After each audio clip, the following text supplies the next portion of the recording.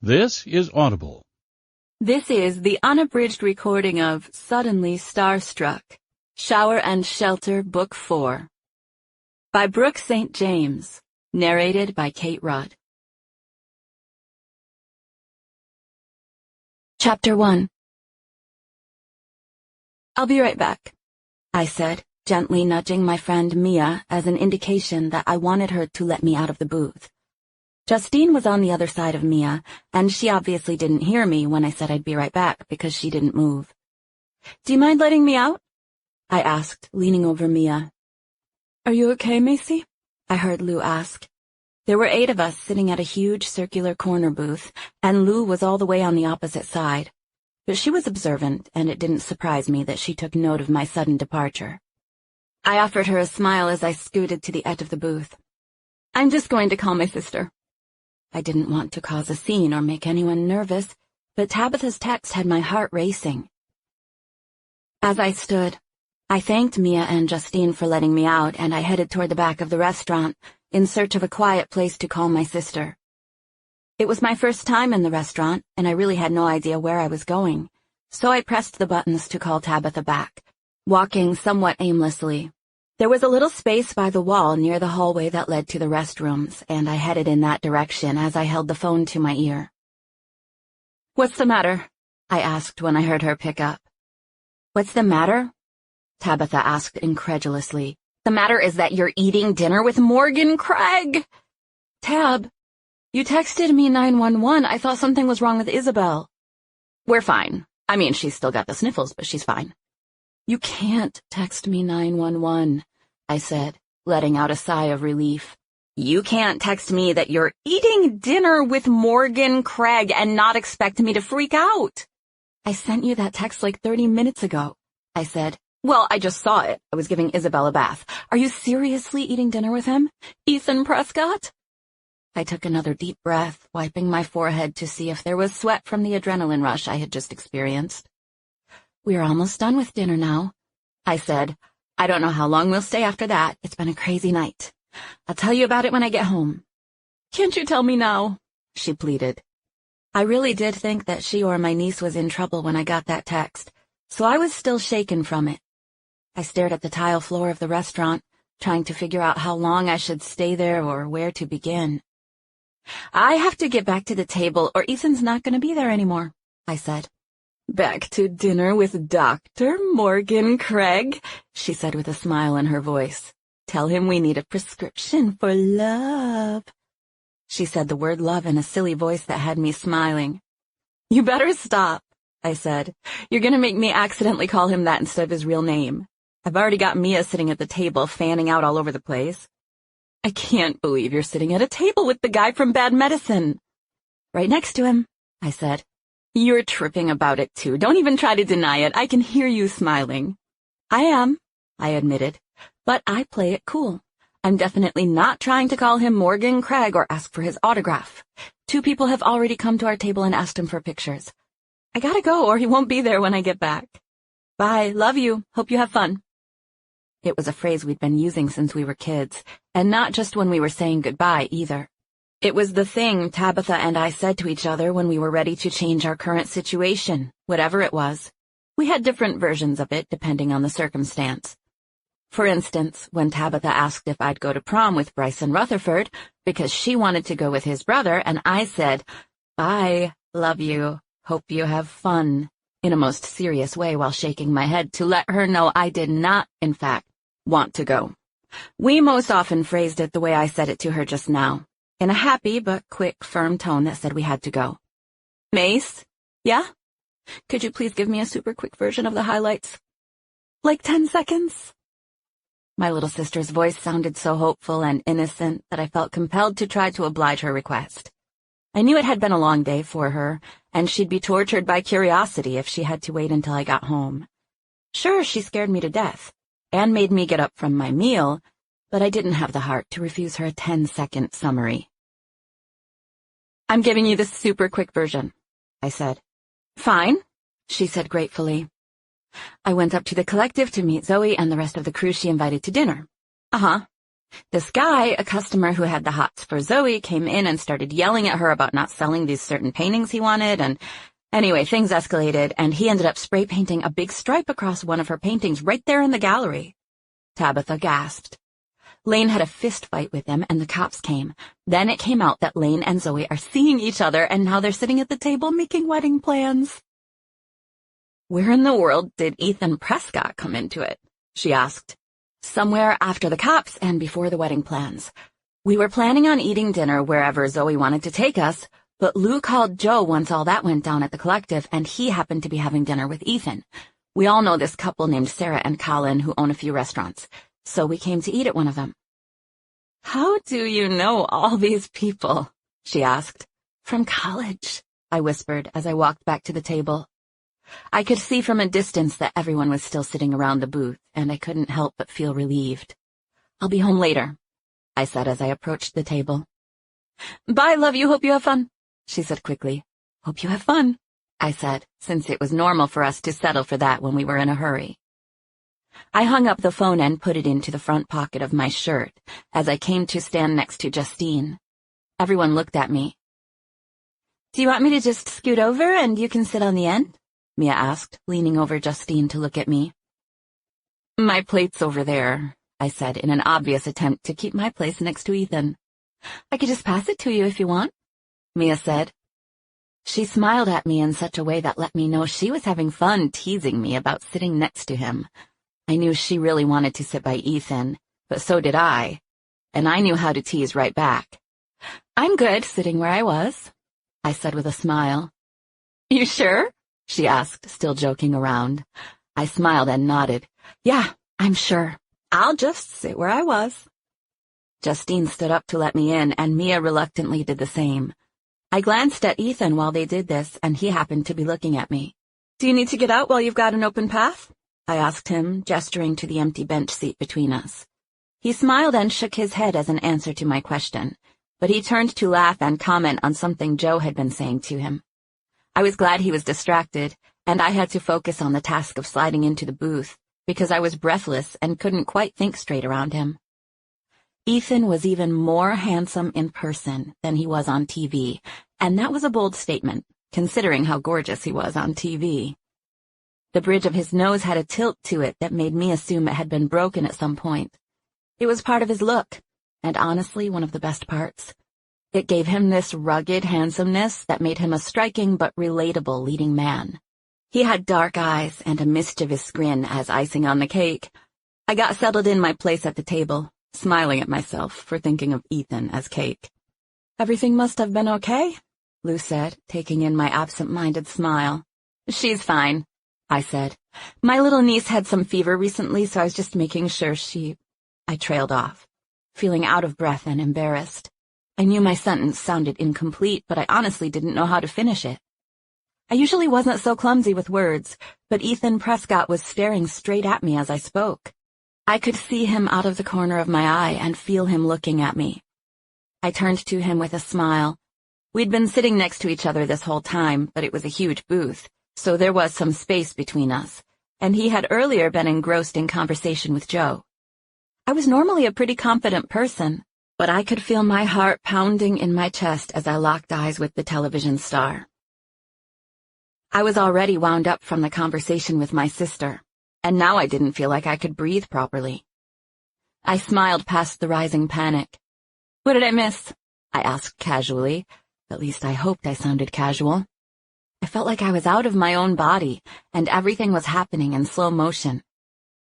We were talking about party tricks, Joe said. Macy can do everything, Mia said. I shrugged and shook my head shyly. She seriously can, Lou agreed. She's always got some crazy tutorial going. Like what?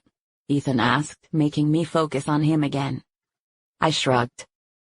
Probably nothing to write home about, but I try to learn all the time, I said.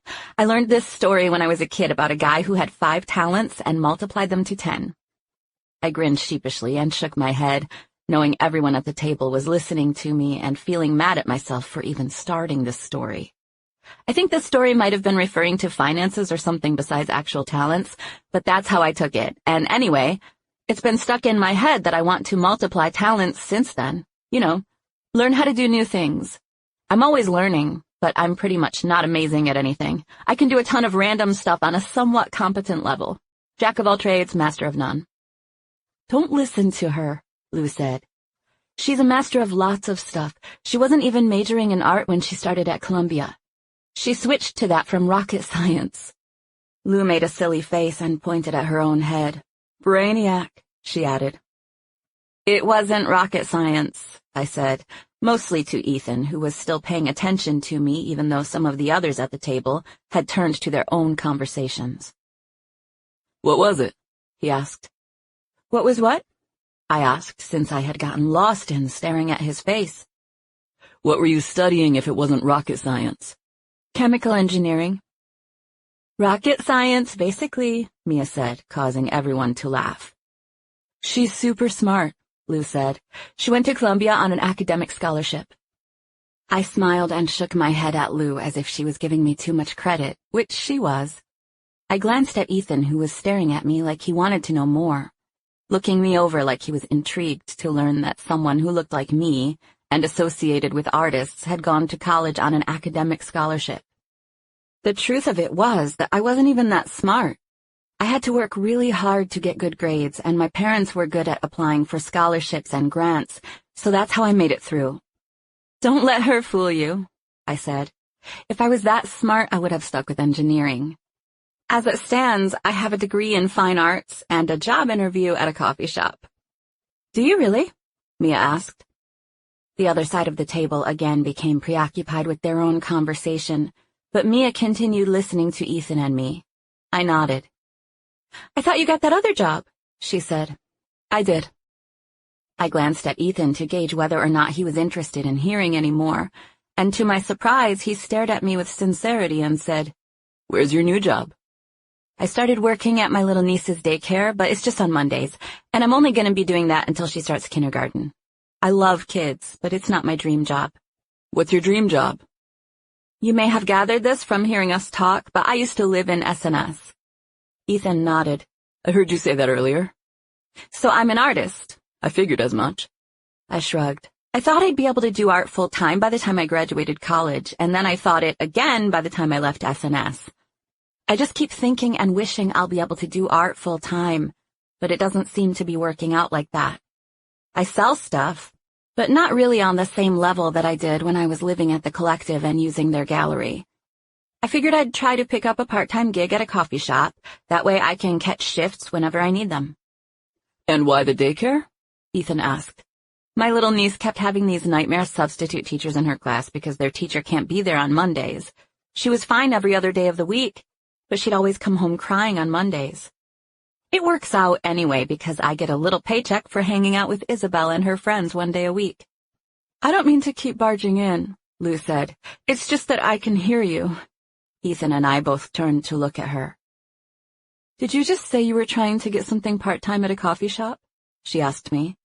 I nodded. I've actually got an interview at the place where you used to work. Why don't you just work at the place where I work now? She asked. Where? SNS, she said with a grin. Her face then shifted to an expression of bewilderment. I can't believe we didn't think of it sooner, she added. I felt like I was in the Twilight Zone. While I would love to work at SNS, Lou, as part-time staff, had no right to offer me a job there, especially with the manager sitting at the table with us. I was totally confused. I felt myself blushing as I stared across the table at her, speechless and on the spot. She leaned over to look at Lane, who was sitting on her side of the booth but had been lost in conversation with Zoe. She said something to him quietly enough that I couldn't hear, and I saw him nod before shifting to stare at me. We can get you on part-time at the Collective if you're interested, he said. You might get stuck helping Carol upstairs some of the time. Yeah, but it'll mean she can put her art back in the gallery, right? Lou asked, selling us both on the transaction. In those brief seconds, I thought about being part of SNS again, and being able to sell my art in the gallery. It honestly didn't matter what job I'd be doing. A thankful grin that spread across my face. That'd be so cool. I said, even though it sounded dorky to my own ears. Lane nodded. Come by next week and we'll work something out, he said. Chapter 2. Name one, Ethan said, looking at me with a challenging grin. I stared at him, knowing I wasn't capable of fully appreciating my current situation.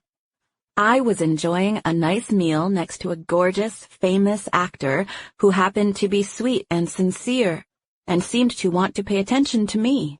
I had just been offered a job that I really wanted at a place I loved. I felt overwhelmed with giddiness and found it almost impossible not to smile. I had to bite the inside of my cheek. Name one what? I asked, scooting over to get closer to Ethan. He smiled. I wanted you to name one of your many talents. I knew by how he smirked at me that he was competitive by nature and was anxious to see if I could back up all the talk from earlier. It was for this reason that I chose something at which I was especially good.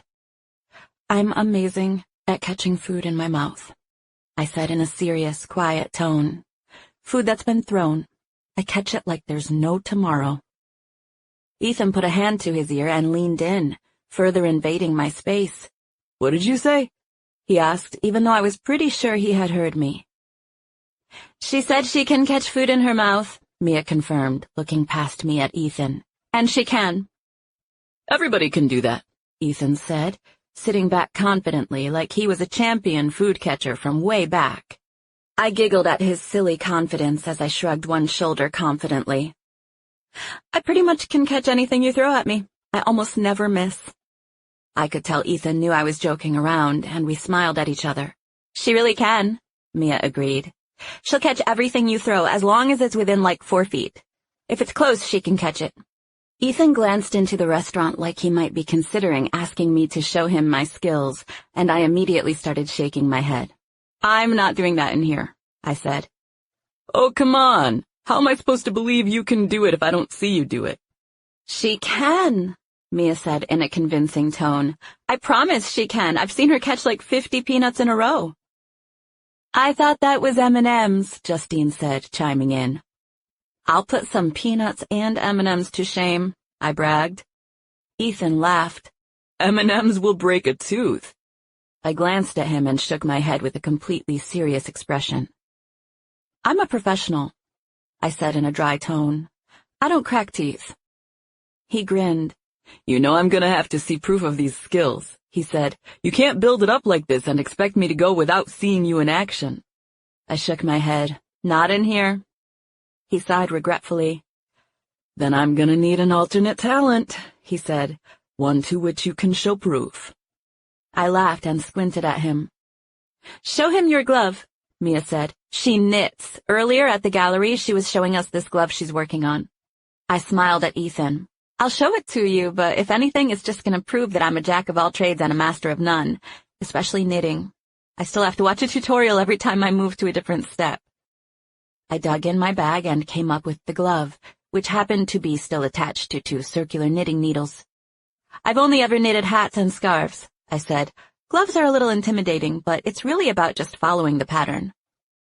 Ethan took the half-finished glove from me and turned it over in his hand. I was using some beautiful, brightly colored wool that faded from one color to the next, creating a striped pattern. You made this? He asked.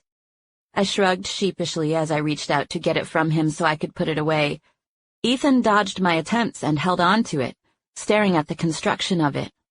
I watched as his eye found the piece of string at the top of the glove and followed it into my purse. It's still connected, I explained. I'm not done with it yet, so it's still connected to the ball of yarn. May I see it? He asked. I smiled and dug in my bag, easily coming up with the ball of yarn, which was about the size of a tennis ball, and mostly consisting of shades of blue. The glove was pink, orange, and green, and I smiled as Ethan held both the glove and the yarn, looking at them. I don't guess I've ever seen how this was done before, he said. He handed it back to me. My grandma used to do something like that, but I don't remember any of those fancy contraptions. I think she just had one metal stick and some yarn. I remember her yarn had a paper band around it with a lion on it. I know what you're talking about, I said, but she was probably crocheting. I think that's what you mean when you say one metal stick. This is knitting. I don't know much about crocheting, but it's really similar. Well, I'm impressed, he said sweetly. I grinned. Thank you, but I should disclose that I'm not done with them yet, and there's still a good chance I might mess everything up on the fingers. It's okay. I'm satisfied with what I saw, he said, nodding his head like I had passed some sort of exam. I'll still take knitting as one of your talents even if you mess up the fingers. The hand part was enough for talent status. I grinned and shook my head at him. My knitting's got nothing on my food-catching skills, I said. Ethan found amusement in my smack-talking. I loved that something so silly intrigued him, and it was even more fun knowing that I could deliver on the food-catching claim if he ever put me to the test. I really had practiced it for countless hours when I was in the 9th grade, and I had never lost the ability to catch with my mouth. I can whistle anything, Justine said. Whistling was another one of the random talents I'd worked on over the years. Justine was most likely talking about whistling tunes, but I knew how to do the loud, shrill kind of whistle like you'd use to get someone's attention from far off, or hail a cab. It took me a full week to strengthen my tongue and cheek muscles enough to deliver a sound, and I had to stick my pointer and second fingers into my mouth, a total of 4 fingers at one time, to make it work right. But I could indeed deliver an ear-piercing whistle if I wanted to. Of course, I would never claim that particular talent right after Justine made her whistling declaration. I was in the middle of thinking about not saying I could whistle when Mia said, "Let's hear some." "I'm not gonna bust out whistling," Justine said, looking at her like she was crazy. "Not in here." "Ethan doesn't believe you without proof," Mia said. "I'm willing to believe without actual proof," Ethan said. "I just wanted to see what this young lady was capable of after so much talk." I turned to find that he was staring straight at me. The restaurant was dimly lit, and there were a few candles on the table, so light danced on his face. Bad Medicine was one of my all-time favorite TV shows, and it seemed surreal to be sitting next to the star of it, especially when he was looking at me with a teasing grin. It seemed a little different than the smile I'd seen him wear on TV. I wondered if he was actually using a different expression in real life, or if it was simply that his appearance was different in person than on screen. Either way, he was stunning. I was trying to get over being starstruck, but it was very difficult. "I can whistle, but I can't do it without using my fingers," I said out of nervousness. It didn't hit me until after the words left my mouth that I had already decided I wasn't planning on claiming to have whistling skills. "I'm kidding. I can't really do it that good," I said, backpedaling for Justine's sake. I cringed inwardly, wondering why I couldn't have just kept my mouth shut. Just then, the server came to our table with desserts, which were free of charge on account of our friends Sarah and Colin owning the place, and them being the sweetest people ever. There were 8 of us, and the server explained that we had 2 of each of the 4 items. They all looked delicious, so there was no fighting over who would have what. We just sort of all reached in and grabbed whatever was closest to us. Mia was on one side of me and Ethan was on the other, and we all had something different. We ate a few bites, and then I inspected Mia's dessert before leaning over to stare at Ethan's. His was chocolate cake with fresh raspberries. "That looks good," I said. "It is good," he said. "So does yours." He peered into my bowl. It was a fancy ice cream sandwich with a scoop of vanilla ice cream and freshly baked cookies. "I was thinking about finishing yours after I was done with mine," he said. I pulled my bowl away from him as if to tell him that I would guard it with my life. "I'm just playing," I said, bumping his shoulder with mine since he was leaning in so close to me. "You can have it if you want." Mia pressed into my leg with her knee, and I pushed back. "How about we eat half and then trade?" Ethan asked. I was gonna suggest that, but I didn't know if you wanted to share that cake. "I don't, but I do want the rest of that cookie." "I'll give it to you without the cake," I said. "You can have your cake and cookie, too." "They're gonna do it tomorrow, you guys," Lou said. Everyone on our side of the table looked at her, and she beamed and pointed at Lane and Zoe. "They're doing it tomorrow, and it's gonna be at the Collective. We have till 6 p.m. to plan a wedding and make it spectacular." "Are you seriously getting married?" Mia asked. Zoe smiled and nodded. "Tomorrow?" Zoe nodded again. 6 o'clock, at the Collective. They're gonna do it upstairs in the studio, Lou explained. I told her we'd make it look good. We will, Mia said. Lou looked at me. Can you come by and help sometime tomorrow morning? I nodded. Maybe you can just bring clothes and plan on sticking around for the ceremony. Am I supposed to wear a dress? I asked. No dresses, Zoe insisted. I mean, unless you're inclined to wear dresses on a normal day. I'm not inclined, Justine said. Who's on the guest list? Mia asked. Do I get a +1? Zoe giggled. I don't think we're having a guest list, per se, since it's tomorrow and everything. It's pretty much just gonna be whoever's standing around upstairs when the preacher shows up. She gestured around the table. Of course, y'all are invited if you want to come by. Lane said he'll buy everyone dinner afterward. Pizza, Lane said. He was only kidding, but his comment got us started on a conversation about gourmet pizza. Ethan named his favorite place to eat and said he'd definitely come to the wedding if that was what Lane was buying. It was a funny thing for him to say, and everyone laughed accordingly. I was probably the only person who wanted Lane to clarify that he would buy Alfonso's pizza, and Ethan to clarify that he would be coming to the wedding in order to eat some of it. Neither of those things happened, and I was left to assume that Ethan had been joking and would not be attending the impromptu wedding. Chapter 3. Lane and Zoe were both popular as individuals, so everyone at the Collective was happy to hear the news that there would be a wedding. Zoe would be moving into Lane's apartment, which was in the same building, only on the penthouse level. Shower and Shelter was the brainchild of Theo Duvall, the man who owned the entire building. In the days when he was a struggling artist, he often found himself wishing he had a place exactly like SNS, so when he finally made it big, that project was one of the first philanthropic things on his list. Theo was Canadian by birth, but he loved New York City and wanted his project to be there. He bought a building in the Upper East Side and completely remodeled it. The first floor was an art gallery with offices, and the second floor was set up as free housing for up to 30 artists at a time, all of whom were on 2-year terms. Each artist got a room with a bed and a mini-fridge. There was a communal studio, kitchen, and showers, which were all kept in immaculate condition as a result of a good staff and strict rules. Theo traveled a lot, so he entrusted SNS to a guy named Lane who ran the place with great care in Theo's absence. Zoe was an artist who came to the Collective with no training whatsoever, and Lane took it upon himself to do everything within his power to help her out. Now there we were, planning their wedding. I had moved out of the Collective several months before, but I loved the place and didn't mind going to help out. I wasn't alone either. Many of the artists pulled together to make the studio beautiful for the wedding. It was 4 p.m. when Lou and I went upstairs to hang out with Zoe and help her get dressed. There were 2 apartments on the top floor, Lane's and Theo's, and Lane was given strict instructions to stay out of his apartment for the remainder of the afternoon so that Zoe could use it. Lou and I rode the elevator to meet Zoe, but Lou stopped in the hallway to finish a phone conversation. Zoe opened the door and greeted me with a smile, noticing but not commenting on the fact that Lou was standing in the hall with her back toward us, holding a phone to her ear. My friend Whitney's coming over in a few minutes to help me with my hair, Zoe said as she gestured for me to follow her into the apartment. She asked if I wanted her to bring someone else from the salon to help with you and Lou, and I told her she could. Zoe shrugged.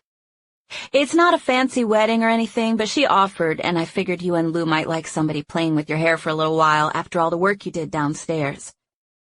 I can't stay, I said regretfully. I'd love to have her play with my hair, but I can't stay. I just got a text from Tabitha saying she needs me to take care of my little niece tonight. What's that mean? Zoe asked, looking confused. You can't come to the wedding? I shook my head regretfully. I was going to stick around while you guys got dressed, but I have to be at the daycare to pick her up by 5:30. Can't y'all just come back? She asked. We could. I guess I could bring her back up here if she's feeling up to it. I didn't even think of that. I just figured I wouldn't be able to be here when I heard from Tabitha a few minutes ago. You know I don't mind if you bring Isabel. Do you think she'd want to come? You should go get her now and Whitney can do her hair. Oh my gosh, she'd love that, I said. Zoe punched at my shoulder. You should go get her. I was going to tell you to take some pizza home for her and your sister anyway. Yeah, because we're going to have enough, Lou said, hearing that last part of Zoe's statement as she came into the living room. Lane had me order 30 large pizzas from Alfonso's.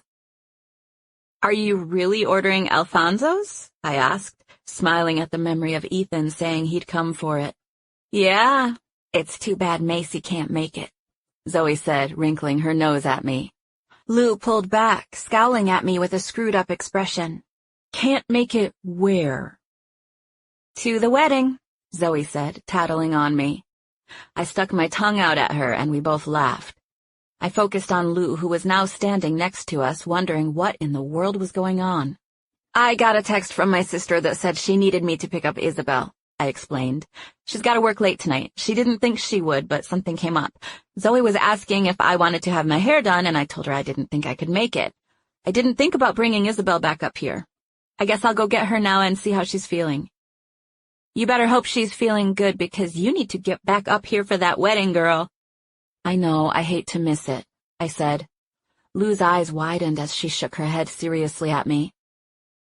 I wasn't even going to tell you, Macy, but all I'm saying is that you better get back up here for that wedding because somebody's coming, and he was asking specifically about you. A wave of adrenaline came over me, traveling from my knees upward and crashing down on my chest. She hadn't said Ethan's name, but she was smiling knowingly at me, and somehow I knew that's who she was referring to. I grinned uncontrollably because she was doing the same thing. What? I asked. What are you talking about?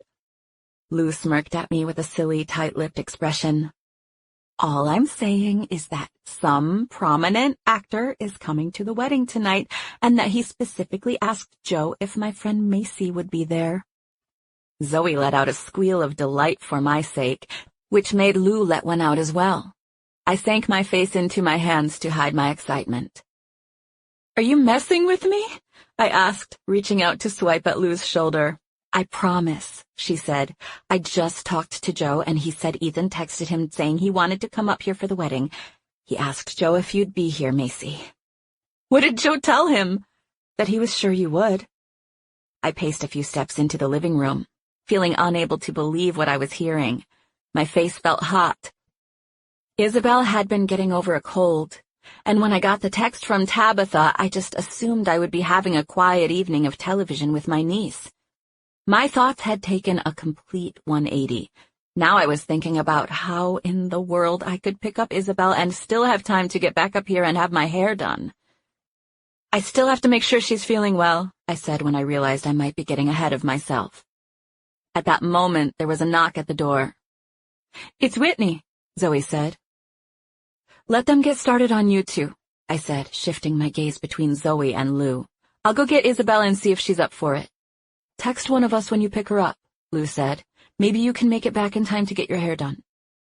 I kissed them both on the cheek and went to the door. I met Whitney and her assistant, Becca, as I was walking out, and they were walking in. I explained to them that I hoped to be back in enough time to have them help me with my hair. Whitney put her hands into my hair without even asking permission and proclaimed how very much she loved curly hair. She pleaded with me to make it back in time, even though she didn't know me and didn't owe me anything, and her excitement made me smile. I promised to do my best to get back. Why'd you get me early? Isabel asked as we walked down the hall of her daycare together. She was dainty and petite, just like my sister had always been. Her sandy blonde curls were pulled back into a loose, messy ponytail, and I walked behind her as I took her hair down and repositioned it into another ponytail that was slightly neater than the first. Langley's mom didn't even come yet, and neither did Margot's. She looked up at me as I fell into stride beside her. Why'd you get me early? Your mama has to work late, and she asked me to pick you up. Are you feeling okay? Yeah, but except I have a tummy ache. Why do you have a tummy ache? I asked as I held the door open for her. Because my chicken nuggets was too spicy and so were the chips. We stood on the sidewalk in front of the school, and I picked up my little niece and settled her on my hip, which was awkward because of her backpack. So you ate spicy stuff and it gave you a tummy ache? She shook her head. I didn't eat it, she said. What'd you eat? My milk. Part of it. It tasted funny, too. Does your tummy hurt because you're hungry? She nodded. You should have asked your teacher for a snack, I said, feeling sick for my little niece for going hungry all afternoon. She gave us goldfish, but I don't like the pizza ones. They're too spicy. Isabel, you can't go whole days without eating something. You need to have your mom bring some snacks up here for you. I wrinkled my nose at her and buried my face in her chest, making her giggle. Or you can grow a thicker tongue. How do you grow a thicker tongue? I laughed at my own choice of words. I guess I was thinking about thick skin when I said that. I should have said you need to get a tougher tongue instead. You know, so you can take the spiciness. I set Isabel to her feet. Do you think you feel up to going to a wedding? If I get you something to eat first? What wedding? 2 of my friends from SNS. Is the person from the hospital show there too? She asked, taking me by surprise.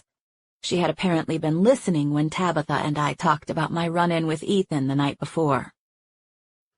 I think he might actually be there, I said. I gave her a serious expression.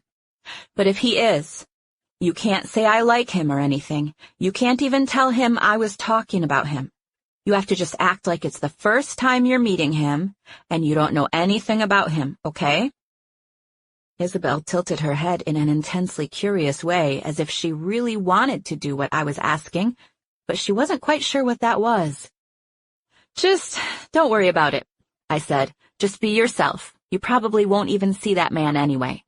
I took her hand and we walked to the convenience store on the corner where I bought her some food before we took a cab back to SNS.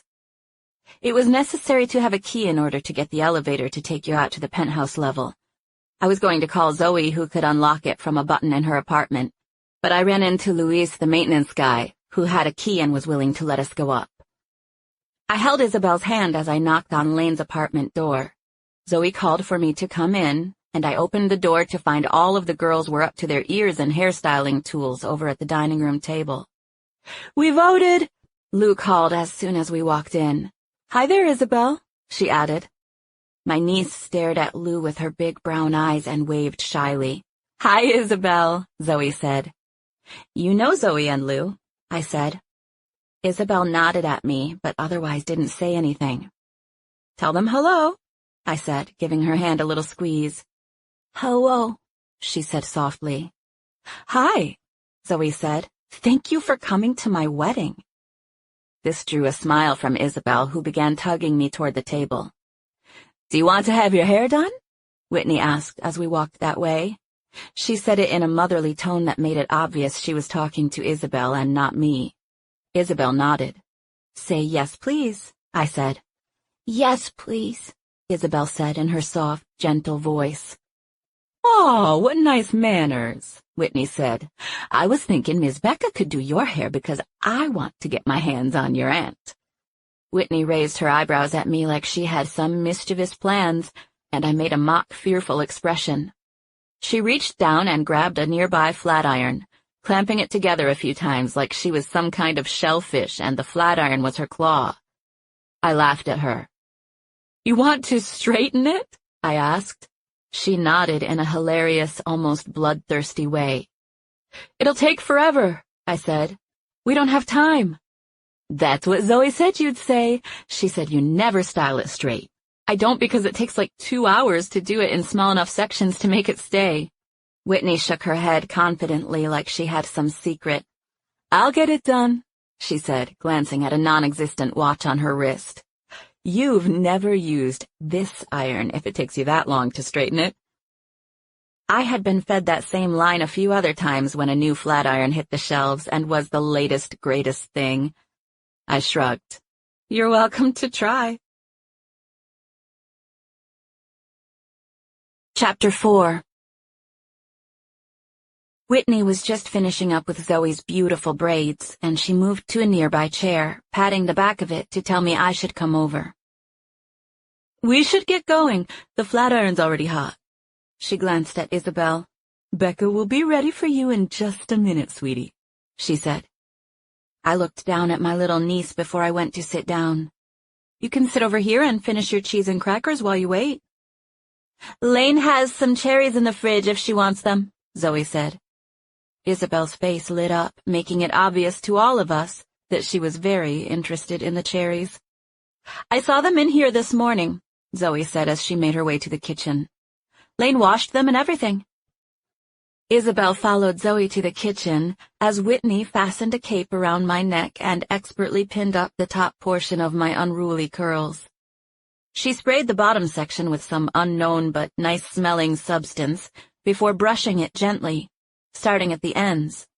Before I knew it, she was going to town with the flat iron, working quickly and efficiently, section by section, beginning at the nape of my neck and working her way up.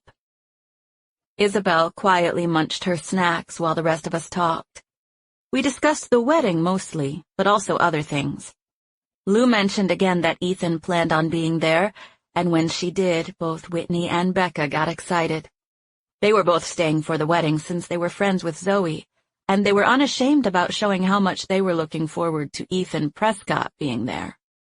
They were so openly pumped that Lou said, "He's checking Macy out." "What?"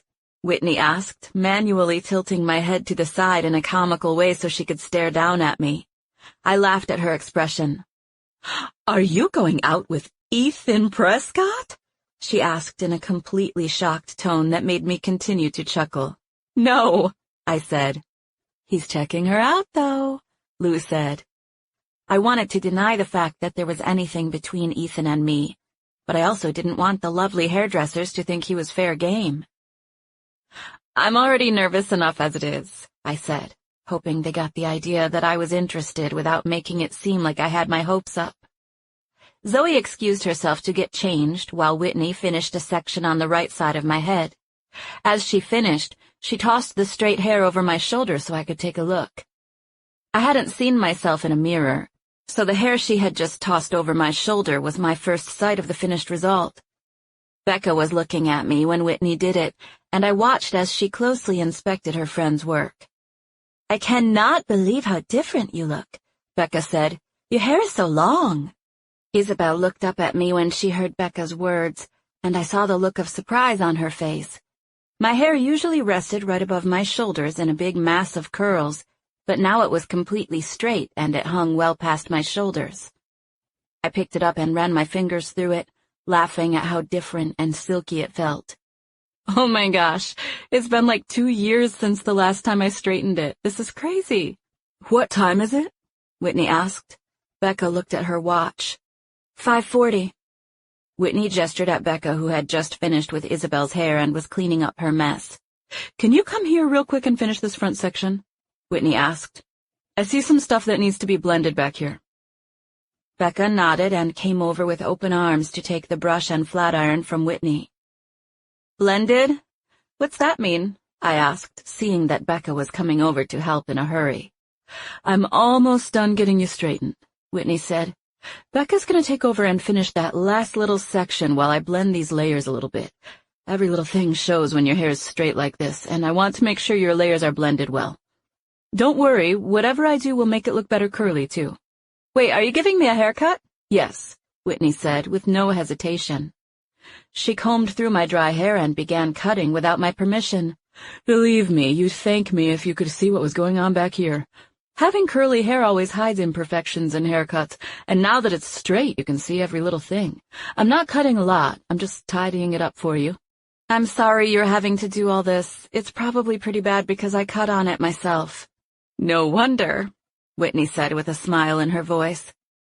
Becca had been tugging away at the front of my hair while Whitney worked on the back, but within a few minutes Becca finished and set down the iron. "She's all yours," she said. "Thank you," Whitney returned in a no-nonsense way that said she was still trying to restore order on the back of my head. She vigorously parted sections of my straight hair with her comb, cutting and texturing with her scissors. I just sat there and tried to be still. "Okay, we're getting there," Whitney said after about 5 more minutes of intense silence. She came around to face me, combing and measuring my hair to make sure everything was even. "This looks so good," she said, seeming happy with her work. Hairdressing was one of those magical professions where you can toot your own horn, and it comes across as a compliment to the client. Whitney obviously loved what she had done, which made me feel great. "This is good," she mumbled, smiling as she scrutinized how the hair fell when she combed it different ways. "I'm unplugging this flat iron if you're done with it," Becca said. "I'm good with this," Whitney said. "She's done. Thanks for helping." "I only have $30 on me," I said. "But I can get more if—" "Zoe already paid us," Whitney said.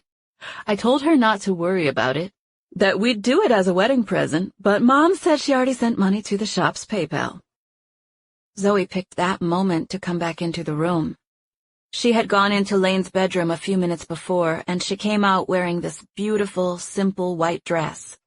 It was short but had long sleeves, and she layered it with a pair of white capri leggings and some white sandals. It was whimsical, just like Zoe herself. I was the first one to spot her. "Aw, you look adorable," I called. Everyone else looked at Zoe when I said that, and they all made various sounds of approval. "What a beautiful bride," Lou said. "Thank you," Zoe said with a smile and a slight bow. She scanned all of us with a sweet smile before she stopped on me, staring straight at me in absolute amazement. "Who is that?" she asked. "Who is this strange vixen?" "Is it that different?" I asked, running my fingers through the silky smoothness of my hair. Zoe stared at me in amazement. "Yes, it is." "Whitney's a miracle worker," I said. "She even gave me a whole haircut." "A partial haircut," Whitney said, "but it looks good. We got a lot done." Isabel had been waiting for me to finish because she came up to me right when Whitney took off the cape. "You look beautiful, Aunt Macy," she said sweetly. "Aw," Whitney cooed. "Thank you," I said. "Should I look at it?"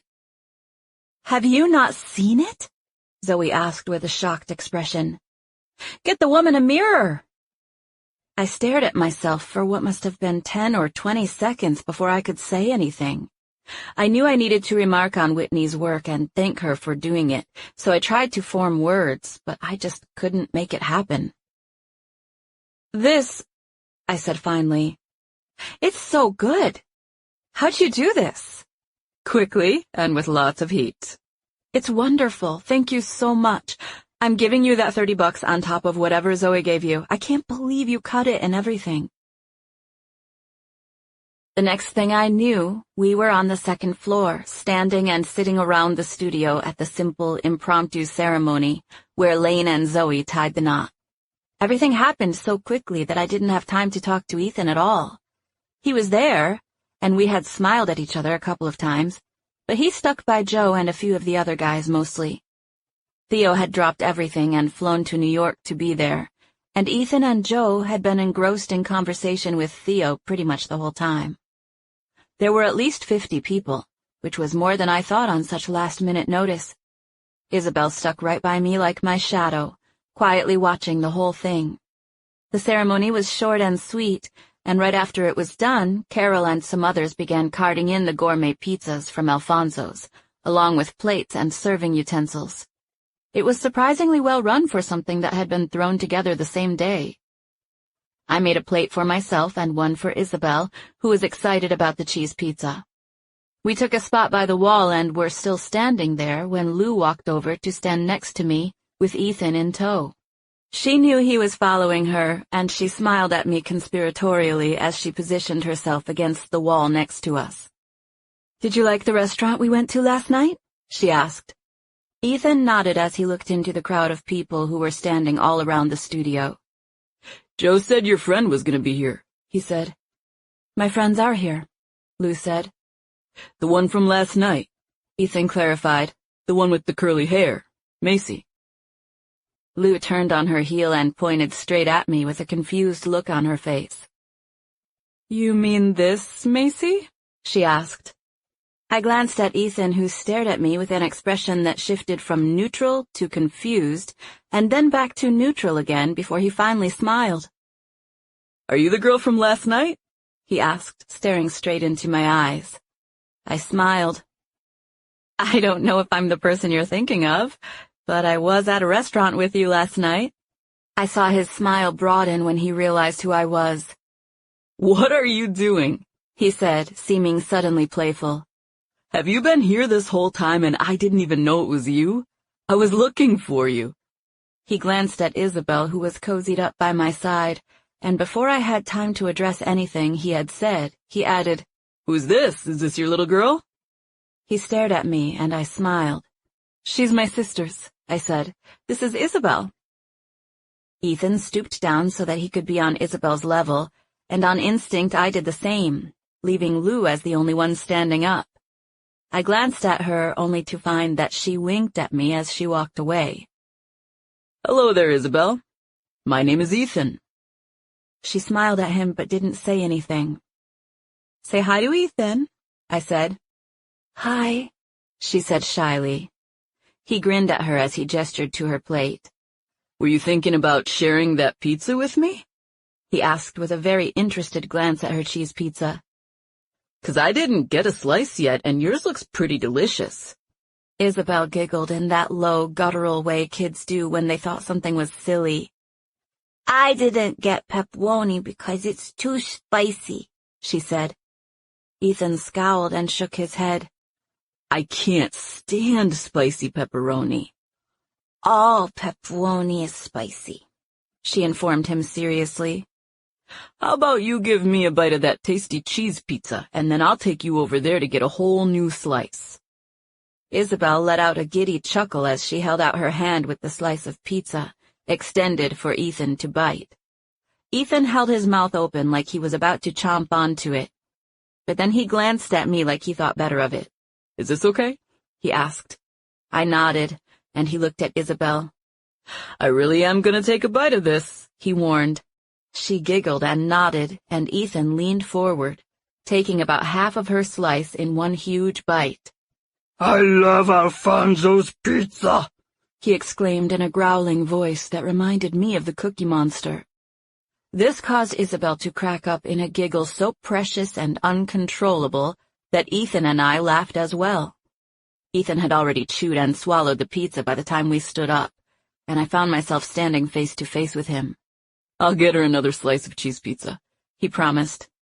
It's just right over there, I said, gesturing to the closest table. I can get it. We both glanced at Isabel, who continued to giggle absent-mindedly as she took a bite of her half-eaten pizza. My mom and Aunt Macy saw you on TV, she said when she glanced up and noticed that we were looking at her. Is that so? Ethan asked. Uh-huh.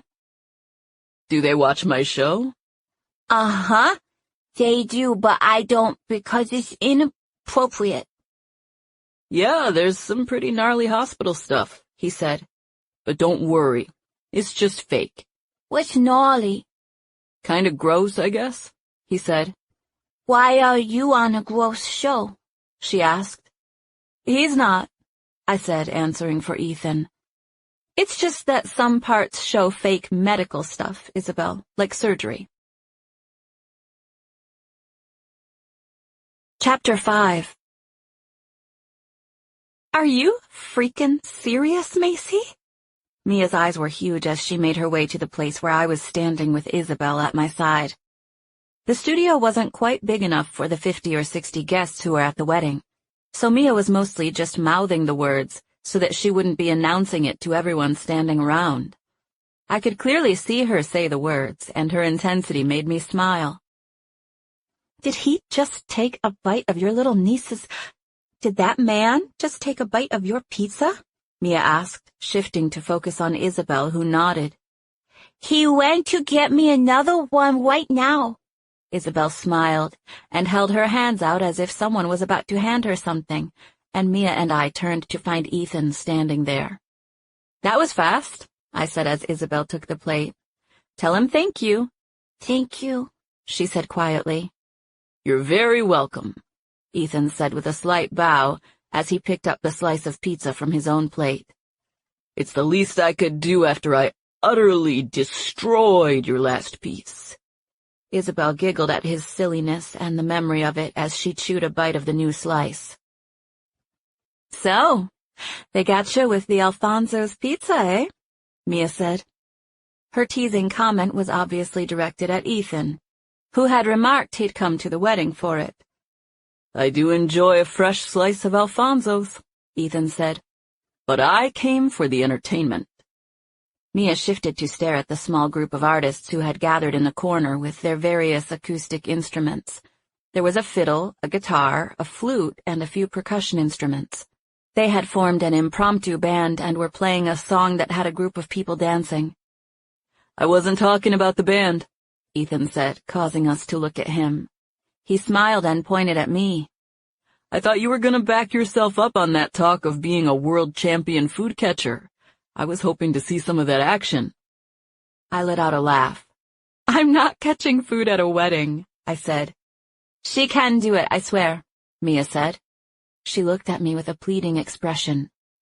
Just show him. Half the people over there dancing are barefoot. I'm still not doing that at Zoe's wedding, I said. I stared at Ethan with a challenging expression. You're gonna have to just believe me, mister. Isabel tugged at my shirt, and when I glanced at her, she looked up at me like she wanted to tell me a secret. I bent down and she whispered, "What's he saying?" I smiled as I stood up. He doesn't believe me when I say I'm good at catching food in my mouth, I said. She can, Isabel promised. She's good at it. Ethan was a few feet from me, and he smiled straight at me, his dark eyes sparkling with mischief. He was so quick and discreet about it that I nearly didn't see it happen. I barely saw the flick of his wrist, and then there was a small piece of something flying through the air. I knew by the size and shape of it that it was a pinch of his pizza crust. Ethan was busy grinning at me and therefore not really paying attention to what he was doing. It was for this reason that he made a fairly bad delivery. For a split second, I contemplated letting the badly aimed pizza crust hit the ground, but a split second was all the time I had. If I were to keep it from tumbling to the floor, I had to react. I stretched to the side to catch it, and I had to move quickly and efficiently to do so. I performed a quick knife-like lunge, caught the flying morsel, and casually stood back in place, looking at Ethan like nothing had happened. "That's all, though," I said after I chewed and swallowed the little bite. I shouldn't have even done that one, but I didn't want it to hit the floor. "That was freaking amazing," Ethan exclaimed quietly, but with a huge smile. I heard Isabel and Mia laughing, but I didn't pay any attention to them. I stared at Ethan, who shook his head dazedly at me before he turned to look at Isabel. "Did she just turn into a frog and send a long tongue out there to get that?" he asked, causing Isabel to giggle even more. "No," she said. "How'd she catch that?"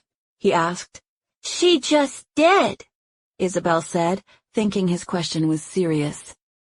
"I'm sorry, I won't do it again," Ethan said, regarding me with a breathtaking smile. "I was just messing with you a little. I didn't think you'd be able to... I didn't think you'd actually catch it." I shrugged casually. I thought about letting it fall, but I couldn't stop myself once my cat-like reflexes kicked in. Ethan laughed and then stared at me, as if he wasn't used to girls being able to cut up around him. Like he appreciated the fact that I could let my guard down and be silly. The truth was, I didn't know how I was managing to act like myself, because on the inside, I was a nervous wreck. "What are you guys doing after this?" he asked without breaking eye contact with me. "I'm just gonna go back to my apartment and chill with Isabel," I said. I looked at Mia, who was smiling eagerly at Ethan, since his question had come across as all-inclusive. "Are you guys going out or something?" Mia asked. Lou and Joe had come to stand close by, and she glanced at them. Ethan looked over his shoulder for a second and shook his head vaguely at Mia, before shifting to stare at me again. "Are you babysitting all night?" he asked me directly. I shook my head. "My sister will be home by 9 or so, but I can tell you right now that I'm not going to be up for going out after that. I'm too tired for all that nonsense." The room was packed and noisy, and Mia and Isabel were both standing right next to us, listening to every word we said, but Ethan and I kept our eyes on each other. I'm heading out soon, he said. Me too. I'm sorry for tossing food at you, he said. I grinned. I didn't have to catch it. Yes, but you did, and in a most remarkable manner. Thank you for remarking on it, I said. His smile was absolutely stunning, and it was aimed directly at me with no mind to anything that was going on around us. I really want to see what else you can do, he said. Your other talents. His dark eyes seemed to penetrate some invisible outer wall. That was my most amazing talent, I said. She's lying, Mia said. She's a brilliant painter. That's her most amazing talent. She makes jewelry too, and she knits, plus she can sing and dance. Seriously, she can do anything. But painting's her best. You're so sweet, and you're extremely talented too, I said to Mia. I smirked at Ethan. But she's building me up too much. Ethan gestured around us. You must be pretty brilliant, or you wouldn't have ended up here, he said, managing to compliment Mia and me at the same time. His sweet words caused me to smile shyly and reach down to unnecessarily adjust Isabel's clothing. Lane chose that moment to get everyone's attention and make a speech. A lot of the guests had been asking him about the incident the night before, so Lane worked it into his speech. He told the whole story about Rhett barging into the place and destroying Zoe's painting with spray paint. He showed the scrape on his jaw that he obtained in the scuffle, and Zoe swooned, making the whole crowd cheer for them. Lane was a private person, but he gave us a few details on the way his relationship developed with Zoe, so that everyone at the collective could better understand why Zoe was suddenly married to him and moving into his apartment. He said a few sweet things about how much he loved her, and the whole crowd cheered again. Lane spoke for a few minutes, and then Theo did as well, and before I knew it, the makeshift wedding had a feeling of completion. I knew a lot of the artists would continue to socialize in the studio, but Lane and Zoe seemed to be in a hurry to get upstairs, and Theo, Lou, and Joe, who were standing around us, all began to gather their things. I'm gonna take off, Ethan said, looking directly at me. I smiled. Me too. Us too, me and Isabel. I guess if you keep hounding me about it, then I'll have no other choice but to go. What's that mean? I asked, since he was looking directly at me. He smiled. You keep asking me to go with you, so I guess we need to figure out where we're going. Mia drove her toes into the back of my heel, not so subtly telling me to take in the gravity of the situation. My rise in blood pressure was already proof enough that I understood what was going on. Ethan Prescott was blatantly trying to hang out with me. I'm going to my apartment to chill with Isabel. Okay, he said, with an almost imperceptible nod. I can go there, I guess. More foot poking from Mia. I smiled at Ethan. My apartment's dirty, I said. I have a load of laundry laying on my bed that still needs to be folded and put away. All right, he said with a resolved but regretful grin. I know how to take a hint. Mia's foot jammed into mine with great force. I want you to come, I said to Ethan. I'm just warning you that my apartment's not prepared for guests, especially not... I trailed off because I was thinking that my apartment was especially not prepared for a visit from a famous television star, but I stopped myself before I referred to him as anything but a normal person. Fine, I said, feeling mad at myself for being flustered. We're going back to my apartment to eat a popsicle and watch some bubble guppies. You're welcome to come if you're into that. He gave me an amused grin. I'm into it.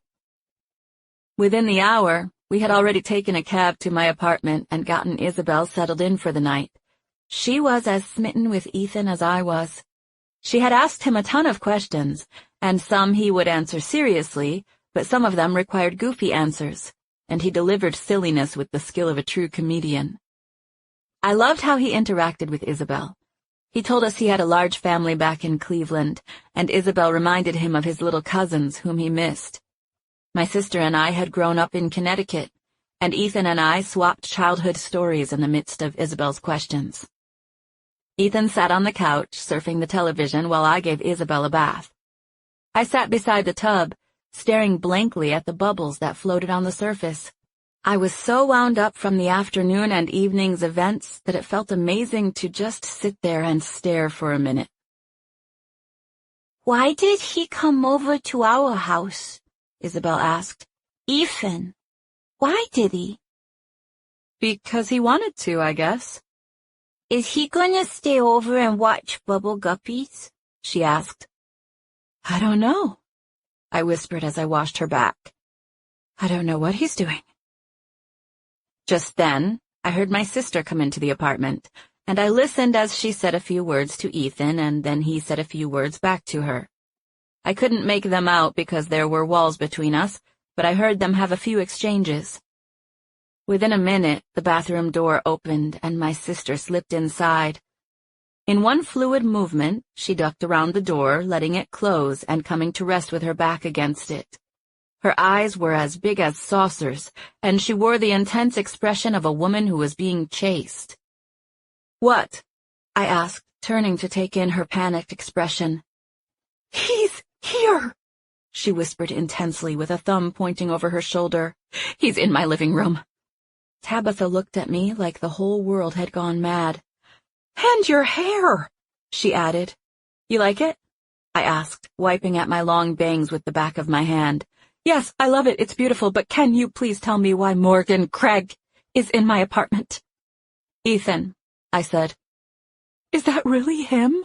Uh-huh, and he said he's gonna buy me a pony, Isabel said. "I hope you didn't ask him to." I cut my sister off with a hand in the air. She just told him she collected My Little Pony stuff, and he said he'd get her something.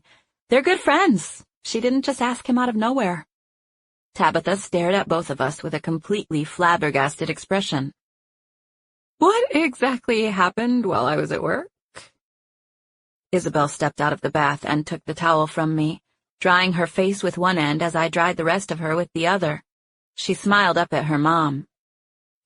Aunt Macy picked me up from school, and then we went to a wedding, and Ethan ate a big, huge bite out of my pizza, so he got me a new one, and then he wanted to come to my house with Aunt Macy. My sister stared at me with an expression that was comically confused. "What is he doing here?" "I don't know," I said. "Isabel's story is accurate. We really haven't talked about what we're going to do. He asked if I wanted to hang out after the wedding, and I told him I was babysitting, so here he is." Tabitha buried her face in her hands dramatically. "I cannot comprehend that Morgan Craig is sitting in my living room right now, Macy. I feel like I'm dreaming. Was that really him out there?" I slipped my niece's nightgown over her head and patted her bottom, prompting her to take off with open arms toward her mom. "Hey, Peanut," Tabitha whispered, smiling at her daughter as she picked her up and hugged her tightly. "I missed you. How was your day?" "Good." Tabitha smiled. "Good? Sounds like you got a bite taken out of your pizza." Isabel giggled. "He chomped it." "He chomped it?" Isabel beamed as she nodded. "And Ethan also said he wanted to kiss my Aunt Macy." Chapter 6. "Shh," I said with an intense expression aimed at Isabel. "He did not say he wanted to kiss me," I whispered, hoping to get across to her how important it was that she didn't repeat that in front of Ethan. "Yes, he did," she whispered, nodding at her mom. Tabitha regarded her daughter with a motherly stare that said she hoped Isabel was telling the truth. "Did he really, Isabel?" The little girl nodded with big eyes. "He never said that," I said, looking at her. "Yes, he did. He told me it when you were talking to the taxi driver." I felt blood rising to my cheeks when I remembered being preoccupied with the cab driver who had trouble with my address and then asked me a question about one of the other buildings in my neighborhood. I knew Ethan had a minute or two alone with Isabel when that happened. "What did he say?" I whispered intensely to my niece. She smiled. "I'm not supposed to tell you. He told me not to tell you." Well, you already did. So it's too late, I whispered. Nuh-uh. I told my mom. Yeah, but I was standing right here and I heard you. Isabel smiled at me and shook her head like her lips were sealed. Did he really say he wanted to kiss Aunt Macy? Tabitha whispered. Just tell us. We have to get back out there or he'll think we're hiding from him. I gave Isabel a pleading expression. Did he say it? Isabel looked at her mom as if to ask if she would be breaking a promise to Ethan by elaborating. You already told us, Tabitha whispered. Just say the rest. Isabel nodded. What did he say? Tell me exactly and fast because we have to get out there. He said he was gonna try to smooch my Aunt Macy. I slapped my forehead at the sound of her words, gazing with wide-eyed shock at my niece. He did not say the word smooch, I whispered. Isabel covered her mouth with both hands and let out that same belly laugh she'd been using all night.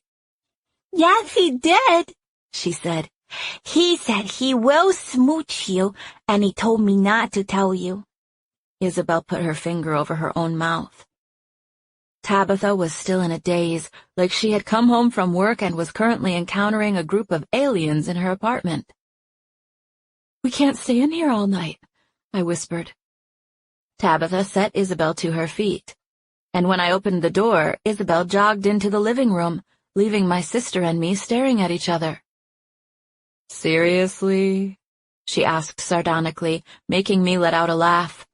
She nudged my shoulder with her own. You look beautiful, she said sincerely. It's crazy seeing you with your hair straight. Probably not as crazy as seeing him in my living room, though. She stared down at her own appearance. I'm gonna stay in here and freshen up for a second, she said. I've had the longest day at work. I'm sure I stink. I don't know how long he'll be here, I said. 5 minutes, she whispered. Surely he's not leaving before then, right? I shook my head. I don't think so. He's so sweet. You should see him with Isabel. He loves her. Are you talking about my daughter, Isabel? She asked in amazement. I nodded. Morgan Craig knows my daughter? Ethan Prescott, I whispered over my shoulder as I walked into the living room.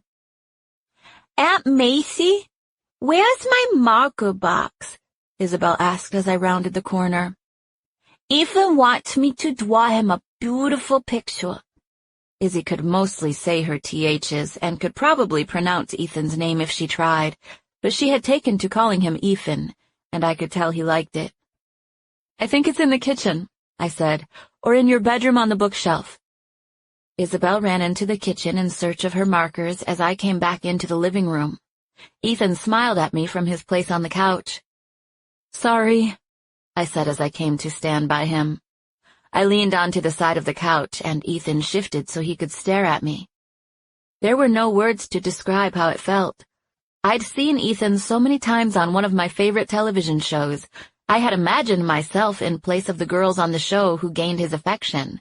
And now there he was, in my apartment, asking my niece to draw him a picture. Sorry for what? He asked. You know, that you're just waiting here while I had to give Isabel a bath and everything. He smiled. It was only like 5 minutes, and I had some texts to take care of anyway. He patted the seat next to him, and I smiled through the flood of nerves that went coursing through my body. I rounded the corner of the couch and plopped onto the cushion next to him. There was about a foot of space between us, and he shifted so that his knee was barely touching my thigh. This made me lift my gaze to meet his, and he gave me an amused smile because of the way I stared at him. Here they are, Isabel sang, coming back into the room. She opened the box and stared straight at Ethan. What do you want me to draw? How about a car? He asked. Isabel shook her head. A dog? Another head shake. How about a cat? I can't do animals, she said. How about a heart or a rainbow? He asked. She shook her head. What are his choices? I asked. A flower? A person? I'll take either of those, Ethan said. How about a person holding a flower? I suggested. Isabel looked at me with a confused expression. Just whatever you want to draw, I said. She went to work, hunched over a piece of paper that was sitting on the coffee table, and I smiled at Ethan. Tabitha will be out in just a minute and we can do whatever. He grinned as he leaned back on the couch. I thought we were already doing whatever. I always thought if I ever got in this situation, I'd do something really memorable and maybe even touristy, like go up the Empire State Building or go ice skating, horseback riding. I'm not sure exactly what you're saying, but I think you might have just said you want to take me ice skating. Not you specifically, just any guy in the dream date category. In my imaginings of myself with someone like you at my disposal, I always have something great and memorable planned, and then I'll have a photo album of it afterward to prove what a great time we had. I rarely picture someone like you waiting around in my dirty apartment while I give Isabel a bath. You keep saying someone like me, he said, and I would rather think of you imagining specifically me. And your apartment's not dirty, he added, looking around before focusing on me again. Thank you, I said. But you asked me why I said I was sorry, and it's because I feel bad that you're just sitting here on my couch. Why would you feel bad about that? I'm happy on your couch. It's a very comfortable couch. I could see in my periphery that Isabel looked at Ethan and smiled when he said that.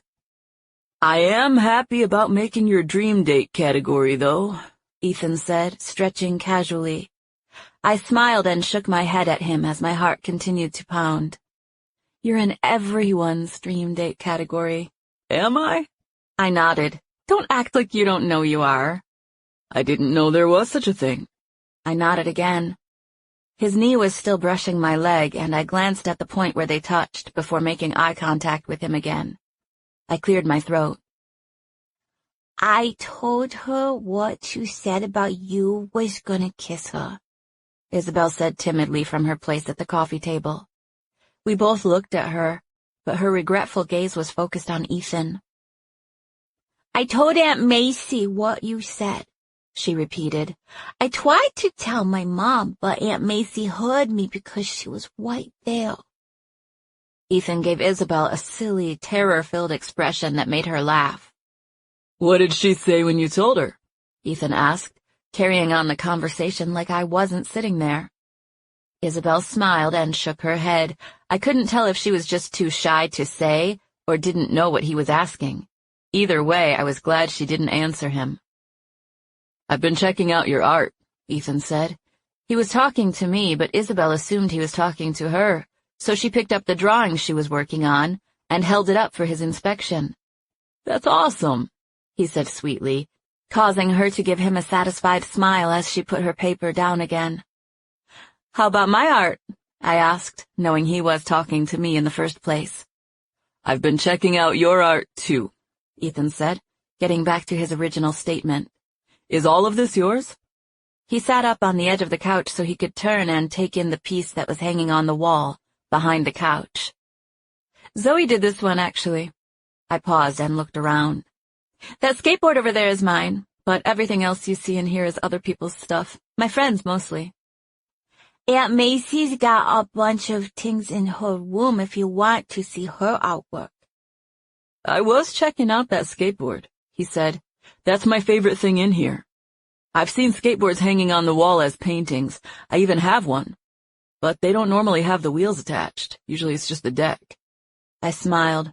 I know, but I'm not a skateboard painter, not as a specialty at least. I paint found objects, so I just left the skateboard the way it was when I bought it, with the wheels on. Which is it? He asked. Did you find it or did you buy it? Both. I found it and then I bought it. When you said found objects, it made me think you only paint things you find in the dumpster. I shook my head and smiled as a series of thoughts crossed my mind. When I first started out painting unconventional objects, I used to say I would only paint things that I found. I think I took pride in trying to search for something that had been discarded. I thought it was cooler that way. I smiled and took a deep breath. I struggled for a while with trying to find good things to paint, and then I realized that was pointless because there was nothing wrong with me paying for something. Other artists pay for their canvases, after all, so Yes, I still call what I do painting found objects, but really it's stuff I buy. Did you finish the glove? He asked. The one you were knitting. I shook my head. I'm scared of that thing. I haven't made a stitch on it since the last time you saw it. Whew, that feels better, Tabitha said, coming out of the hallway with wet hair and a clean change of clothes. That was fast, I said. Thank you so much for watching her, Tabitha said, plopping next to me on the couch in a relieved manner. Ethan, did you meet my sister? I asked. I did. I met Tabitha when she first came in. Tabitha smiled at him before inspecting her daughter's artwork. What are you drawing, little peanut? Isabel picked up her paper to show Tabitha what she was doing, and they exchanged smiles. I'm pooped, Tabitha said. Why'd they make you stay so long? I asked. She breathed a tired sigh. The district manager's in town. He's having us do inventory, and he's pretty uptight about everything, so it was a long day. What's uptight? Isabel asked. He's really strict, Tabitha explained. Are you planning on going out? She added, focusing on me. I glanced at Ethan, who smiled at my sister. She wants me to take her ice skating, but I'm not sure if it's still open, Ethan said. And I don't know the first thing about ice skating, so I might break my leg doing that anyway. His smile was so gorgeous that a buzzing sensation happened in my chest. You want to go ice skating? Tabitha asked me. She was obviously in a state of still being perplexed by all of this. I smirked at Ethan, who grinned and reached out to mess up my hair. I dodged his efforts and stuck my tongue out at him, which caused his smile to broaden. He was flat out flirting, and it was glorious. As much as I'd like to sit out here with you guys, I have to go read a story and put Izzy to bed, Tabitha said. If you guys end up going anywhere, I've heard good things about that pastry place on the corner. She smiled at me and shrugged one shoulder. And it's not just because I want you to bring me something chocolate when you come home. It's not that at all. But if I happen to pick up something chocolate, and it makes its way into the fridge, I said. She smiled. I'll probably assume it's mine and eat it. For some reason, I just got a sudden urge to have dessert, Ethan said. You really don't have to do that, Tabitha said. I'm just teasing my sister about chocolate because we're both chocoholics. And cinnamon. You can't go wrong with either of those. We better get enough tasty treats for any kids who might happen to live in this house, too, Ethan said. Especially if it's something cookies and cream, I added, knowing that was Isabel's favorite. Isabel, who was still working on her drawing, peeked at Ethan out of the corner of her eye and smiled, waiting to hear what he'd say next. He stood with a groan before reaching out to help me to my feet. I was already in the process of standing when he offered me a hand, so I grabbed his a bit awkwardly as I stood. It's time to go read a story, my little angel, Tabitha said to Isabel. Tell Aunt Macy and Ethan good night. Night. And I'm almost done right now, Isabel replied, inspecting her own work. Wait. And there. She colored the last petal of the flower and handed the finished product to Ethan with a huge smile. It was a picture of a person and a flower, just like we said. I love it, Ethan said, staring at the paper. It's you, she said. He smiled and nodded. I knew it was. Because of the hair? She asked seriously. Ethan did his best not to smile as he looked at the character's hair, which was 3 single sprigs coming out of the top of his head. It was the hair that gave it away, Ethan said seriously. I like to put product in mine so it looks like this. She nodded proudly. Tell them good night, Tabitha said. Good night, Isabel said. Night, Izzy Busy, I said, hugging her. Is Ethan gonna bring me cookies and cream? She whispered when I squeezed her. Yeah, but you have to eat it tomorrow, I whispered. I'll put it in the fridge. Isabel smiled as she broke the hug, and then she waved at Ethan as she followed her mom into their bedroom. Chapter 7 The pastry shop was not only open, but there was a guy with a guitar doing a singer-songwriter set in the corner. Ethan had a recognizable face, and he caused a bit of a stir when we first arrived. 3 different people asked him for pictures by the time we made it to the counter. One of the employees noticed the commotion and came around the counter, helping us discreetly find an out-of-the-way table where no one would bother us. He stood at our table and talked to us for a moment while the buzz died down. He introduced himself as Chris, and he took our order at the table even though this wasn't a place that offered that service. I stared at Ethan with a stunned expression once our pastry representative took off. Can we just take a second to appreciate that it's making these people's night to see you right now? They're still looking at us, I added in a really low tone without moving my mouth. Ethan laughed. Just don't worry about it, he whispered, using that same bad ventriloquist method I had used. I stared at him from across the tiny table, feeling unable to think of anything good to say. You inspired me, he said. How so? I asked. With the talent thing, he said. I breathed a laugh and shook my head shyly. Really, you did, he said. I know we laugh about the food catching thing, but really, I thought about what you said, and I think it's a good concept. It's good to learn new things. I personally started working on my first new talent this morning. I couldn't stop a nervous, delighted giggle from escaping my lips. I laughed, imagining what Ethan could possibly have began learning. I just told you that last night. He smiled. I know. That's why I started this morning. I told you I was inspired. That makes me feel so good, I said. What did you do? Did you take a lesson at something? He nodded with a completely serious expression. YouTube. It might sound stupid, but I grew up in a family of jocks, always challenging each other with sports and games, and how far can you throw or kick this or that, but none of us could ever do a Rubik's Cube. We've had a few of them over the years, but they always just sit in the game cabinet looking all jumbled up. My brother took the stickers off of one and tried to glue them back on one time, which obviously didn't work. Anyway, I've always wanted to pick it up and legitimately solve it like it was no problem, and you inspired me to learn. So did you do it? I asked, still grinning. He nodded. I did it 1.5 times today, but it still takes me a long time to get through all the steps. The first time I just kept rewinding the tutorial, but then I realized I had to write the steps down so I could just look at them on a piece of paper. I stared at him. This larger-than-life, dashingly handsome television icon was telling me with all sorts of humble vulnerability that he wrote down the steps to solving a Rubik's Cube. Moreover, he was saying that it was me who had inspired him to do it. Oh my gosh, that's the sweetest thing ever, I said. I'm so proud of you. By the time I go back home for Christmas, I'll have the steps memorized, he said. I beamed at the fact that he had a plan. You're gonna have to buy one of your little cousins a Rubik's Cube as a present just to make sure there's an opportunity to live out your dreams. He laughed. My mom's got one in the closet, but you better believe I'll be taking another one just in case. I was still smiling at the whole exchange when the pastry guy arrived with drinks and desserts. I need to order a few things in a to-go box if you don't mind, I said. But we're not in a hurry, Ethan added. He and I were in the middle of sharing a conspiratorial smile when the pastry guy cleared his throat. The owner told me to tell you thanks for coming by, Mr. Prescott, and that these will be on the house tonight.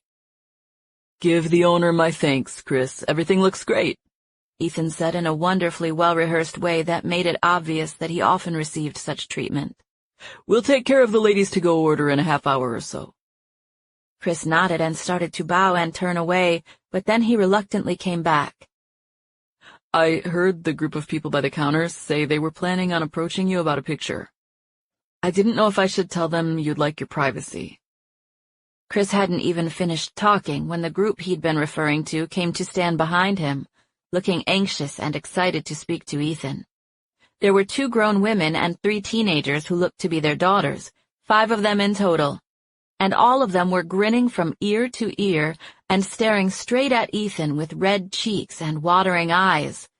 Ethan took a picture with the ladies, but Chris stuck around for the whole thing and was quick with asking them to let Ethan finish his dessert.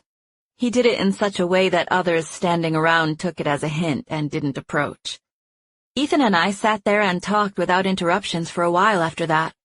We both had a love for nature, so we spoke about that for a while before changing the subject to that of being an artist.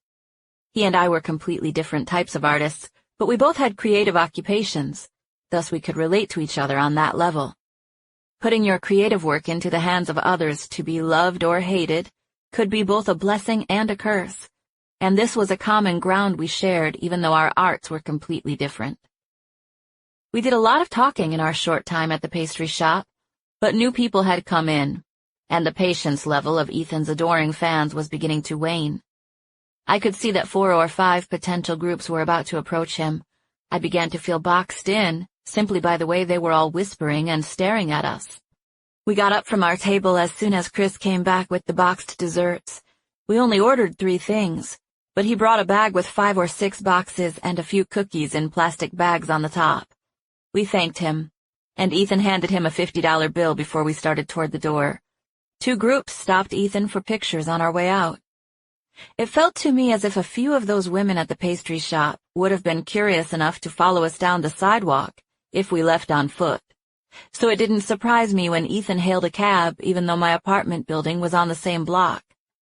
He asked the driver to make a few blocks before dropping us off in front of my building. "Is it always like that?" I asked as we rode up the elevator to my apartment. "It depends on where I go. Also, it helps if I have on a cap. I hardly get recognized in a baseball cap." We got off the elevator and took a few steps in companionable silence before I stopped at my apartment door. "Do you want to come in?" I asked. He smiled. "I thought I would," he said. "I wanted to see your art and try to buy that skateboard off of you." I shook my head, knowing if anyone had the ability to make me let go of the skateboard, it was Ethan. We were quiet as we entered the apartment.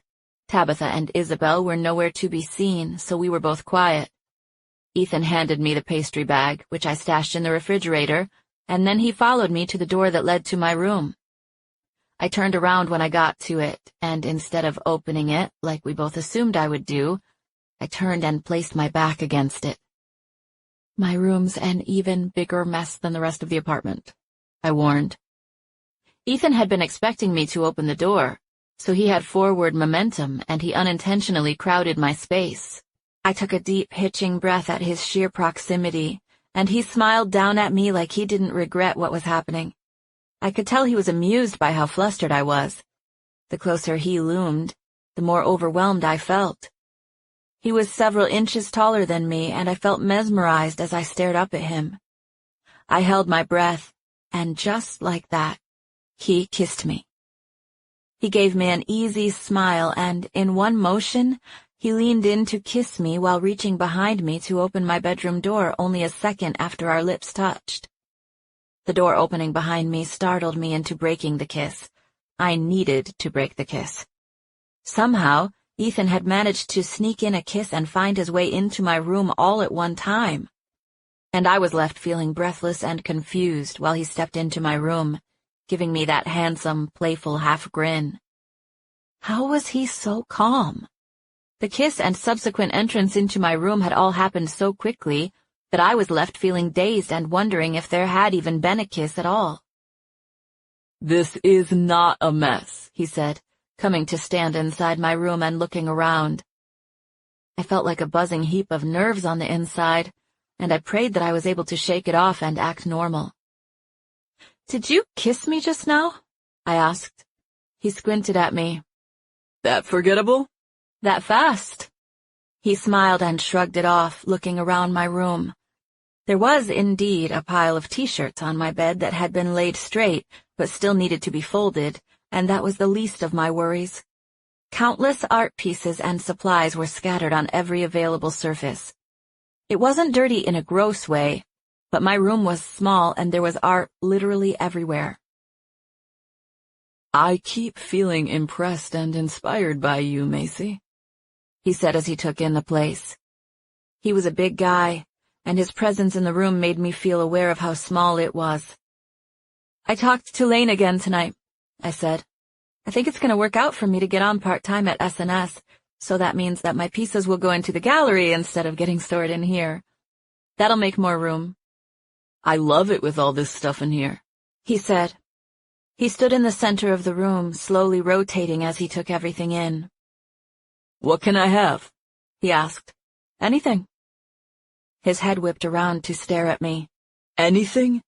He asked with an expression so serious it made me smile. Anything, I confirmed, scanning the pieces scattered about. I don't have anything out right now that's spoken for. These are all new pieces. He gestured around himself with a sweeping gesture. You're saying you'll sell anything in this room? I nodded.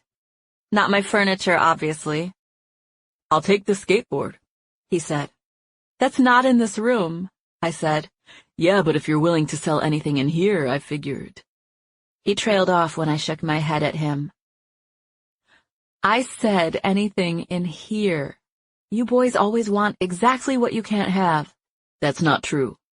And even if it was, it's not a feeling reserved for a particular gender. You girls want what you can't have, too. He was only a few feet from me, and he turned to stare straight at me.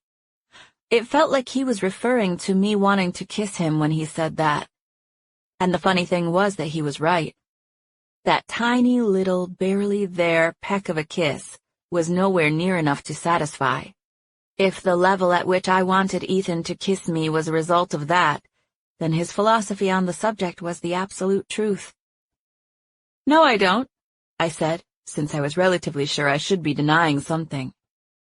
I want the doll, he said. It's one of the only things in here I didn't make. My sister made it. I made a few of them years ago, but I don't even know where they are now. Tab and I started out making them together when we were younger, but she's better at it than I am. She made this one a few years ago when I was in college. I picked up the curly-headed doll and tossed it to Ethan. It's mostly wool, I said. She's good at felting wool, and it makes her dolls look a little like fairies. I only want it because it looks like you. It's supposed to, I said. It is me. He turned it over, inspecting my sister's whimsical, cartoon-type interpretation of me, hand-stitched with wool, thread, and fabric. Is she an artist, too? No, just the dolls, I said. And she doesn't even really make them anymore since she's so busy with work and Isabel. Can I have it? He asked. You want it? I asked doubtfully. Yes. I shrugged. I mean, if you really want her, then— I do. I'll take her to work with me. Put her in my dressing room. She'll remind me of all the things you said to me tonight. I want the skateboard, too. But if I can't have it, then I'll settle for the doll and the table. I grinned at him. Oh, now the table, too? What table? He gestured to a simple wooden table that I had painted in repeating patterns and shapes, with a scene across the top. I wasn't surprised that he liked it, because it was one of the more masculine pieces in my room. So what do you think? He asked. I think you might be capable of talking me into just about anything. Chapter 8. 2 weeks later. Ethan Prescott, at work on the set of Bad Medicine. As the biggest name star of Bad Medicine, Ethan Prescott had a choice, private dressing room. Ethan's space in the studio was his second home, and that's where he found himself after a long day of filming. Saul, the show's director, had been in a particularly productive mood, so they worked on scenes from 2 different upcoming episodes. Ethan was supposed to have dinner with Lou's husband, Joe, who was his close friend and business partner, and also happened to be Saul's son. But filming had gone over, and Joe was waiting in Ethan's dressing room, watching television when they finished. Ethan dropped onto the couch with a sigh, and Joe shifted to stare at him without picking up his head from the back pillow. You look tired, too, Ethan said. Joe muted the television and tossed the remote onto the couch next to him. I'm exhausted. Lou didn't feel well last night. She didn't get much sleep, and neither did I. What's the matter? Nothing, just girl stuff. Ethan turned to face his friend, both of them still relaxing their heads onto the back of the couch. What kind of girl stuff? Ethan asked, since Joe seemed weird about it. Joe smiled. I'm not supposed to say yet. Pregnant, Ethan said in an uninterested, monotone voice as he stared at the ceiling.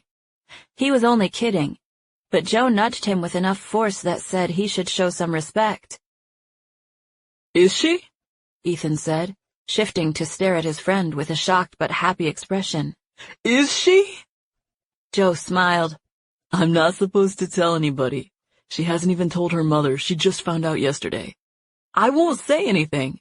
Ethan smiled and patted his tired friend's thigh. Congrats, brother. I'm happy for you. I'm happy too, Joe said. Sarah's pregnant too, Ethan recalled. He was talking about Joe's sister, who had announced recently that she was expecting a baby as well, and Joe nodded. I know, Joe said. They'll probably be a few months apart. Ethan stared at the muted television. He was tired from a long day of filming, but he felt happy for his friend. The news that Joe was having a baby made Ethan contemplate his own babyless situation. He tried to picture himself settling down with one woman and starting a family the way Joe was doing. I hung out with that girl, Macy, the other night, Ethan said, seemingly out of nowhere to Joe. I was just about to ask you why she was sitting on your shelf, Joe said. He gestured to the shelf that served as a catch-all in Ethan's dressing room, the one where he had set the little felt doll. Did you know that was really her? Ethan asked. Joe shook his head. I just think it looks like her, with the hair and everything. It is her, Ethan said. Her sister made it. Joe sat up to take a look at it. It's pretty cool looking, but why is it in your office? Are you seeing her or something? No, I just like it, Ethan said. It makes me remember a couple of things Macy said, and they're good things to remember, so I like it. We spent the night together a couple weeks ago, and I've really carried a few things she said with me. Plus, I like how it looks. You spent the night with her? Joe asked. Not like that. We just spent the evening together or whatever. I went home without even kissing her or anything. Well, barely, anyway. What I'm saying is that she stuck with me in a different way. What did Macy say that was so impressive? Joe asked. Ethan sat up and picked up his Rubik's Cube from a nearby table. It was about 20 moves from being completed, and Ethan had gotten good enough at it by then that within a minute or two, he easily finished the puzzle. He handed it to Joe, who inspected his work. Pretty good, Joe said. I tried to work on it when you were gone, but I didn't get anywhere. I knew you messed with it because I had to go back and fix some of what you did. When did you become an expert? Joe asked. Macy, Ethan said. That's what I'm saying. She taught you how to do a Rubik's Cube? No, she doesn't know how to do it, nor does she care to learn. What's she got to do with it then? She told me to collect talents. Well, she didn't tell me to, necessarily. She just said she thought it was a good idea to do it, and I felt inspired by that. Ethan shrugged like he knew it might sound silly, but he didn't care. Next, I'm gonna try walking on my hands. I've always wanted to get good at that. So, she made you feel like going out and making something of your life? Joe asked, causing them both to laugh. Ethan's expression shifted as he remembered that evening with Macy. She and I spent like 3 hours in her room, looking at her art and talking about life. She said things about God that didn't even sink in until after I was at home and thinking about it later that night. I didn't know Macy was so into God, Joe said. It's just where our conversation went, Ethan said. It's not like she took me to church or anything. Joe laughed. Maybe she should. Maybe it'd get you domesticated like the rest of us. What did she say that stuck with you so much? Ethan shook his head.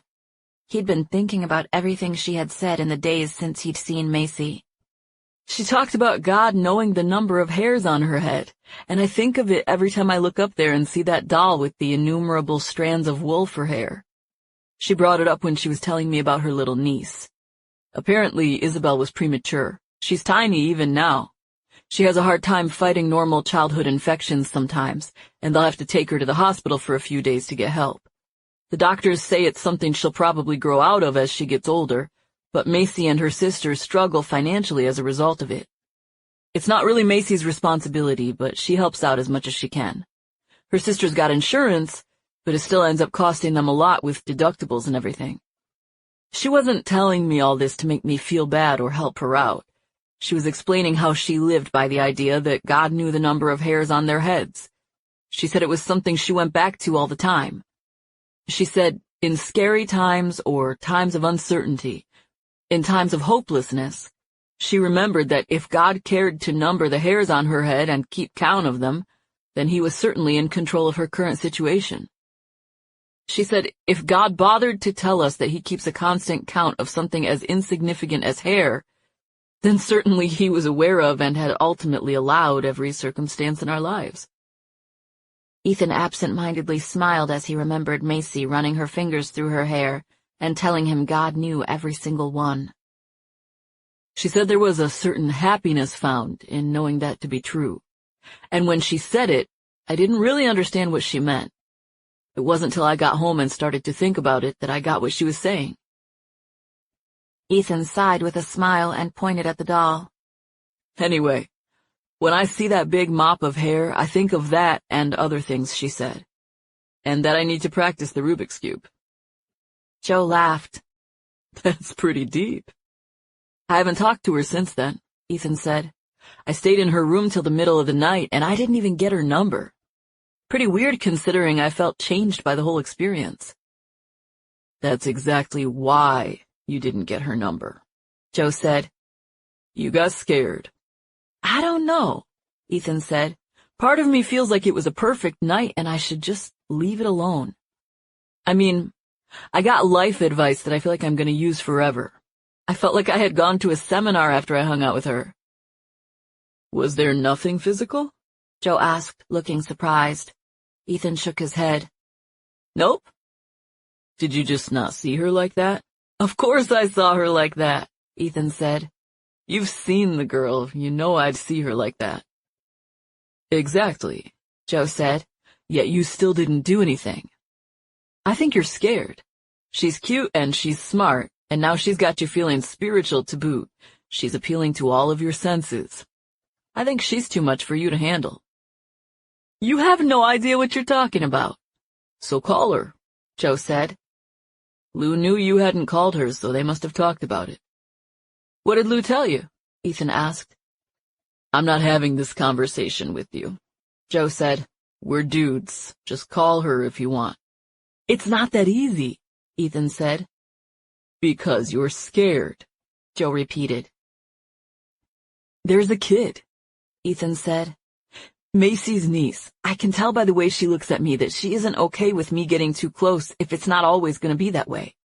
She's really little, and I don't know if she's even trying to do it, but the way she looks at me makes me know I have to be delicate with her feelings. That's not Macy's kid, Joe said. Yeah, but she lives there, and she loves Macy. I just don't feel right about it. So, you don't want to hang out with her because you know you'll want to stop one day? It sounds bad when you put it like that, but I guess it's the truth. I really like all three of them, he said. I wish I could just hang out with her as a friend, but that's not really an option once I'm next to her. I kissed her the other night for about 1/10 of a second, and I swear it was an accident that it even happened. I just did it before I knew what I was doing. You are hopelessly in love, Joe said. Ethan scowled and Joe laughed. Seriously, you've been talking about that girl since you came in, he said. I mentioned her because you asked me about the doll, Ethan said in his own defense.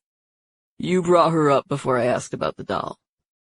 Ethan tried to think about that, but couldn't remember. I'm not calling her, he said. So don't, Joe said. But I like Macy, for what it's worth. That girl would keep you on your toes. She's not keeping me anywhere, Ethan said. It was just an enjoyable night of my life, that's all. A memorable one. I'm hungry, so I won't say any more about how whipped you are, Joe said. Good, I'm hungry too, Ethan said. And we need to talk about work. The two gentlemen were in a partnership working on a couple of iPhone apps. In addition to being friends and talking about personal stuff, they had a few things to discuss where their business ventures were concerned, so that took over the majority of their conversation while they ate steak at a nearby chop house. "I'll get her number from Lou if you want," Joe said, after they had paid the check. "Whose?" Ethan asked, even though he knew exactly who Joe was referring to. "Macy." Ethan shook his head and shrugged as they stood up to leave. "If you ask Lou for the number, she'll tell Macy I'm calling. Just the act of getting the number traps me into having to call." "You want to call," Joe said. They walked to the door and out onto the sidewalk like they were on a mission, because any meandering usually resulted in people stopping Ethan for a handshake or picture. The two of them had already agreed to share a cab, since they were headed in the same direction. Ethan told the driver where to go as they got settled in the back seat. A girl dared to wave and knock on the back window of the cab as they pulled away, and Ethan gave her a two-fingered wave through the tinted back window. "I'll go ahead and take that number, but you need to tell your wife not to let Macy know she gave it to me. I'm not sure if I'll call, and I don't want her expecting me to." "I knew you'd end up asking for it," Joe said. He fished his phone from his pocket and sent a text to his wife. He watched the screen for a few seconds after he sent it, but when she didn't text back right away, he set the phone face down onto his leg. It dinged within a minute, and Joe regarded it, making a somewhat regretful expression as he read. "What's it say?" Ethan asked. "It says she's with Macy right now." No, Ethan said. "Abort mission. Tell her never mind. Don't let her tell Macy I'm asking about her." "Since when'd you go back to the 9th grade?" Joe asked, teasing Ethan for being so flustered. "I don't want her thinking I'll call," Ethan said. "She knows there was something between us, and I don't want her thinking I'll call." Joe stared at his friend with a disbelieving expression. "That makes no sense." "Don't get the number," Ethan said seriously. "Too late," Joe said, innocently holding up the phone. "I had already asked her for it before you told me not to." Ethan sighed. "Now I have to call her," he said. Ethan, being the skilled actor he was, delivered the words as if he were very disappointed about the whole situation. He knew he sounded really convincing, and his expression made him look annoyed. But the truth was that he didn't feel like he was dreading making the call one bit. On the contrary, he felt the oddest sense of relief at the thought of having to do it.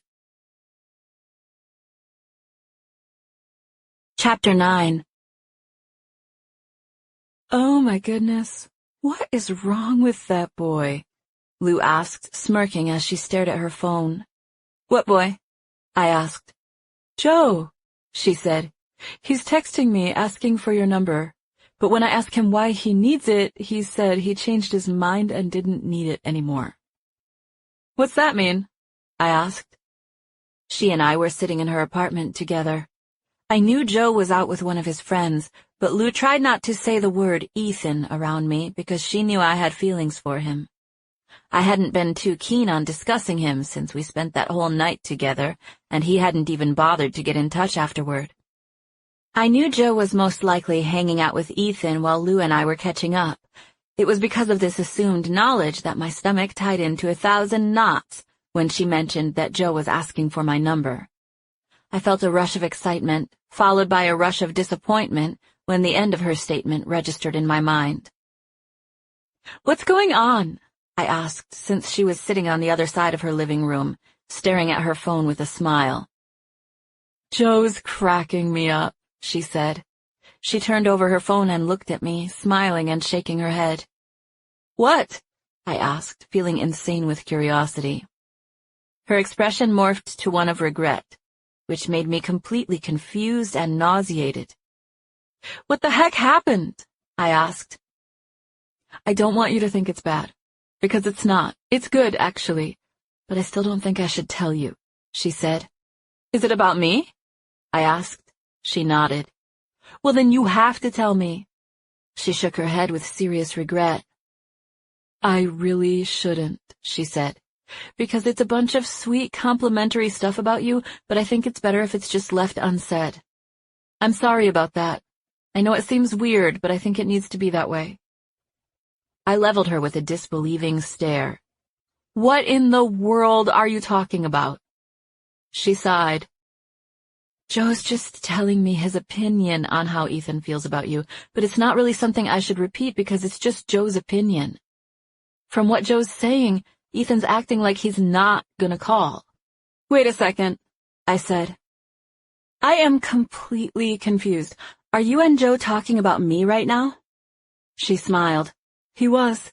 He asked me for your phone number and then said he didn't need it anymore. I shot her a perplexed expression that made her giggle.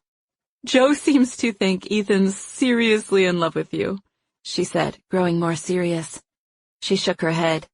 I didn't want to tell you he said that because it might not amount to anything. It's just Joe's opinion. But he said Ethan's saying things about you he never says about other girls. He told you all that just now? I asked. I haven't even talked to Ethan since that night. I know, Lou said, shaking her head like she was as surprised about it as I was. That's why I didn't want to say anything. Who knows what's going on in that head of his? Lou and I were quiet for a minute, both of us lost in thought. Did Joe really say all that? I asked. Lou smiled and picked up her phone. Babe, she said in a deep voice, imitating her husband. He is in love. He's talking my ear off about her. He never acts like this. I can tell he's different with this one. Don't say anything to her because he probably won't call. She paused and smiled regretfully at me. And here I am, telling you the whole thing and probably setting you up for a big heartbreak. I'm sorry. I knew I shouldn't say anything, but I also thought it was so sweet. I managed to smile even though I felt an overwhelming wave of emotions, both positive and negative. It's fine, I said, since I thought it was my duty to say that. I just think it's crazy that they're talking about me. I assumed that night was a fleeting moment for Ethan. She shook her head. Apparently Ethan's still talking about it. Well, that makes me feel a little bit better, I said. About what? You never talk about him. I had to drag it out of you that he stayed over at your house that night. What happened with you two? Nothing, I said. He barely even kissed me for 2 seconds. He kissed you? You didn't tell me that. Her expression was shocked. Barely, I said. It wasn't just the kissing or the lack of kissing. It was the whole night. The way we talked and laughed, the way we connected. Somehow, when he left, he gave me some money and took these pieces of art with him, and he didn't ask me for my number or bother saying he ever wanted to get in touch again.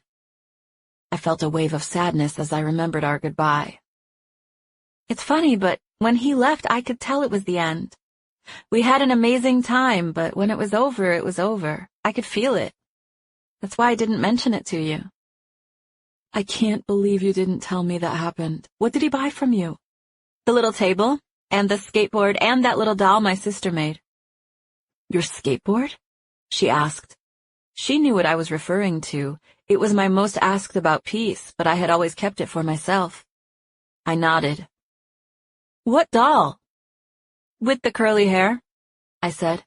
The one that looks like you? I nodded, and she gave me a silly, sideways glare that made me laugh. You sold him all that and then just let him walk out? What else was I supposed to do, make him sign a marriage contract? You could give him your number, she said, or you could say you want to see him again. It doesn't have to be all on him. I shook my head sadly. It was over when he left, I could tell. That's a shame, she said after a few seconds. I just don't understand that. He is a little bit of a ladies' man, I said, and I think he knows I'm not up for taking things too far casually, so that's sort of an awkward impasse for us. I hate him for being such a player, Lou said. He's not trying to play me, I said. That's why he's not calling. He knows I'm weak when it comes to him. He's being a gentleman. She sighed. Well, you're taking it like a lady, she said. I'm sorry if bringing it up makes you feel sad or whatever. I wasn't sure what to do when I read the text. I gave her a smile. It's really fine. Like I said, it makes me feel a little better that he's still struggling with it. She let out a laugh. Joe just texted me saying, Ethan has that doll, she said. He says he has a whole story about it that he'd tell me when he gets home. What did he say? I asked. Just that Ethan has it, and that he'll tell me a story about its hair when he gets home. I'm not really sure what that means. I wanted to say, you have to tell me what he says after you talk to him. But I didn't. I was quiet and introspective, wondering if and how I fit into Ethan's thoughts, wondering what the boys had said that led up to Joe's text. As I was still reeling from that whole conversation, Lou came out of nowhere and told me she and Joe were expecting their first baby. She made me promise not to tell anyone. They wanted to tell their families in person, so I was literally the first of her friends to find out. I knew she was just telling me to give me something to think about besides Ethan, and thankfully, it worked. We talked about baby names and other baby-related topics for the next hour or so, until it was time for me to leave. Lou brought up Ethan one more time on my way out, but I didn't say much. I didn't know what to say. It was after 10 p.m. that night, and I was sitting on the edge of my bed, towel drying my hair, when I got a text from a New York number I didn't recognize. Unknown number. Is this Macy's number? I experienced a clenching sensation in my abdomen when I read the words. I stared at the screen, wondering how quickly I should respond. Anytime I didn't know what move to make next, my go-to response was to count to 5. I gazed at the wall and counted slowly to 5 before staring at the screen again. I read the words again, and then smiled as I typed a response. I figured there was no need to delay since I didn't even know for sure that it was Ethan. Me. Yes, it is. Who's this, and how may I help you? Unknown number. I think I want to see you.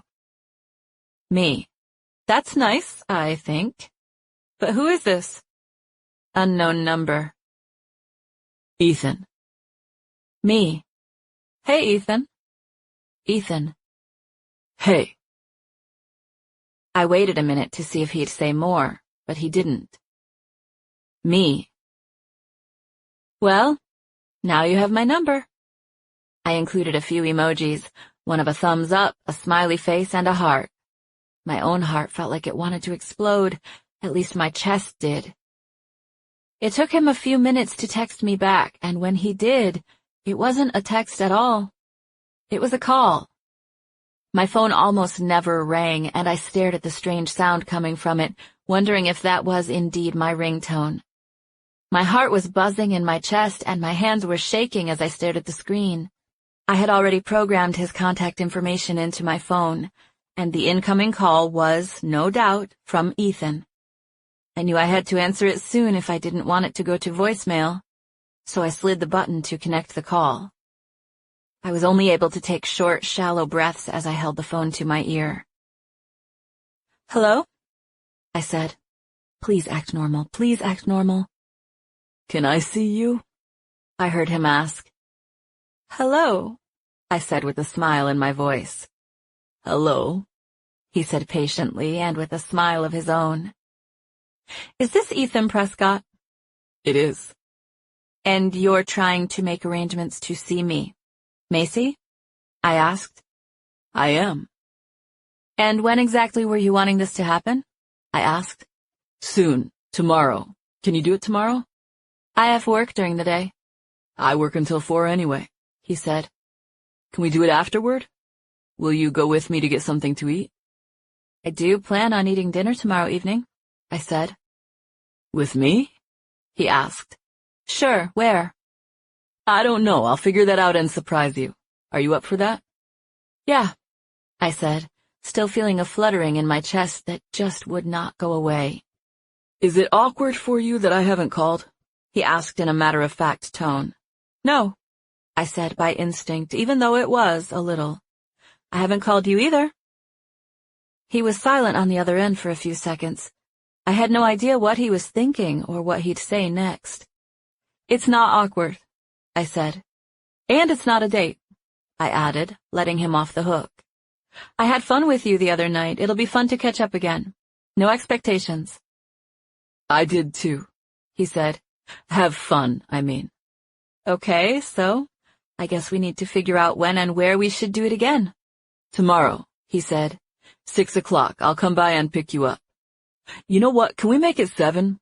I think Joe's got me playing basketball tomorrow at 5, and I'm sure I'll want to take a shower before I get out of there. Basketball? I asked. Like a game? The one Joe plays at the Y? Yes. I could just meet you there if you want, I said. I knew Lou often went to Joe's games. I'd actually been with her a time or two. It was fun, and I knew I'd have a good time watching, especially if Ethan was playing. I'm good with you meeting me there, he said. I'd prefer it, actually. Why, so you can show off? I asked. Yes, he said seriously. I laughed. Bye, Ethan. See you tomorrow. Bye, Macy. Chapter 10.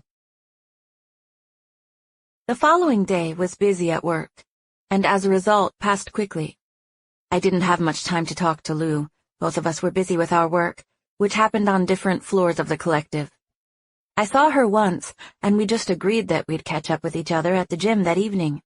Joe played basketball on a weekly basis, and Lou went to watch about half the time. She said she hadn't planned on going that evening, but she changed her mind once I told her I'd be there.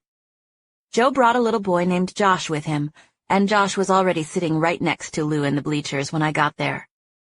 She tried to talk in code and ask me about Ethan, but it didn't really work. I told her all I knew was that Ethan and I were probably going to eat after the game. It was extremely difficult for me to focus on having a conversation with her at all. I could not stop watching the action on the court. I knew Joe was competitive with these games and that I should expect to see real athletes out there. But it felt different watching Ethan now that I had a connection with him and knew we were seeing each other after the game. One of the guys on their team had a big mop of hair even wilder than mine, and he always wore a retro-style headband when he played. This time, all the guys had one on. The whole team not only had matching sweatbands, but they also had a swipe of that black sports stuff that guys wore under their eyes. I thought that stuff was for the sun, I said, looking up at the indoor gym lighting. Ethan doesn't play with them all that much, but when he does, they dress like that, Lou said.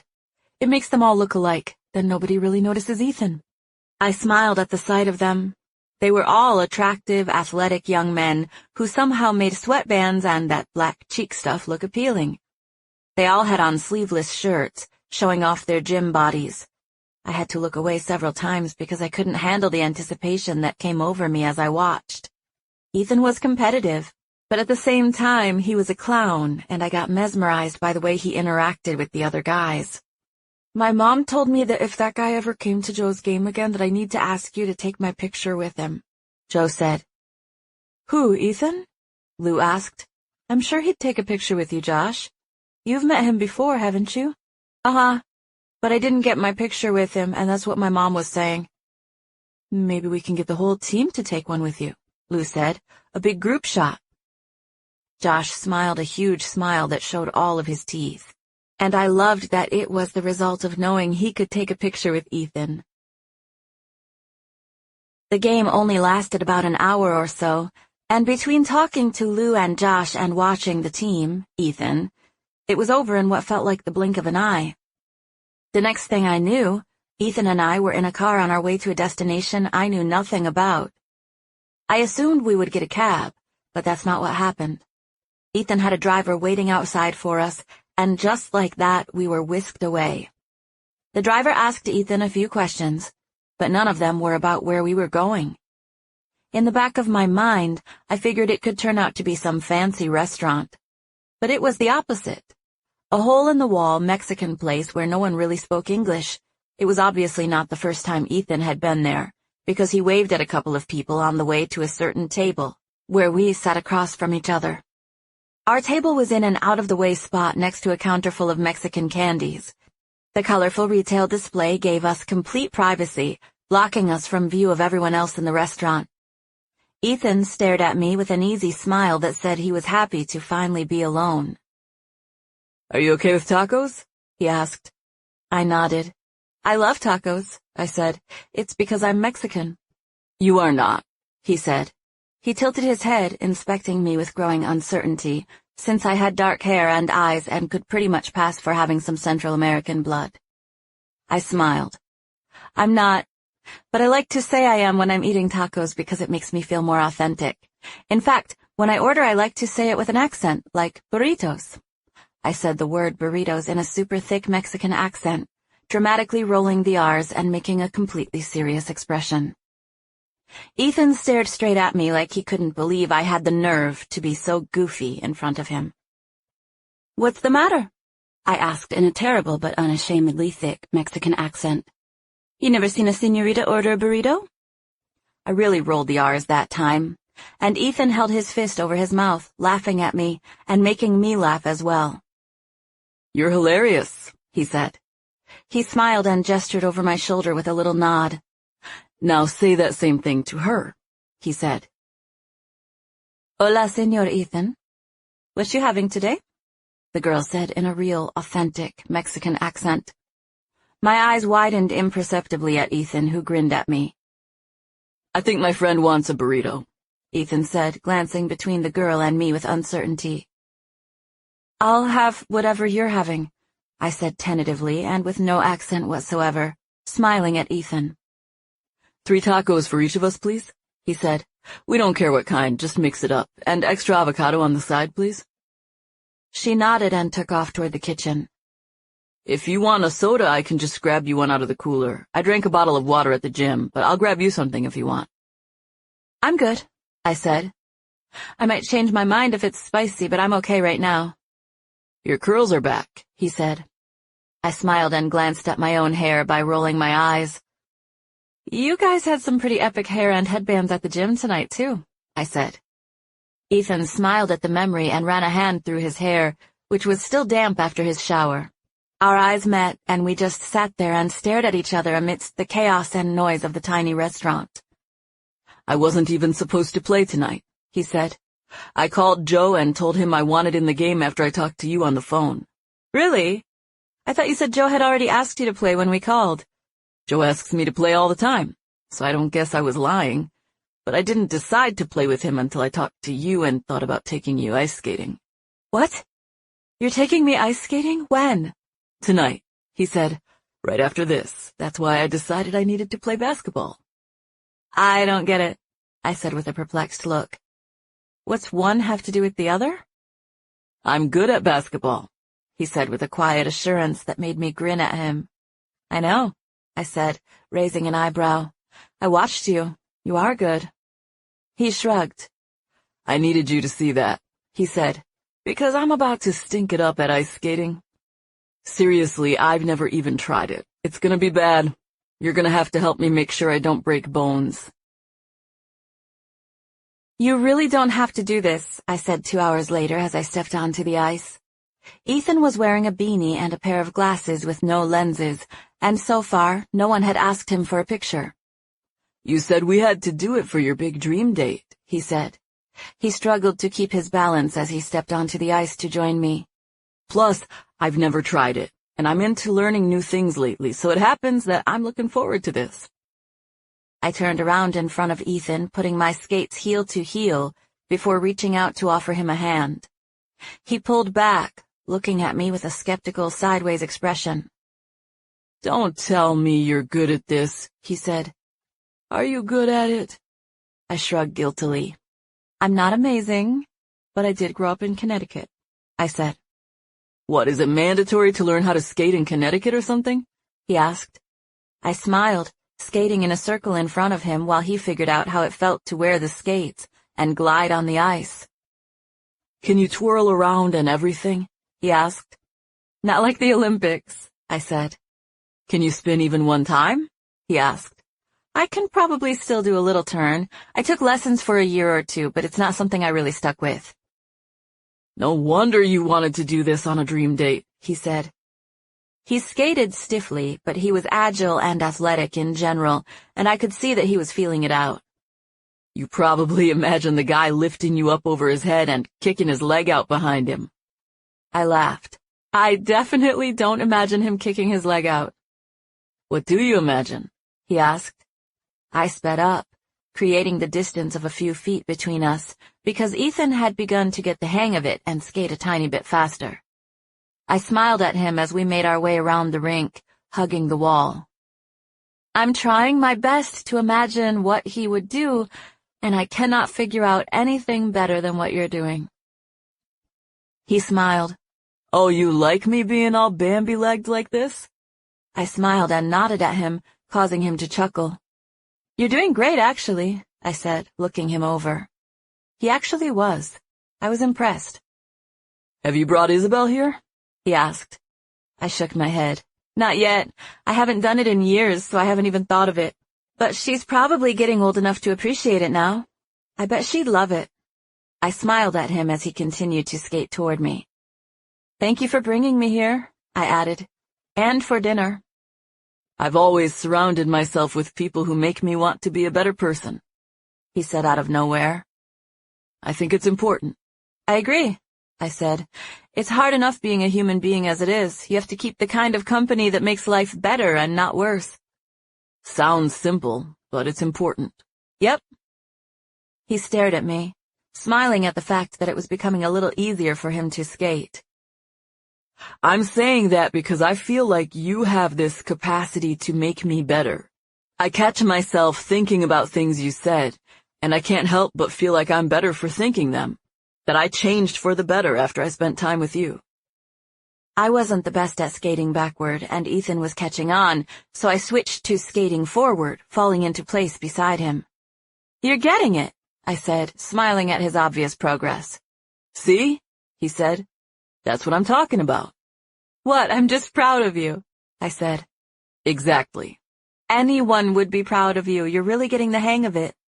I'm only getting the hang of it because you're encouraging me, and because I want to impress you. You impressed me before we came here. In that case, I have about 3 more laps in me and I'll be ready to go. I smiled. 3 laps sounds perfect. You could probably do about 10 in that time, he said. I smiled shyly at him, and he said, Pretend I'm not here for a minute. Why? Because I want to see how you'd skate if I wasn't here to hold you back. You're not holding me back, I said. Yeah, but I want to see what you've got. I gave him a teasing grin. I don't want to put all these nice people to shame, I said, looking around. He laughed. Let me see what you can do, he said. I knew by the way he said it that he really wanted me to skate a little for him. I wasn't the best skater, but I also wasn't shy about showing him what I remembered, mediocre as it might be. I took off, skating in front of Ethan at about 3 times the speed we had been going. I glided to an open spot on the rink where I held my breath and did a simple waltz jump, which was basically the only trick I knew.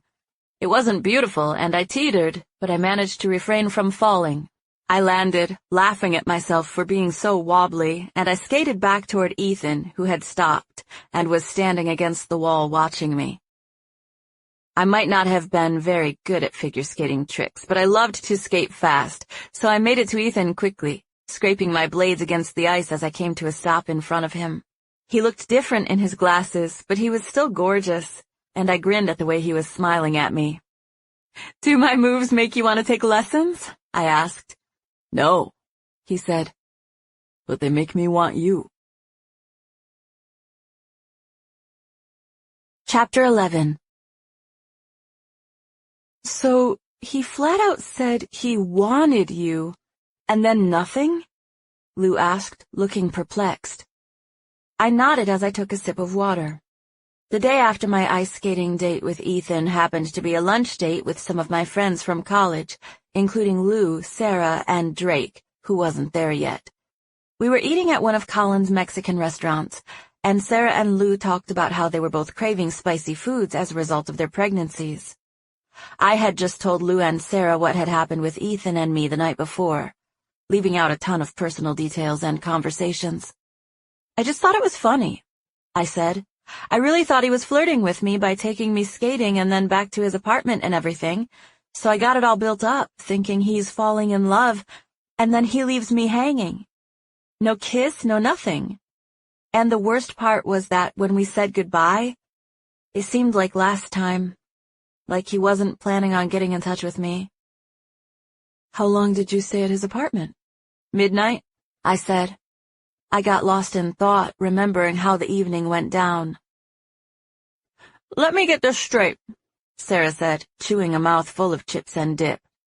He brought you to ice skating, and then over to his apartment until midnight, and he didn't even try to kiss you? I shook my head. I think he just wants to be friends. He said that thing about wanting me, and then a few other things during the night that made me believe something was going to happen.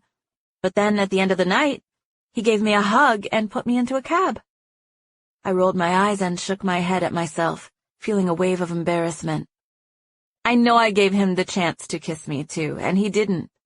I got close to him a couple of times on purpose, and nothing. What did you do all night? Sarah asked. We talked. He asked me a ton of questions, deep stuff like my feelings on God and life and art and music and the environment. He asked me about my sister and Isabel and if my sister ever dated. He told me about his family and asked about mine. He wanted to know where I stood on things. Life stuff, you know? I felt like we were doing a podcast or something. Lou nodded. Ethan's smart, she said. Joe tells me some of the stuff they talk about. He's a thinker. It's just so weird that he's not kissing you because Joe swears he is totally in love with you. Well, I gave him a few opportunities to show me how in love with me he was, and he didn't take them. That's all I know. That's weird, Sarah said. I can ask him if you want. She shrugged. Ethan and I are friends. It wouldn't be totally out of the ordinary for me to go by the studio and say hi to him. You know, do some recon for you. I put my hands over my face at the thought of being desperate enough to send in spies. No, don't do that, I said. He's got my number. I can tell he likes me, and he's just making himself create distance. I think he likes you far more than he expected to, Lou said. We'll see, I said. I was about to say more, but I trailed off in a mumbling tone when I saw our friend Drake walking up. Hey! I smiled at Drake, and Lou and Sarah did the same as he came to sit in the empty chair. Sorry I'm late, he said.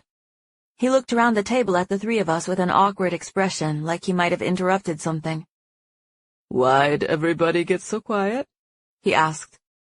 Because we have secrets, I said, teasing him before I chomped down on a chip. What kind of secrets? He asked. Did you already order? He added, seeing no menus on the table. We got you a steak burrito, Lou said. Drake nodded thankfully as he ate a chip. What kind of secrets? He mumbled around his food. I'm having a baby, Lou said, since she and Joe were officially unable to hold the news and were telling everyone. Are you really? Drake asked with wide eyes. She nodded and smiled. Congratulations, he said. Now both of you are gonna be mamas. Lou and Sarah shared a smile, and I took a sip of water, which almost came spewing out of my mouth when Drake said, I just got off the phone with Ethan Prescott, of all people. I literally choked when he said it, and it was all I could do to keep the water from spewing out of my mouth. I had to bury my face in a napkin and strategically cough and swallow to get down the sip of water. Drake stared at me as if wondering if I was going to make it. You okay? I nodded. Ethan said he got my name from you, Drake continued, looking at me. I nodded again, clearing my throat to soothe the sting that was still there. He was talking about a photo shoot he had to do, and I told him you were really good, I said. Well, thank you, because he wants to hire me, and it's for the cover and a spread in New York Quarterly. Are you friends with him or something? Sort of, I said. Did he already ask you about the backdrop? Drake asked, steadily scarfing chips and guacamole. No, I said. I didn't even know he was going to call you. What backdrop? He wants a custom backdrop for the cover photo, hand-painted. He said he wants you to do it. Me? I asked. Drake nodded like he was surprised I didn't know. I've never done anything like that. He shrugged. You can handle it. We'll need it to be about 12 by 12, but the inner 6 feet or so is the most important. What does he want? I asked. Something beautiful, Drake said with a shrug. It is going on the cover after all. I thought he talked to you about it already. He acted like you were on board. I'm sure I'll do it. I just haven't talked to him, so I don't know what he's thinking. Mosaic would look good, Lou said. Or a bright linear pattern like you did on the guitar that one time. That would look great as the background of a photo. I nodded. I'll make sure he wants me to do it, and if so, I'll ask him what he has in mind. Drake and I stared at each other, and he could tell I was uncertain because he said, He does want you to do it. I already talked to him. I believe you. I just had no idea he was going to call you, I said. Drake looked at his watch. He did. I just got off the phone with him before I came here. He smiled at me. He already told me they'd be able to budget for a painter, so congratulations on getting the job. What budget? How much? I asked. Drake smiled. Just talk to him, he said. He's your friend. He paused and tilted his head at me. Or are you dating him? I shook my head. We're friends, I said, even though my stomach flipped at the thought. The four of us sat at the table, catching each other up on our lives. We had all gone to college together, but it was Lou who now saw all of us more than any of us saw each other. I rarely saw Sarah or Drake outside of our lunch dates.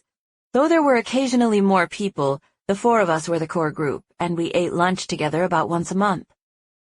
It was nice catching up with Drake and Sarah, and before we left, Drake mentioned again that we'd probably be working together on Ethan's project soon, and that he was looking forward to it. His business had grown to the point where he was doing some high-profile work, so it was nice that he wasn't freaking out about Ethan's job. Especially since, on the inside, I was. I left lunch with no doubt in my mind that Ethan would soon be contacting me about the backdrop, which was why the next 3 days seemed like an eternity. I went on with my life, trying not to worry about Ethan or whether or not I was painting a backdrop for him. I considered contacting Drake to see if he had heard anything more, but I decided to give it a week or so. I knew Ethan knew how to contact me, and he would if he wanted to. Finally, 3 days after I had lunch with Drake, I got a call from Ethan. It was preceded by a text. I was sitting in my room contemplating my next move on a lamp I was painting when I heard from him. Ethan. Do you have time to take a call? I grinned at the screen, wondering why in the world that boy couldn't just text me. Me. Yes. My phone began to vibrate within a few seconds of me pressing the send button. That was fast, I said, answering the phone. I was waiting for your text to come in, he said. I had my finger over the call button. Hey, did your friend ask you about the painting backdrop? The editor said I'm wearing a white suit on the cover, so she wants a dark backdrop, I think. I don't know. She asked me for your number so she can tell you herself. I think it has to be a certain size for the photographer, too. Hello. Yes, I hear the things you're saying, but you're talking really fast, and I wasn't expecting to get this much information. Do I need to take notes on what you're saying right now, or am I waiting for someone else to contact me? They'll contact you, and it'll be soon. I gave Karen your number and said you were working with the photographer. You didn't even ask me if I wanted to, I said. Do you? Yes, but it would be nice for you to ask, I said. I'm sorry, he said. I could hear the smile in his voice. Would you like to paint a backdrop for a photo shoot I'm doing? He asked nicely. One for the cover of a magazine? I asked. Yes, he answered. Just then, another call came in on my phone, and I stared at it in disbelief. I almost never got phone calls, and now I had 2 at once. That's a New York number calling in, I said, putting Ethan on speakerphone so I could see what was happening on the screen. That's the magazine, he said. You need to take it. Just tell them you'll do whatever they ask. It'll be laid back. Call me back when you hang up with them, okay? Okay, I said. I was scared to connect the call, but knew I didn't have much time. I'll call you back, I said. Okay, bye, he said. I pressed the appropriate button to connect myself with the unknown number. My heart was pounding and I couldn't catch my breath. When I spoke, the word hello came out about an octave too low, but there was nothing I could do. Am I speaking with Macy? The voice on the other end asked. Yes. My name is Karen Holmes. I'm coordinating Ethan Prescott's photo shoot for the summer edition of New York Quarterly. Ethan wants to use a certain photographer, and he's asking for a custom backdrop, which is why I'm contacting you. Okay, I said. I can budget a flat fee of $3,000 for your finished work. I want it to be heavy on the grays, but the subject matter is up to you. I wanted to use something solid, but Ethan said you could do something that represents him, so we're taking a chance on having you paint something. It might not be on the cover, depending. We might end up going with the solid. She paused and took a deep breath. As long as this price and these terms seem agreeable, you should begin work as soon as possible. She stopped again as if waiting to see whether or not I wanted to move forward with the conversation. It sounds fine, I said, even though I was cripplingly nervous and wasn't even quite sure what I was agreeing to. I cleared my throat. We are planning on shooting in a couple of weeks. Are you sure this time frame works for you? Yes. Okay, so I'll factor you into the budget. We'll pay the photographer a flat fee, so you'll have to settle up with him. I'll add your rate as $3,000. Thank you, I said. I hung up the phone with Karen and instantly called Ethan. Hello? He said. I could hear him smiling. I just got off the phone with your lady, and I still have no idea what I'm supposed to be doing. That's because it's up to you, he said. It's no pressure. She wanted to use gray, and I knew you could do something better than that.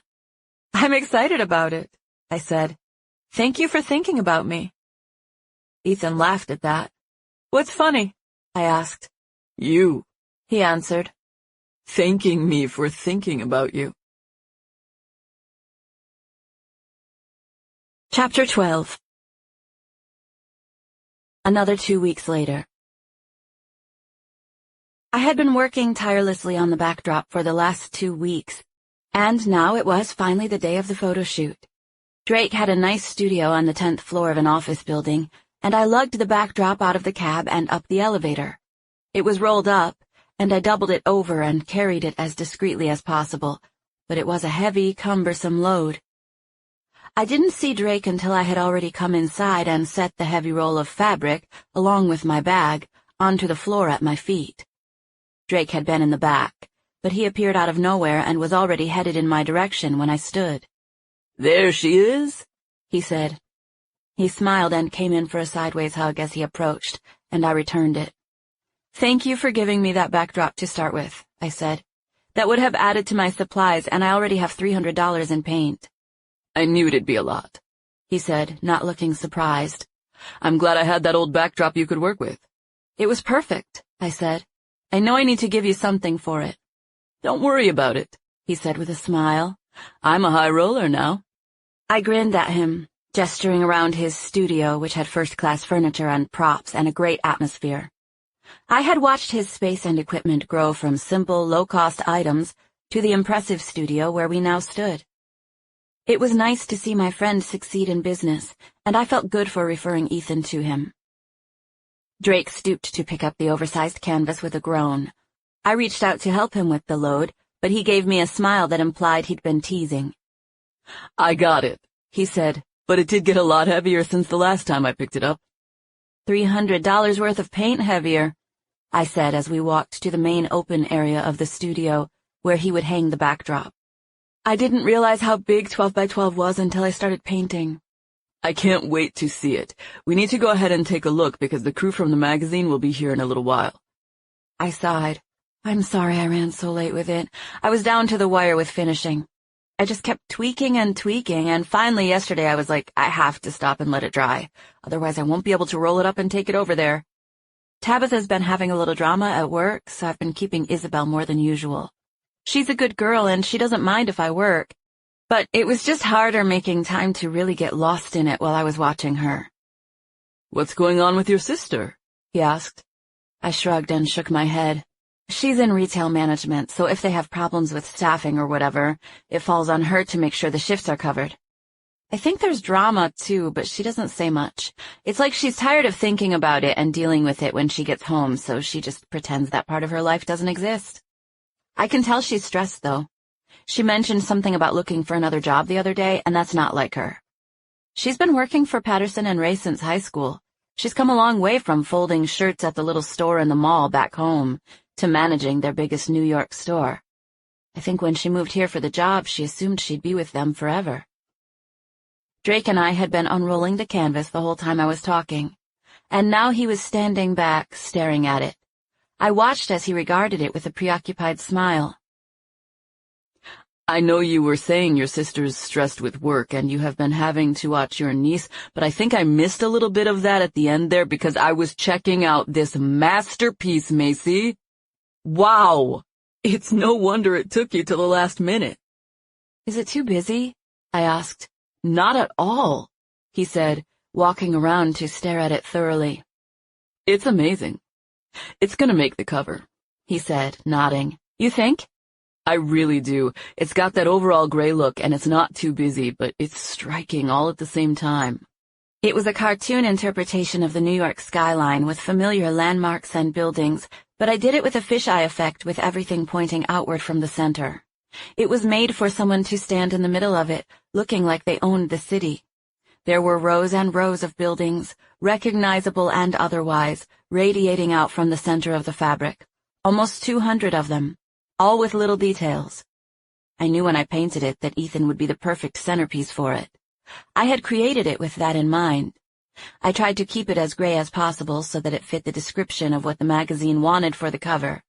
But I was definitely taking a risk by painting the city rather than something more abstract.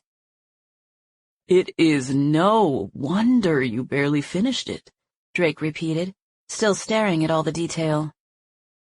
Let's hang it up and see how it photographs. I'm nervous, I said. About what? They're gonna love it. I love it. It's gonna make an awesome cover photo, Macy. I'm seriously going to hire you to do other projects in the future. I've never even thought about having you paint one of these for me. Here, help me hang it, and we'll see how it looks when it's photographed.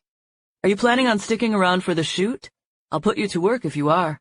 I can't, I said regretfully. Technically, I could, but I just didn't feel like I could see Ethan. Twice now, we had extremely memorable nights together, followed by me not hearing from him at all afterward. Both times I discovered that I had undeniable feelings for him, and not just in a he's a gorgeous famous actor kind of way, but also in an I actually think I could love this guy for what's on the inside kind of way. I have a bunch of stuff to catch up on after obsessing over this thing for the last 2 weeks. It was an excuse, but it was a true one. It looks like you obsessed over it, Drake said with a groan as he hoisted the end of it onto the metal bar. He fished it through the loop that ran along the top of the fabric, pulling it on carefully as I fed him the slack. Drake pressed a button that lifted the metal bar into place, and I watched as my work went from horizontal to vertical within a few smooth, mechanical seconds. Drake took a step back once it was raised to the height at which it would remain for the shoot. It's so awesome, he said enthusiastically. I'm so excited to work with it. Thank you for doing this. Whose idea was it for you to do this anyway? Ethan's, I said, smiling at how much Drake liked it. This is gonna look so good.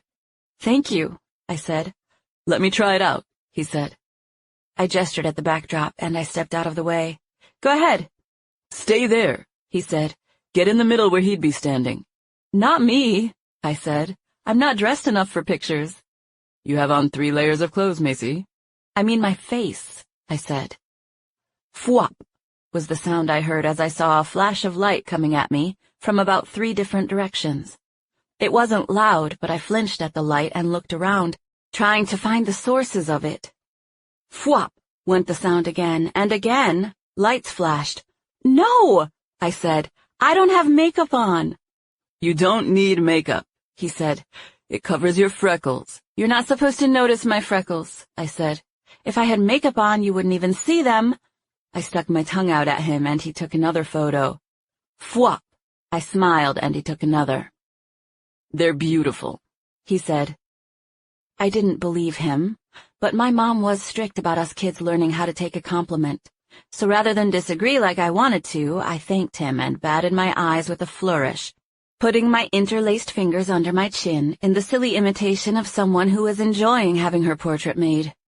Fwop, fwop, fwop, fwop, went the lights as I began to move around. Drake must have taken about 10 pictures of me in all.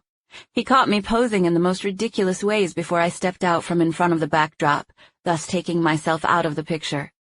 His camera was hooked to a monitor, and he was able to instantly review the pictures he took of me on the crystal-clear, high-definition screen, which showed every freckle on my cheeks.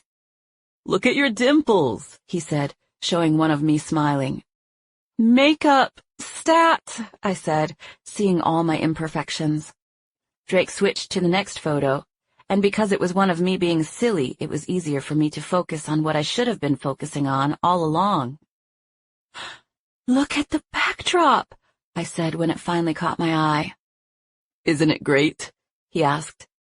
He switched to the next few pictures, and rather than focusing on me, I imagined how the backdrop would look with Ethan standing in front of it, and I smiled at Drake, who was beaming from ear to ear as he reviewed the photos. "They're gonna love it," Drake said. He motioned toward the backdrop. "Technically, it's theirs, I think, since they commissioned you to do it. I think that's how they worded it in the contract. I didn't really read the whole thing. It was like 3 pages. Anyway, I think they can take it when we're done if they want it, but I'll let you know if they don't." "I'm not worried about it," I said. "I don't have any use for it anyway. If they don't take it, you should keep it." "I'll take it, if you don't mind," he said. I shook my head as I began walking toward the place in the middle of the floor by the door where I had dropped my bag. Drake followed me. "I don't mind at all," I said. "Can you wait for me to cash the check they give me today, or do you want me to write you a check right now?" Drake asked. "I'm fine waiting for you to cash the check as long as it's not going to be weeks or anything." "It's not," Drake said. "I'll have cash for you tonight or tomorrow at the latest. I'll call you." "Are you sure you don't want to stick around for the shoot?" he asked. "It'd be fun to see them react to your work." "It won't if they don't like it," I said, laughing. "They will," Drake said. I had already strapped on my messenger bag and was reaching out to hug him goodbye, so he just went with it.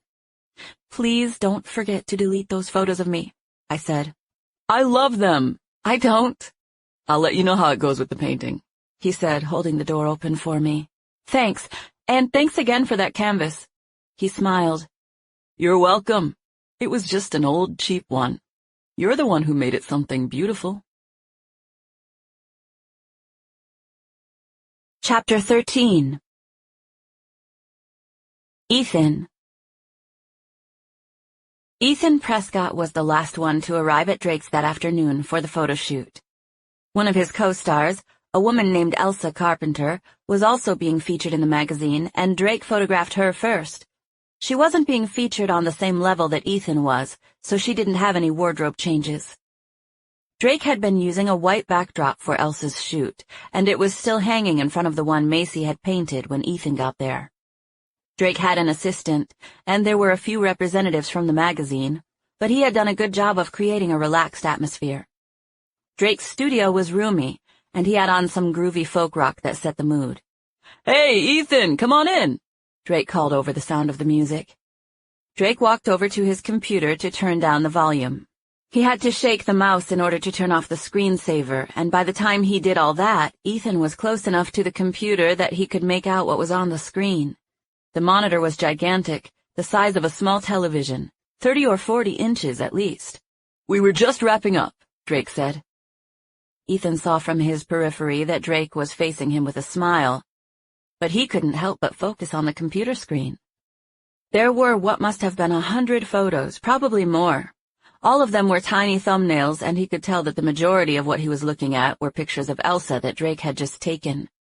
There were other photos at the bottom of the screen, though. Only a few. But there were some at the bottom that were definitely different than the ones of Elsa. Ethan squinted at the screen as he took another step forward. "Who's that?" he asked. He glanced at Drake only to find that Drake was extending his hand out to greet him, looking as if he hadn't even heard Ethan's question. Ethan greeted Drake with a warm eye-to-eye smile, even though he was preoccupied with what he saw on the screen. "Elsa and I were just finishing up," Drake said.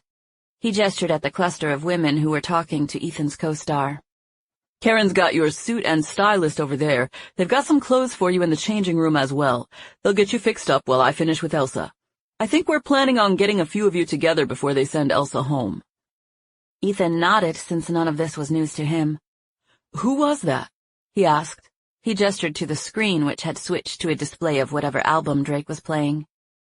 "Those pictures that were up a minute ago. That's from our shoot," Drake said, smiling and gesturing to the wide-open studio area and the women who were standing on the far wall. Drake gestured with a flick of his head for Ethan to follow him as he started to walk toward the women. It was obvious that Drake didn't intend to say any more about the photographs on the screen. So Ethan instinctually put out a hand, stopping Drake in mid-motion. "You okay?" Drake asked, seeing Ethan's expression. "Can I see them really quick?" Ethan asked, pointing at the monitor. Drake shrugged. "I don't see why not," he said. "I'm gonna be showing them to Elsa and Karen in a minute when we're all done, but I can show you a few right now if you like. It won't be quite the same with you, but you can kind of get a feel for my approach by looking at these. Keep in mind that a lot of my art happens in the editing." Drake clicked on one of the random pictures of Elsa, and it showed up on a good portion of the screen. It was taking up most of the top of the monitor, but Ethan could still see the thumbnails at the bottom. Both men were standing next to each other, and Ethan reached out to point at the screen. "What about those?" he said. Drake let out a chuckle. "Oh, Macy," he said. "I took these when she came by to hang the backdrop. She was just being a clown." Drake turned to face Ethan with a sincere expression. "I think you're really gonna love what she did," he said, bragging on his friend. "I had no idea what she was gonna come up with, but she outdid herself." "Is that it in the picture?" Ethan asked. He took a step closer to the monitor, but the thumbnails were small and partially blocked by the huge version of Elsa's photo. "Yeah, that's it, but I don't want you to see it in the pictures. It's even better in person, and it's right over there." Apparently, Drake wasn't planning on enlarging the ones Ethan wanted to see, so Ethan leaned in to get a better look at them as thumbnails. Drake put a hand on Ethan's shoulder, which made Ethan stop in motion and give him a curious glance. "Plus, Macy told me to delete those," he said regretfully. "She didn't like them of herself. I don't see why. I think they're beautiful." Ethan pulled back, looking Drake over as if it was dawning on him for the first time that Drake could have feelings for Macy. "Are you saying you think she's beautiful, or you think the pictures are beautiful?" "Both. But she didn't like them." Drake smiled, remembering Macy posing like a ballerina and then like an ape. "She was being a big clown," he said. He reached out and pointed to the close-up of her smiling face. "Dimples for days on that one. I love shooting people with dimples, but she was complaining about the freckles." "What freckles?" Ethan said. "She's got 'em," Drake said. "Not that many, but she's got some across her nose." "Can you show me?" Ethan asked. Drake looked around with a little concern, as if wondering if he should show Ethan. Meanwhile, Ethan was feeling like he could jump out of his own skin if Drake didn't click on the picture immediately. He wanted to push the other guy aside so that he could take control of that freaking computer mouse. "Can I see that one?" he asked. "The background's not even really in it." It wasn't. Macy's face and hair was taking up most of the picture. There was a little gray around the very edge, but not much. The women who had, up until then, been content to remain on the other side of the room now began meandering toward the desk and computer where Ethan and Drake were standing. "Just click on the picture and let me look at it," Ethan said finally. His whole countenance was impassive, and Drake clicked on the photograph of Macy with no further argument. Within a second, Macy's smiling face covered the screen. The women who were approaching could not yet see what was on the screen, and because of that, Drake used the opportunity to scroll through the sequence of the photos with Macy. Straight-faced, annoyed, blushing, smiling, tongue out, smiling, laughing, sadness, dancing, monkey, and one where she was wiggling her fingers with her thumb on her nose and her eyes crossed. Drake closed the tab, getting the computer back to the thumbnails just before the ladies approached. The whole impromptu slideshow had been entirely too brief, And Ethan found that he was unable to refrain from continuing on the subject of Macy, even though the others were now standing close enough to hear. I didn't even look at the background, Ethan said, regarding Drake as if those words might be his ticket to seeing the photos again. Drake didn't bite. For the next minute or so, Ethan went through the motions of greeting everyone, but he couldn't get the image of Macy out of his mind. The sight of her smile was etched into his memory, the pure, unadulterated way her eyes squinted up and her cheeks creased as she grinned. Macy wasn't like any other girl. Somehow, she had the ability to make Ethan fall in love with her. Twice now, Ethan had spent time with her, and twice he had managed to fall in love. This was precisely why every time he spent time with her, he felt in equal parts like he wanted to marry her and cut off all ties. So far, he had been choosing to cut off all ties. The girls had been talking while Ethan was lost in thought about Macy. He felt an ache in his chest and didn't hear them at all when they must have been talking to him. "Did you hear me?" Elsa said, snapping her finger in front of Ethan, who shook his head. She smiled. "I said you should be proud of me," she said. 42 years old, and I signed up for my first Spanish class." She glanced at the girls from the magazine. "Ethan's got the whole cast and crew learning new talents," she explained. "He dared us to all learn something new by Christmas, and now we're all trying to outdo each other." She smiled at Ethan. "My husband's even taking the class with me," she said. "We've always wanted to learn Spanish. We bought Rosetta Stone, but we didn't stick with it. This time we signed up for online lessons with a real teacher. It's fun. We're studying and everything." I've never been dared to learn a foreign language before, Drake said, making us all laugh. Why isn't she here? Ethan asked. He looked straight at Drake with a slightly annoyed expression. Drake seemed a little taken aback by the unexpected question. Why isn't who here? Drake asked. Macy. I thought she was coming to this since she painted the background. Drake shook his head. She was here earlier when she dropped it off, but she was tired. I think it took her until the very last second to finish the project.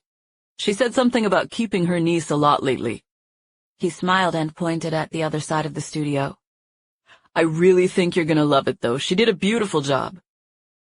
Ethan felt agitated and wished Drake would quit using the word beautiful in regards to Macy. Seems like you're a big fan, Ethan said. Is she your girlfriend or something? Drake chuckled. No, I mean, I kissed her one time, but that was literally a mistake, if you can believe it.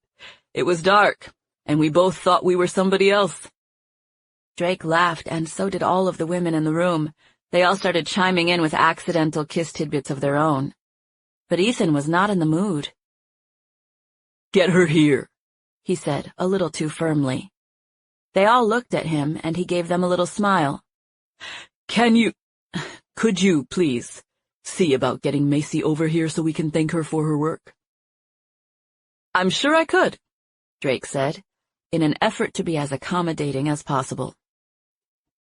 Maybe we should take a look at what she did before we call her over here, Karen suggested. Because if I spent $3,000 and I hate it, I'm probably going to come across as a little rude. She made the statement with a smile as if it was all very jokey, but Ethan just looked at her with a serious expression. I like it, Ethan said.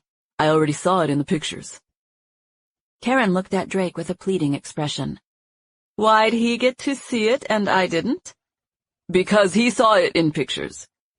Everyone standing around agreed they were curious, so Drake went ahead and clicked on one of the photos of Macy that had a lot of background around it.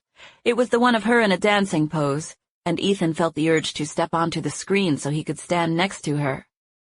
Karen gasped. That's great, she said. Not what I expected, but better. I love the little buildings. Who's the girl? The artist, Ethan said. The one who painted it. She should be here. I don't know why she's not. I don't know why she would be, Karen said, looking confused. Because I want her here, Ethan said. He looked at Drake. Could you please have your assistant see about getting her here while I'm changing? Sure, Drake said. There's a mini fridge in the dressing area with drinks. Help yourself to anything you like. Karen will show you where everything is. I think we're planning on shooting you wearing the white suit first. We are, said the stylist. "I have it ready to go back here." Ethan started to follow her, but he looked at Drake from over his shoulder. "Are you gonna call Macy?" he asked. Drake smiled and nodded as he began walking away. "I can't promise we'll be able to reach her, but we'll try. I'll have Melody call." Chapter 14. I told myself the silliest lie that day after I brought the backdrop by Drake's.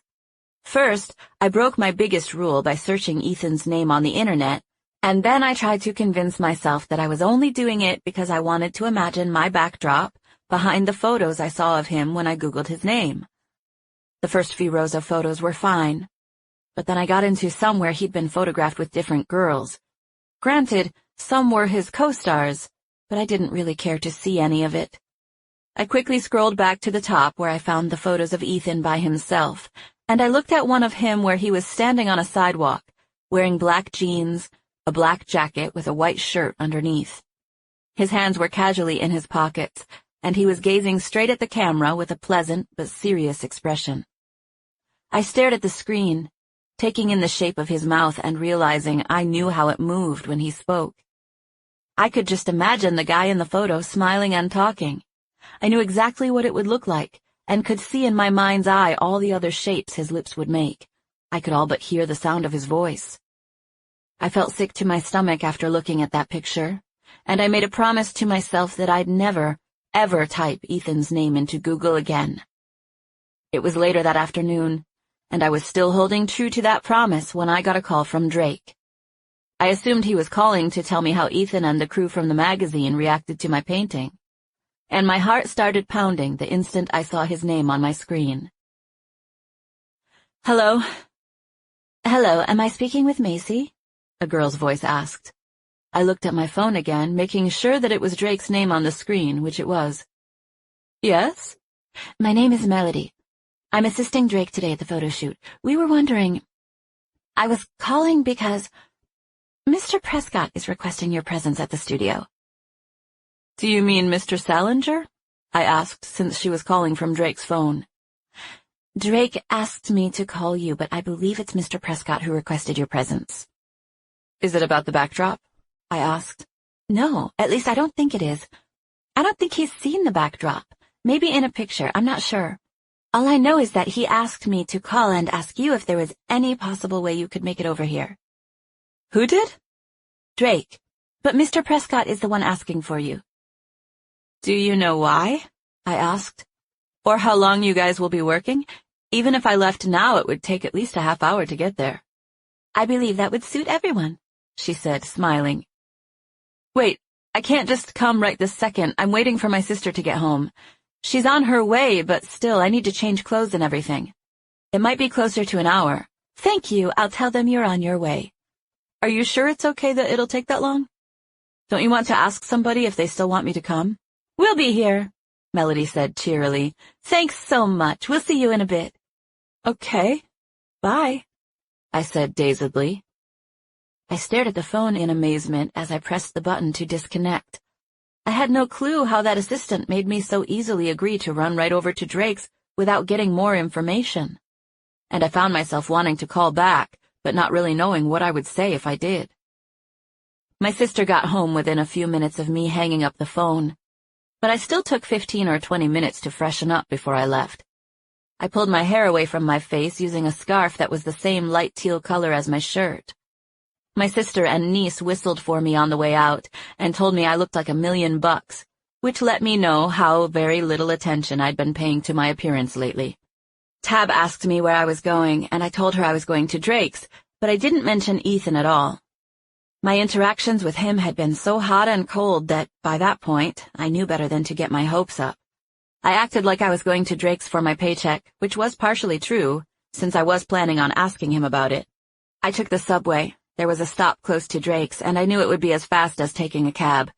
As a general rule, I didn't talk to people much on the subway, but this time sat beside a nice older lady with an oversized tote bag and one of those walking canes that had 4 legs at the bottom instead of just the one. We had a brief conversation about the weather and the fact that she was on her way to her daughter's house for dinner. The knowledge that Ethan was expecting me made me feel like I was in a dream, so my encounter with her was somewhat surreal. Before I knew it, I had gotten off the subway, walked 2 blocks, entered Drake's building, and was riding the elevator to his studio. I had no idea what type of vibe or how many people I would encounter when I went inside. There was action taking place on the far side of the studio. I could see it right when I walked in. Ethan was wearing dark clothing and was sitting on a stool in front of an old row of windows that lined one wall of Drake's studio. I could clearly see him in spite of the fact that 3 or 4 people stood around. Drake's assistant came over to me and explained that they had already taken pictures using the backdrop I painted, and that everyone was excited about how they came out.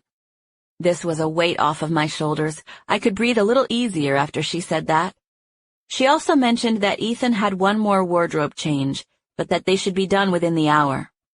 "What are you doing here?" I heard a man's voice call from across the room. I knew it was Ethan who said it, so I wasn't surprised to see him looking at me when I glanced that way. But it still surprised me that he was asking why I was there when he was the one who asked me to come. He crossed the room, heading in my direction. I felt breathless. He looked at me with a serious expression, like he was truly wondering what I was doing there. "I thought you asked me to come here," I said with a confused expression. "I was under the impression that—" I trailed off when a smile spread across his face. "I missed your face," he said. I looked away. His smile and sweet words had me feeling dizzy. He came to stand right in front of me and reached out to touch my cheek with the side of his finger. I glanced at him and smiled when our eyes met. "We loved the painting," he said. "He got some good photos already." I glanced around nervously at the people who had stopped what they were doing when Ethan left to come speak to me. They were polite enough, but also seemed in a hurry to get back to the task at hand. I smiled and bowed with a sweeping gesture, as if indicating that they should continue doing whatever it was before I got there. "I'll just hang out while you guys finish up," I said. Ethan stood right in front of me, unaware of anyone looking at us and staring at my face like he was trying to memorize it. "Please don't leave," he said. I smiled, wondering how he seemed so desperate all of a sudden after 2 weeks of not contacting me at all. "I won't," I promised. "I'll wait over here." Drake said he was done with that set of photos, so Ethan and his team took off toward the changing rooms while I headed toward Drake. A few women I didn't recognize were having a conversation nearby, but they didn't pay much attention to me. "The photos are gonna be great," Drake said when he saw me approaching. "They really are. I'd be surprised if they don't choose one with your backdrop for the cover." I gave him a grateful smile. I'm just glad they liked it. I don't have my heart set on the cover. It'd be nice, but I'm not going to be devastated if it doesn't happen. God knows my hairs. "What's that mean?" Drake asked. It means, if he cares to know something so insignificant, then he cares whether or not I make the cover, so either way it'll be fine. Drake smiled at me. "Well, I think God's gonna end up putting your painting on the cover," he said, "because it looked amazing and Karen already pretty much settled on one." I gave Drake an excited smile where I clenched my teeth together. This made him crack up and hug me. He left his arm around my shoulder when he whispered, "You should have seen Ethan's face earlier when he saw that picture of you doing the—" Drake cut himself off when he realized he had messed up and said too much. I slapped a hand to my forehead, and he hugged me in an attempt to get me to not be mad at him. "I really hope you didn't show him the ones where I was being a big goofball." "You were being a big goofball in all of them," he said, "but that's what I'm saying, it didn't matter. You should have seen his face. I was complimenting you, and he looked at me like he was daydreaming about punching my lights out for it." "What did he say?" "It's not what he said, it's how he looked at me. And better yet, how he looked at you. And then he asked if we could get you here, so I had Melody call you, and here you are." "Here I am," I said. Drake still had his arm around my shoulder, and we were smiling at each other when I heard Ethan calling my name. I turned to scan the room and caught sight of him sticking his head out of the changing room. He crooked his finger at me, and I was helpless to do anything but walk over there. Drake and I exchanged a quick glance before I took off toward the other side of the studio. The two women sitting near Ethan's changing room gave me a confused shrug when I looked their way. Ethan had the door closed, and I knocked on it. "Come in," he said. I carefully cracked the door open, peering inside and smiling when I laid eyes on him. He had on jeans and boots and a belt, but he was still in the process of putting on his shirt. After he stretched it over his head and shrugged into it, he gestured for me to come inside with an easy smile and a flick of his head. He knew what he was doing to me by letting me see his bare chest and abs, and I had to take a calming breath as I stepped inside. I let the door close behind me, leaning on the inside of it for support. "You could have had your shirt on by the time I got here," I said. "Where's the fun in that?" he asked. I narrowed my eyes at him, and he returned the expression, with an amused grin attached to his squint. The shirt he had put on was light, grayish blue, and it looked sharp against his dark eyes and hair. "I'm supposed to wear this," he said, motioning to a jacket that was hanging on a nearby clothing rack. It was reminiscent of a letterman's jacket, and I knew it would look good with the outfit he had on. "It'll look great," I said. "You think so?" he asked. I didn't know if it was me. "Well, I like it, but don't let me talk you into it. You certainly know more about what you like than I do." "Do I?" he asked thoughtfully. I smiled. "Try it on." From sheer nervous energy, I stepped forward and took the jacket off of the hanger for him. Once I had it in my hand, the next logical thing was to help him put it on, so that's what I did. I held it open, and Ethan smiled at me before putting one arm into it and then the other. He adjusted the collar and the sleeves to make sure it was lying straight. "I love it," I said, pulling back to get a look.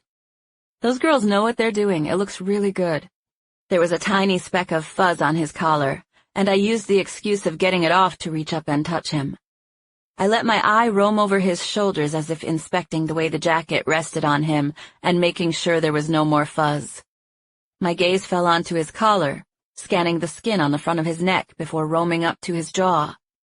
He had a little stubble on his jaw, and I followed it to his sideburns and up the side of his face, tracing his cheekbone until I caught sight of his eyes.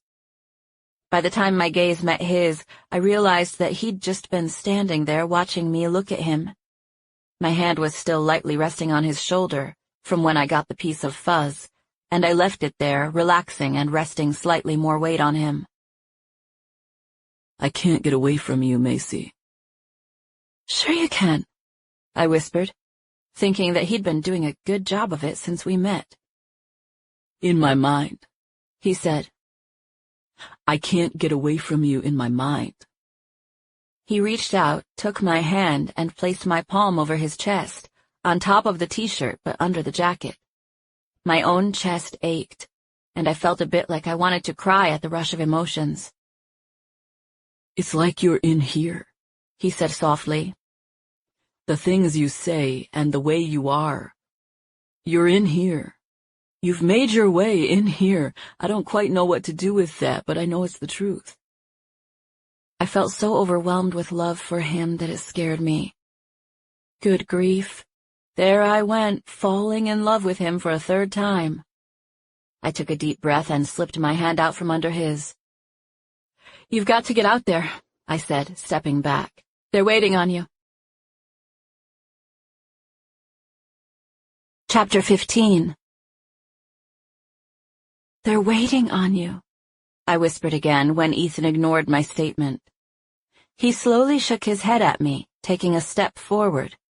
He was regarding me with a mischievous half-grin that had my stomach buzzing. "They can wait a minute," he said. "Did you like the painting?" I asked. "Loved it," he said. "So did everyone else." I smiled.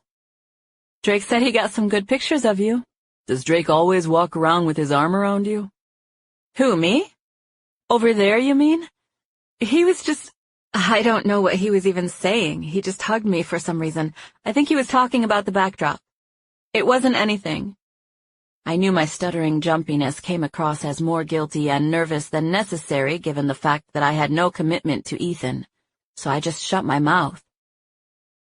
"Why do you call me here?" I whispered, switching gears.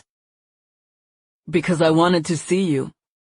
I was really trying to get you out of my head, but then I saw those pictures from this morning, and I realized I didn't necessarily want you out of my head at all. I think that might have been a compliment, I said, squinting skeptically at him. But it was overshadowed by the part about Drake showing you those pictures. I can't believe he didn't delete those. Ethan reached out and tugged at my shirt to pull me toward him. I took a small step closer, but was still a foot or two away when he did it again, causing me to step even closer. I could hear my heart pounding in my ears. It was beating so quickly that my ears sounded completely stopped up.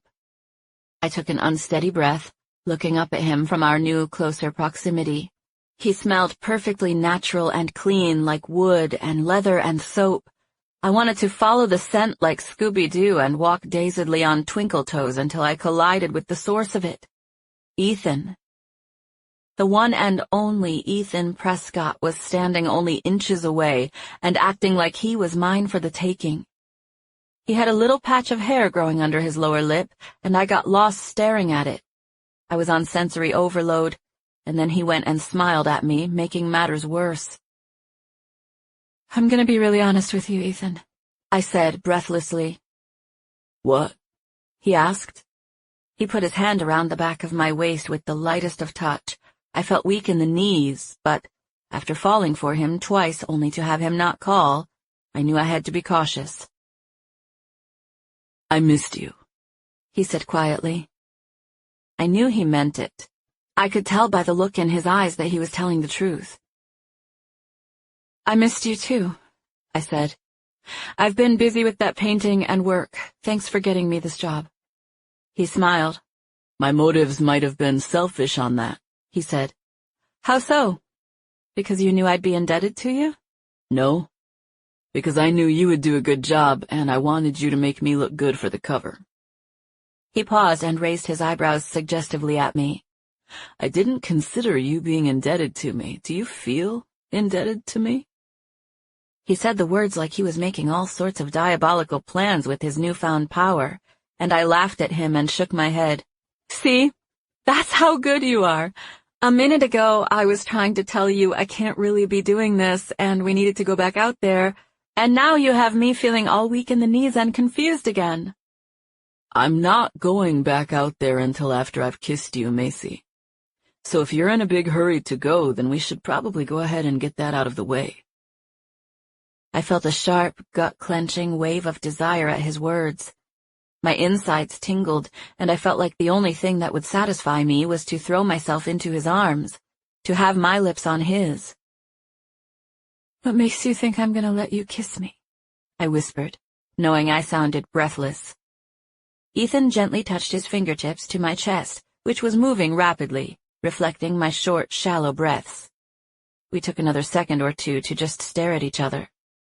"What have you been doing?" I asked. "Working?" He gave a little shrug. "Other stuff, too. I have the Rubik's Cube down pretty good, and I can do almost 20 seconds standing on my hands," he said, smiling. "My record's 18. I smiled. "I forgot you were going to try to do handstands." "Did you forget?" he asked. "No," I said. "I was just trying to make you think I don't think about you." "Yeah, but I don't want to think that," he said. I stretched up and put a quick kiss on his cheek before pulling back to smile at him. "I'm sorry," I said. "I do remember you mentioning handstands, and I'm happy to hear about the 18 seconds. Congrats. Is that propped up against a wall or just out in the open?" "In the open," he said, as if that was obvious. "I could do a long time propped up against a wall." "Really?" I asked, trying to think about it. "I don't know if I could even do a few seconds propped up against a wall. I'm gonna have to try it." I pinched his arm. "I think it's hot that you're learning new stuff," I said. He grinned. "I think it's hot that you think that's hot." 3 swift knocks came on the door, and I jumped and tried not to gasp. "1 minute!" Ethan yelled. He was standing so close that his deep voice shook the air between us, causing me to flinch again. I had jumped twice in a row, and Ethan used the excuse to reach out and hold me close. He pulled me in tight, the front of our bodies securely clasped together in a wonderful, much-needed hug. He held in place with his hand on my back. "You scared me," I whispered. 59, 58, he whispered, counting down. I told them 1 minute, so we better get on with it. I smiled, and he leaned in to kiss me. I saw his head moving toward me, and I stretched up to meet him, letting our lips touch in a sweet but chaste contact. Nuh-uh, he said, shaking his head as if that wasn't enough. 57 more seconds. I leaned up and kissed him again, letting my lips fall onto his. I let them stay connected a little longer. I relaxed and let my mouth become pliable, which made it feel like his mouth was melting into mine. Ethan felt it happen, and he held me even closer. He pulled me in, and I easily gave in to it, stretching up to kiss him more deeply. I loved the feel, smell, and taste of him, and before I knew what I was doing, I reached up with both hands and held the sides of his face. I ran my fingernails through his hair, and he kissed me deeply for several earth-shattering seconds, before pulling back ever so slightly. He left his lips on mine as he gave me a lazy smile, saying he was enjoying himself. I kissed his smiling lips, and he pulled back and licked them before kissing me again. We did this about 10 times, just smiling and kissing each other like we couldn't quite stop, and we both thought it was amusing. 3 loud knocks came on the door.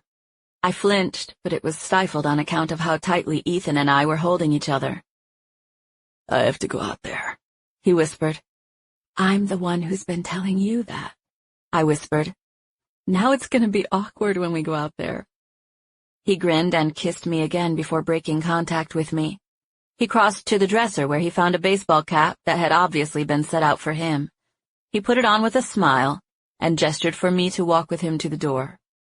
Go ahead, I said, knowing everyone would be waiting for him to get out there. I'll follow you. Ethan went back to work like nothing had happened. He sat in a chair, and the stylist went to work and straightening his clothing and tucking things in here and there. I kept walking past them to the area where Drake was still standing. Drake caught sight of me on my way over and leveled me with a wide-eyed stare. I had no idea what he meant by it, but I assumed it had to do with how long I'd been in the dressing room with Ethan. What happened? He asked when I got close enough to make out what he was saying. I came to stand right next to him. Nothing, I said absent-mindedly. Nothing?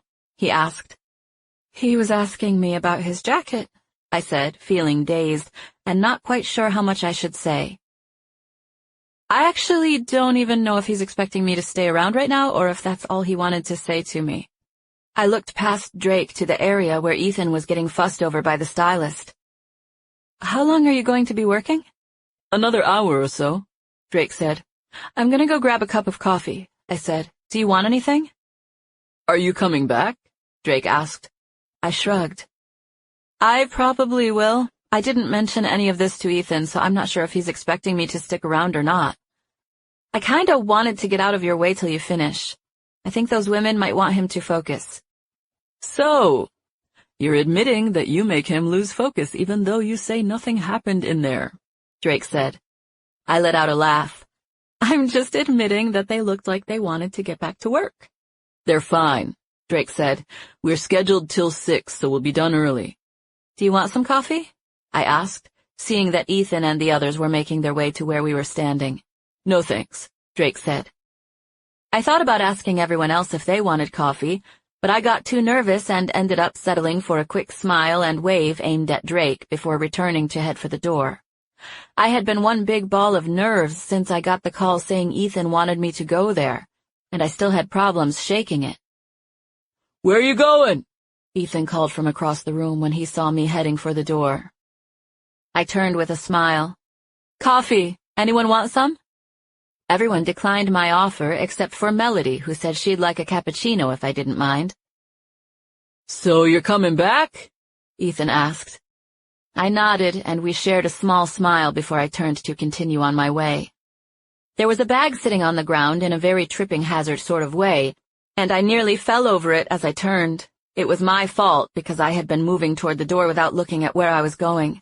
I did not fall to the ground, but I stepped over the offending bag in an extremely clumsy manner where my foot pounded onto the ground in a wretched misstep, followed by a few recovery steps. As I said, I remained on my feet, but it was not my most graceful moment. "I'm okay," I announced, waving at the whole group of people who had all witnessed my blunder. I smiled and continued to wave at them as I turned to walk away. I knew they were all looking at me, but I didn't give myself enough time to take in their expressions. I walked out of Drake's studio wondering where in the world God was on that one. I told him in my thoughts that I knew he knew that bag was there and that I had to assume he was okay with me being a big idiot right then. God didn't respond to me when I thought it, but I imagined him telling me that he knew I was going to do that, and that it had worked out just like he planned. I smiled at the memory of it and thought that God must have a pretty good sense of humor. I walked to the nearest coffee shop, thinking the whole time about the chain of events in the dressing room, followed by my embarrassing exit. I could feel my face turn red every time I recalled the clumsy steps. I stopped for sure, and I think I even spun my arms around to regain my balance. Once again, I reminded myself that if God cared to keep count of my hairs, he could have easily reached down from heaven and plucked that bag from my path. As silly as it was, that gave me peace. Instead of obsessing about it, I was able to put it out of my head and enjoy my time at the coffee shop. I ordered a cappuccino for Melody and a cup of coffee for myself. I took my time doctoring it up with cream and sugar and taking in the sights and sounds of the coffee shop before making my way down the sidewalk toward Drake's. Chapter 16. Drake was still working on Ethan's photo shoot when I got back to the studio with the coffee, so I gave Melody her cappuccino and excused myself again, saying I had another quick errand. I didn't have anywhere to go, but if I sat there and stared at Ethan posing and acting up with Drake, I'd just fall more in love than I already was.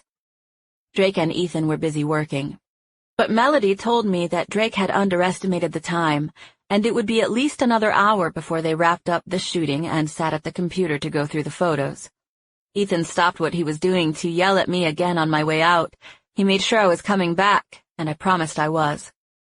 There was a small boutique on the corner, and I stayed gone for the better part of an hour, looking at their selection of clothes, trinkets, and jewelry. By the time I got back to Drake's, Melody and Karen were sitting at the computer. Drake was breaking down one of his strobes, and Ethan was nowhere to be found. I crossed the room, heading toward Drake, who stopped what he was doing to talk to me. He looked around as if to take stock of what everyone was doing in the studio. "Ethan had to take a phone call," he said. "He's in the changing room, I think. They're looking at the pictures." He shifted his gaze to make sure no one could hear us and continued in a whispering tone. "And I heard them talking about your canvas. Karen said they should hire you again for other custom stuff." "I can't believe I fell in front of them," I said, since it was the most embarrassing moment of my day, thus the memory of it kept bubbling to the surface. "They liked that," Drake said. "Karen actually commented about how tired she was of everybody pretending to be so perfect all the time. She said she liked seeing someone be a klutz every once in a while." "Thanks," I said sarcastically. "No, really. It broke the ice in here when you did that. It was cute. I got some of my best pictures after that. We even brought out the backdrop you painted and used it again with Ethan in the jacket and cap. I got a couple in that sequence that were amazing. The jacket goes so well with the cityscape. I won't be surprised if they end up using one of those for the cover. That's what made Karen say she wanted to use you again in the future." He paused and gave me a wink. "I think she wants to hire me again, too." "Oh man, that's great," I whispered. For a few seconds, Drake and I stood there watching the women who were crowded around the monitor. But soon a movement in the hallway caught my eye, and I turned to find that it was Ethan. He had on the same jeans and t-shirt with a darker gray windbreaker instead of the letterman's jacket. He had taken off the baseball cap, and his hair was tousled like he had shaken it out. He ran a hand through it as he walked toward me. He smiled like he was looking forward to standing next to me, and I smiled back. Karen saw Ethan come out of the hallway, and she looked over her shoulder and called him over to the monitor. Ethan looked at me, and I shook my head a little to let him know that I was content where I was and that he should take care of his work. Ethan walked up behind the women who were gathered at the monitor, and I watched as he remarked on a few photos that flashed across the screen. He pointed at the screen as he talked and laughed. He had all of them hanging on his every word. Heck, he had me hanging on his every word, and I couldn't even make out what he was saying. "Do you need help?" I asked, hearing Drake begin to move again. Drake agreed that he could use some assistance, and for the next few minutes I went to work helping him break down a couple of light stands. "I'm sorry for making you wait around," Ethan said from behind me. I had my back to him when he approached, but I could tell by his voice that he was close. He was standing a few feet away when I turned. "Hey," I said. Drake continued working, but I stopped and shifted to fully face Ethan. "You should take a look how those pictures came out," Ethan said. "Your painting made me look good." "You already looked good," I said. "It was the photographer who did it," Drake said, kidding around with us as he worked. "The photographer was excellent," Ethan agreed, "but he's not as pretty as the girl who did the painting." Drake laughed and walked away, and Ethan and I were left standing next to each other. I wanted to reach out and touch him in any capacity, just grab the sleeve of his jacket and hang on to it if he'd let me. "What are you doing right now?" he asked. "Waiting for you?" I said. He put his palms up and shrugged. "I'm done," he said. I glanced at the women and then back at Ethan, who made a dismissive expression. "They'll finish without me," he said, waving a hand in their direction. "They don't need me for all that." He paused, and I watched as the corners of his mouth gloriously lifted into a slow smile. "So, I was thinking we could do something," he said. "You were thinking that, huh?" He shrugged one shoulder. "I figured you were thinking that too." I smiled at him and then let out a little sigh, glancing at the cluster of women who weren't paying attention to us. Drake had joined them, and I knew none of them could hear Ethan and me. "Here's the thing," I said with shaky reluctance. "I tried to tell you this earlier, but I didn't get it out right. I always seem to get distracted. See, I want to hang out and everything. Believe me, I do. But it's just that the last couple of times, I stopped my mumbling at the sight of Ethan's smile. What I'm trying to say is that I kind of got mixed signals when Ethan put up a hand to let me know he wanted to say something. "I know," he said. "I know what you're gonna say and you don't have to. I want to spend time with you. Can we just do that?" I gave him a resigned nod because there was no way I was telling him no when hanging out with him was precisely what I wanted to do. "I was thinking we could go get a few ponies," he said. "Ponies?" "For Isabel. Didn't she say she collects them or something?" "She does." "Why don't we go grab something to eat and we'll go to a toy store and get her a few? I was looking for an excuse to go to a toy store anyway. She'd be doing me a favor." "She'd be so excited," I said. "Tabitha, too. She's been stressed with work." "Are they at your place?" he asked. I nodded. "As far as I know, I haven't talked to her since I came over here, but I'm sure they're home." "Did they eat yet?"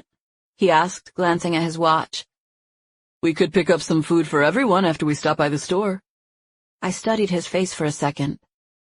"Let's do it," I said. "You want to ride the subway with me?" He smiled. "I haven't ridden the subway in a long time." "Sometimes you gotta do it." The stylist gave Ethan a hat and glasses, which he wore when we set off on our subway journey. We stayed locked arm in arm and kept a conversation going the whole time. I heard one person mention Ethan's name, and 2 people actually call him Morgan Craig, but each time it was done in a whisper, and no one ever approached us. It was a rush navigating the streets with him, with people thinking they recognized him, but being uncertain as we walked by. The toy store was having a buy one get one half off sale on ponies. Ethan insisted that we get 6 of them, and I said the limit should be 2, so we met in the middle and settled on 4. He also bought her a new backpack for preschool just because it was cool and bright and caught his eye. We picked up Chinese food on our way back to my place, and he insisted on paying for that as well. I sent Tabitha a text while we were out and told her that Ethan and I were bringing home dinner. She had the place spick and span when we got back, and I grinned at how clean and fresh everything smelled and looked. She and Isabel were both in the living room when we came in. "Hey," Tab said from her spot next to Isabel on the couch. I figured they had been reading a story because Tabitha tossed a book onto the coffee table. "Hey," I said. Ethan closed the door behind us and followed me inside. "Ethan bought dinner and he even has a prize for somebody." Tabitha gasped. "A prize?" she asked with wide eyes aimed at her little girl. Isabel giggled. "What is it?" she asked, looking straight at Ethan over the arm of the couch as she got to her knees, bouncing with excitement. Ethan smiled and held out the brightly colored bag. "They're not wrapped up or anything," he warned as Tabitha leaned in and reached out for the bag to help Isabel. My sister held the bag low enough where both she and Isabel could peer into it. Tabitha gasped excitedly again, and this made Isabel do the same thing. They both gasped and then looked at each other like it was the best thing that could have possibly been in the bag. Isabel was awestruck and slack-jawed, and Ethan gently pinched my arm at the sight of her excitement. "Is this really for me?" she asked. Ethan nodded. "All of them, Ma?" "All of them," I said. "Ethan bought you 4 ponies." "What is this, Christmas?" Tabitha asked in a bug-eyed, silly way that had her daughter laughing. "Really? Why'd you do it?" she asked, looking at Ethan. "They were on sale," he said. Tabitha and Isabel thanked him before sitting on the couch to begin unwrapping her loot. I pulled Ethan with me toward the kitchen, where I retrieved 4 plates from the cabinet and proceeded to dish out our selection of Chinese. When it was just us girls, we only ordered noodles or rice, but Ethan obviously had more of a distinguished palate because he ordered a couple of fancy things that I had never even heard of. My sister and niece had just finished unpacking the horses when Ethan and I brought all 4 plates back into the living room. They thanked us for serving them and remarked how delicious everything looked. Ethan and I sat on the couch while Tabitha took a chair, and Isabel sat on a pillow with her plate on the coffee table and the ponies lined up around. "It looks like they're all eating straw," I said, since the colorful ponies were all staring at Isabel's plate, which featured a pile of Chinese noodles, the only item we ordered that I knew was extra mild. Isabel giggled at the thought of the ponies eating her noodles, and we watched as she held her fork to one of their mouths to let them taste it. "How did he like it?" Tabitha asked. "He said it's yummy," Isabel said. "Thank you for picking up dinner," Tabitha said to Ethan and me after taking a huge bite. "Who do I need to pay for this?" "Ethan, but he said he wanted to get it," I said. "I already tried to fight him about it when we picked it up." "Tell Mr. Ethan thank you for dinner," Tabitha said. "Thank you for dinner," Isabel said in a voice that was so high-pitched that we knew it was coming from one of the ponies. "Thank you," she said in a little deeper voice as she reached out to give a little shake to the second horse standing in line. "Thanks, Mr. Ethan," she said in a high voice that was similar to the first. She continued by making the 4th horse thank him in a deep voice. And finally, she looked straight at Ethan and said, "Thanks," in her normal voice with a smile. "Oh my goodness. I didn't know these horses had such nice manners, or I would have bought you 6 or 8 of them," he said. He squinted his eyes at me to let me know I was in big trouble for making him only get 4. "This is plenty," Tabitha assured him. "My goodness, it's like Christmas." Ethan had been snacking while we were in the kitchen, so he was the first to finish his meal. He brought his plate to the kitchen, and because I was so nervous and wasn't that hungry, I gave him mine to take with him as well. He came back carrying fortune cookies, and we opened them and read the paper that came inside, having a good laugh at how vague they were. Isabel was still working on her noodles, and Tabitha had just gone to the kitchen, when Ethan leaned back on the couch with a groan, indicating that he was full and satisfied. There was a foot of space between us, and he reached over until his hand came into contact with the side of my leg. I glanced at him, and we shared a little smile. My attention shifted to Isabel, because I could see from the corner of my eye that she was looking in our direction. "Are you my Aunt Macy's boyfriend?" she asked Ethan. She stared at his hand, which was still touching my leg and sending chills down my back, even though it was barely making contact. "Izzy," I said. "It's not nice to put someone on the spot like that." "What's the spot?" "Talking about things that make people shy." "I'm not shy," Ethan promised, crossing his legs out in front of him and putting his hands behind his head in a gesture of relaxation. Because my mom said when we were cleaning up that you were a very special guest at our house.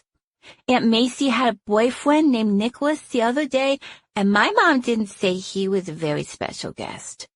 First of all, Nicholas was my friend, Isabel, and second, you're putting us on the spot again by saying that. Ethan already said he's not shy on a spot, Isabel said, looking injured. I glanced at Ethan. Nicholas is my friend from the collective, I said. He came by a couple of times to help me with some of the outlining on that backdrop. My mom helped her with it too, Isabel added proudly. Am I bigger than this Nicholas character? Ethan asked, smiling at my niece. She stared at him thoughtfully before nodding. He flexed his muscles casually. Do you think I could beat him in a fight? Why do you need to beat him in a fight, silly goose? Isabel asked with a little giggle. Ethan struggled. I don't guess I do. He glanced at me. Do I?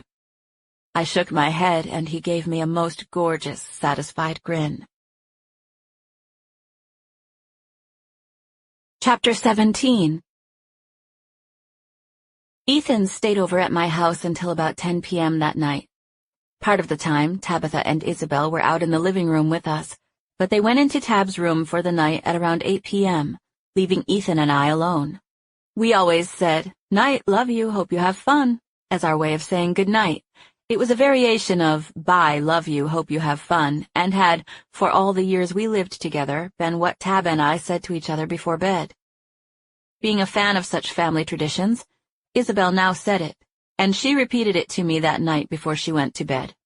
She also said it to Ethan, and I observed as he hugged her and repeated the phrase back to her without hesitation. It gave me a thrill to hear the L word come out of his mouth, even though it was directed at my niece, and he was mostly just going along with what she was saying. Ethan kissed me 3 different times after they went off to bed, and each time, it felt like there was an underlying promise in it. I would try to be tentative at first, and Ethan would make promises with his eyes and smile that made me give in. I told myself there was a possibility that he'd do what he did the previous 2 times and leave me hanging.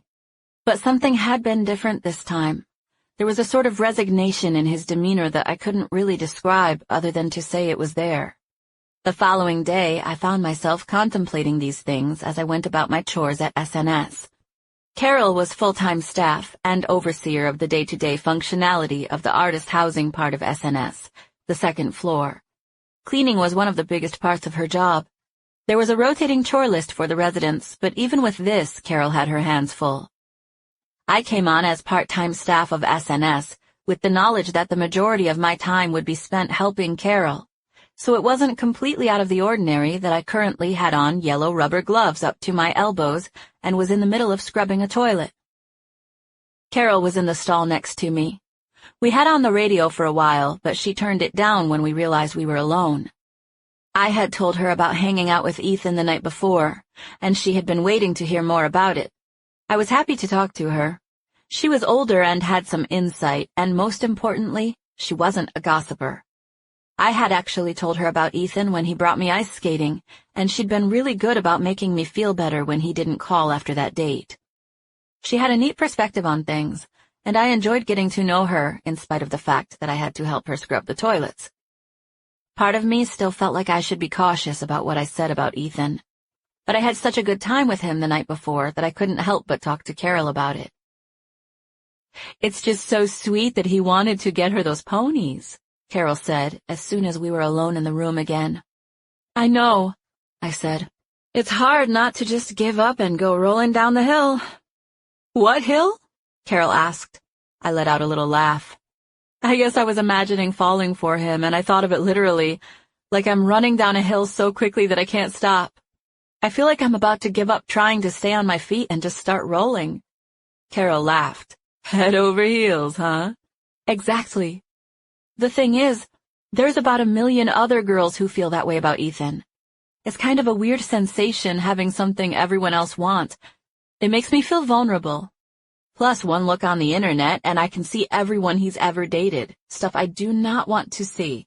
It's one thing knowing someone has a past, but it's another to have such a clear record of it with documentation. Everyone's got that nowadays, Carol said. It's not just for famous people. Everyone's lives and pasts are all splattered on Facebook for all of mankind to see. That makes me feel a little better, I guess. Shared misery's half the misery, Carol said. I'm not happy everybody else has trouble with it. I'm just glad I'm not the only one. That's what that phrase means, she said, laughing. We both got a kick out of that, and we were still laughing about it when her phone rang. Carol carried around a cordless phone that was part of the SNS landline, and she always, no matter what, tried to answer it. She hated not to answer it, and she started chattering nervously to herself as soon as it began ringing. "Oh, I'm coming," she said breathlessly. I couldn't see her, but I could tell by her voice that she was dealing with taking off her gloves and storing them so that she could find her phone and answer it. "Hold on a minute, I'm coming." "This is Carol," she said in a clear, official-sounding voice. Pause. "Yes, ma'am, she's right here." Pause. "Uh-huh." Pause. "Okay, well, I'll tell her he's down there. I'm sure she'll be right down." I had already come out of my stall and was standing in the doorway of the stall where Carol had been cleaning. I was looking right at her when she hung up the phone and turned to come out. She flinched when she noticed I was standing there. "There's a gentleman downstairs asking after you," Carol said. "Is it him?" Carol shrugged with a confused expression. Mia was all excited, but I could have sworn she said it was somebody named Dr. Craig. "That's Ethan," I said. "Oh my gosh, what's he doing here? How am I supposed to go down there looking like this?" "You look fine, sweetie," Carol said. I was already in the process of taking off my gloves and stashing my cleaning supplies by the time she finished her sentence. "Don't worry about all that," she said, seeing me fuss with the cleaners. I walked directly to the sink where I washed my hands before splashing some water onto my face. I had on a little mascara, so I splashed strategically so that I wouldn't cause it to run. I washed and dried my cheeks, forehead, and chin, and I felt better for it. I had on a plain white t-shirt. It was cut for a woman with a slim fit and a V-neck, but it was still a plain white t-shirt.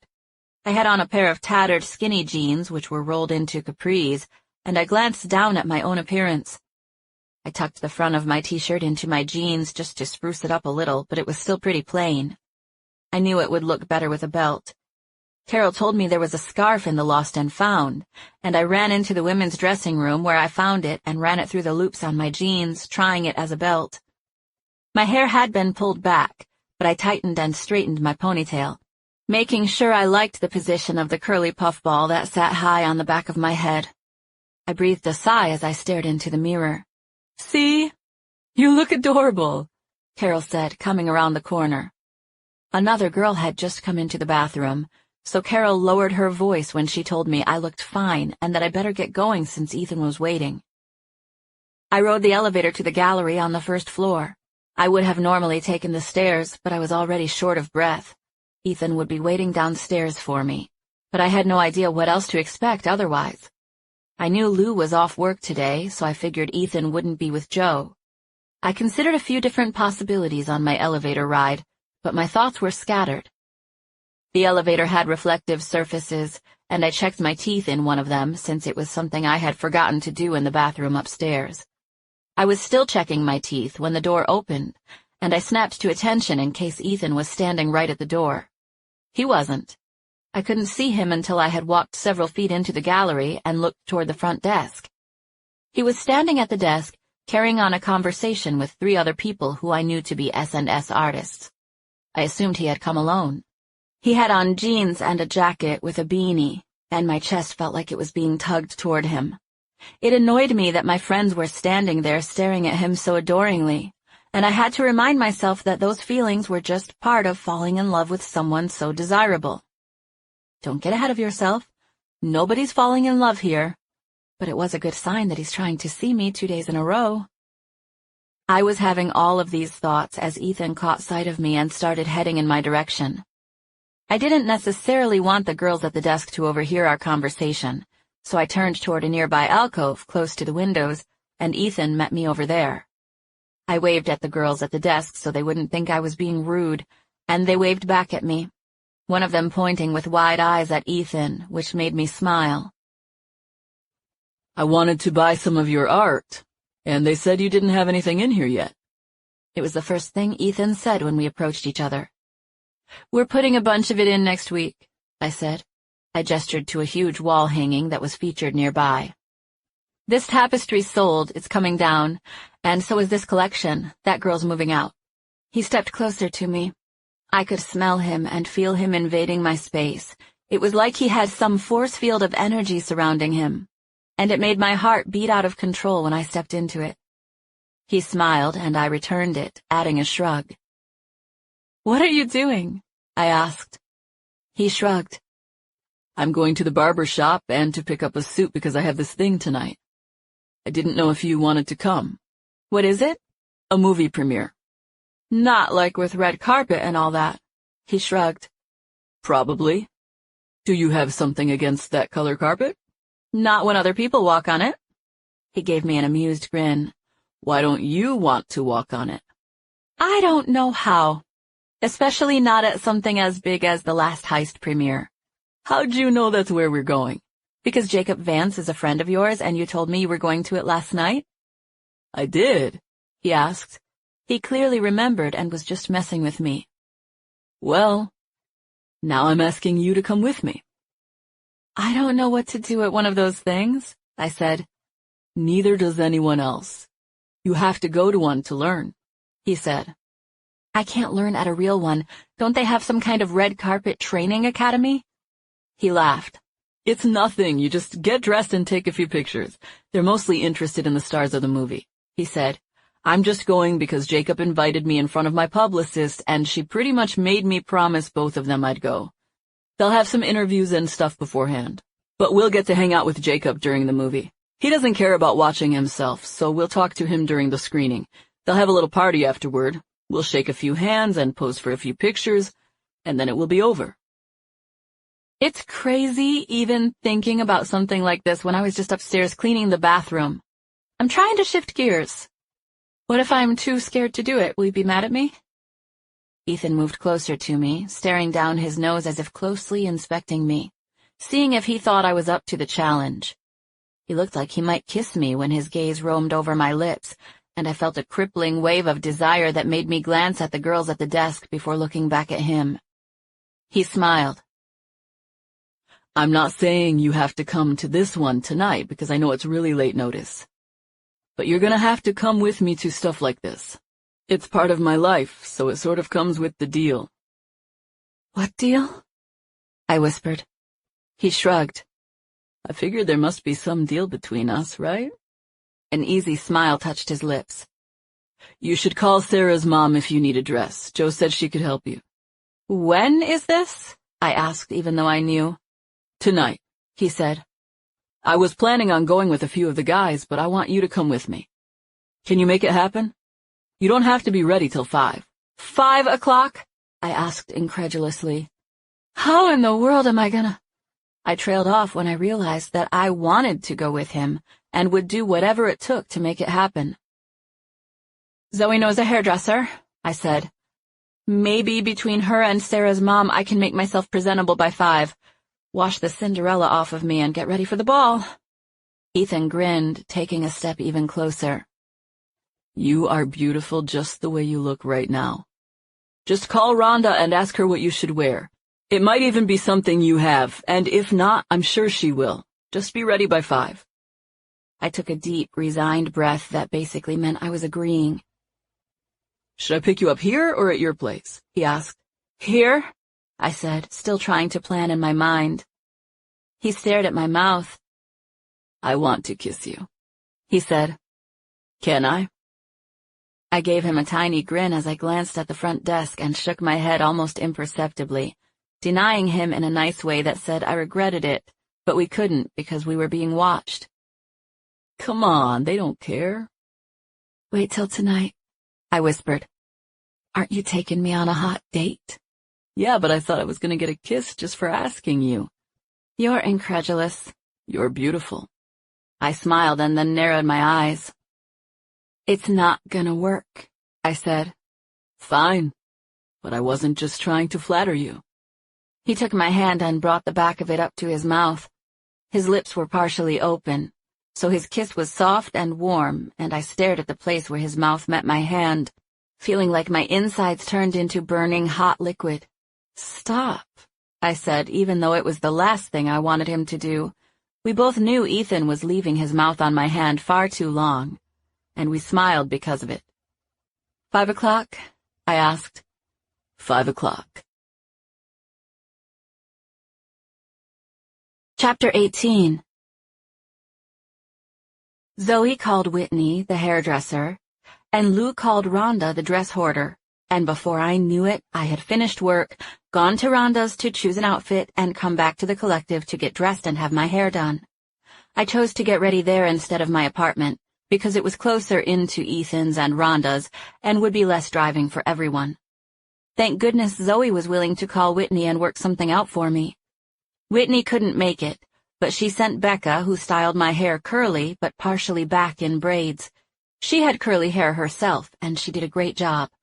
I gave her a good tip on top of the price for the house call, and thanked her profusely for working me in. Rhonda had sent 2 outfits with me, both of which she thought were perfect for the occasion. Both of them were black. One was a dress, and the other a one-piece pantsuit. I tried them both on for Zoe and Becca, and both girls agreed that I should wear the pantsuit.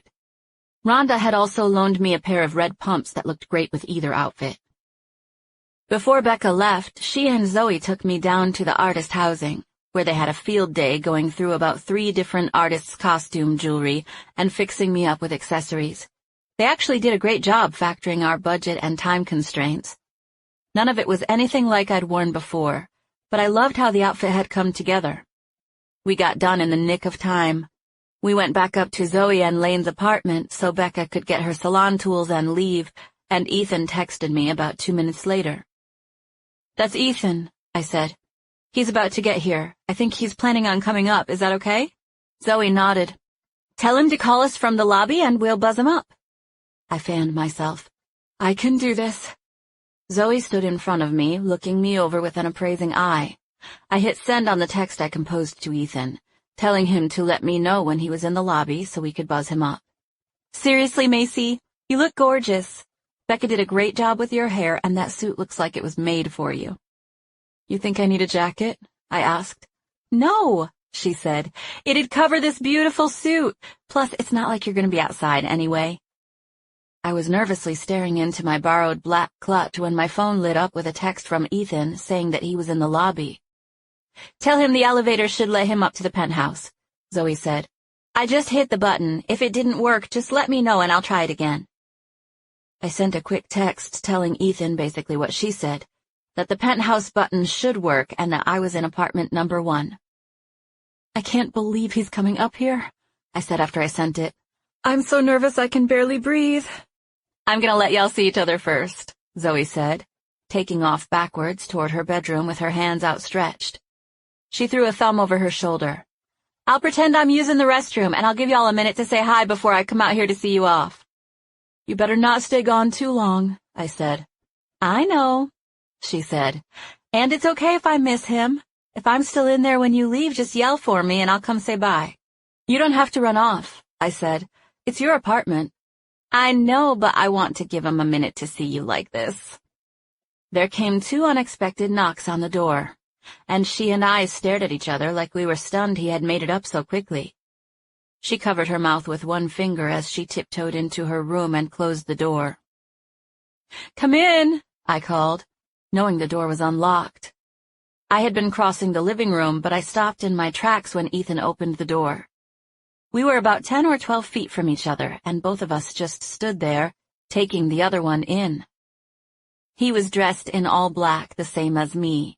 His suit was perfectly tailored, but his top button was undone, and he didn't wear a tie, which made him look formal and casual at the same time. I smiled and did a little curtsy when I looked at his face and realized he was looking me over. He came into the room, looking around to see if we were alone. He scanned the room before staring at me again. No, no, no. Now you've got me wanting to skip this thing completely, he said quietly. I smiled. You're not so bad yourself, I said as I took a small step toward him. There were still about 5 feet of space in between us, and we closed the gap slowly, looking each other over the whole time. We were smiling at each other when we stopped only a foot or two away. I took a deep breath in order to calm my nerves, and he smirked and shook his head at the sight of me. What? I asked. You, he said. I want you next to me.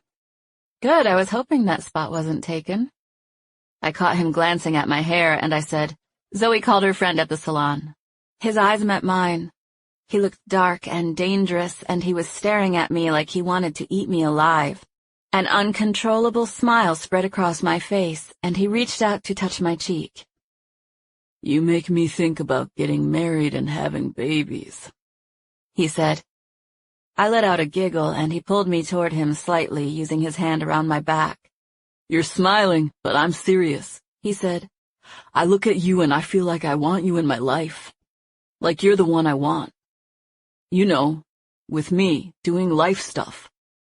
I felt so swept away that I just stood there and whispered his name. Ethan. What? I like what you say. He smiled. You do? I nodded. You want me to say it again? I nodded and took a hitching breath as he leaned in to whisper into my ear. I want you, Macy, he whispered, causing my blood to run warm. I want all of you. I want you in ways I've never wanted anyone else. I want to toss you over my shoulder and take you home with me. I want no other man to have you again, ever. I could feel his warm breath on my ear as he whispered. I had grabbed the lapel of his jacket when he first started speaking, and by the time he finished, I was holding on to it for dear life. My eyes were closed because I'd been enjoying the sensation of having him whisper the most irresistible words ever into my ear. He was quiet for what must have been 5 full seconds before I opened my eyes and realized he was staring at me, watching me clinch his jacket and close my eyes tight. He was smiling at me when I opened my eyes, and I smiled back at him. I like you too, I said. I was just about to surprise him with a kiss when Zoe came out of the bedroom. She made noise opening the door, so I had the time to pull back. Ethan, being stubborn like he was, smiled at me teasingly when I pulled away and pulled me closer with a light grip around my back. Oh, I'm sorry, Zoe said. I didn't hear y'all out here, so I thought you had left. Ethan pulled me toward Zoe so that he could shake her hand and thank her for making me look good enough to tempt him to skip the event. We talked for a minute or two before Ethan said we needed to be on our way to the theater. There was a driver waiting for us when we went outside, and he took us to the venue. We had a special pass, which allowed the driver to drop us off right at the front. Ethan talked me through the whole thing, protectively shepherding me in the right direction with a hand on my back. He was constantly whispering words of encouragement, which eventually resulted in me relaxing enough to enjoy myself. It was honestly more low-key than I thought once we got through the arrival and that initial flashing of cameras. Ethan was the one who gave me the confidence I needed, though. He kept me by his side, making it clear with his body language that I was his date. More than a few times, he swept in to steal a quick kiss from my neck or cheek, causing me to do something like pinch him or steal a kiss in return. We flirted with each other all evening. There were about 30 of us who opted not to watch the actual movie during the screening, and we all hung out with Jacob and a few other stars who didn't watch. Jacob was in and out of conversations with Ethan the whole time, but Ethan kept me right by his side. He had introduced me to everyone we encountered, but no one had come out and asked him what his relationship was to me. Soon, the room flooded with moviegoers who were anxious to attend the after-party. Ethan and I were standing near Jacob when the crowd started filing in, and they shared a conspiratorial expression. So, who's the pretty young lady on your arm? Asked an older man who came to stand near us. This is Macy, Ethan said, stepping aside so I could greet the man. I shook his head. "This is Paul Collins," Ethan said. "He's a talented television writer." "He is too kind," Paul assured me, wearing a big smile. "Hello, Ms. Macy." "Hello there," I said. "It's nice to meet you." "Likewise," the man said with a slight bow. He studied me more intensely and for a longer period of time than a person would normally do on a first meeting, and I smiled shyly under his scrutiny. "What is a woman like you doing here with the likes of Ethan Prescott?" he asked teasingly. I looked at Ethan, who seemed entertained by watching me encounter Paul. "He came by my work today and asked if I'd come with him to this." I shrugged. I found it difficult to refuse him. He's got a certain charm. "If you were smart, you'd hang on to this one," Paul said. His words had an edge of warning to them, and Ethan pulled me closer, using a hand around my waist. "What makes you think I'm not?" he asked. Paul wagged his finger at me. "You better keep him in line," he warned. "I'll do my best," I promised, since that seemed like a good enough response.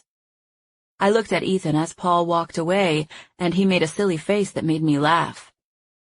"Should I be scared?" I asked once the other man was out of earshot. "Scared of what?" he asked. "I don't know. Getting my heart broken." Ethan shrugged.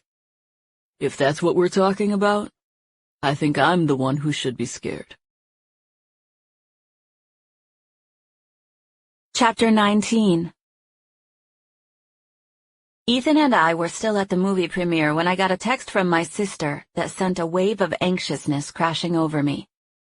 I had gone to use the ladies' room and decided to check my phone before I went back to find Ethan.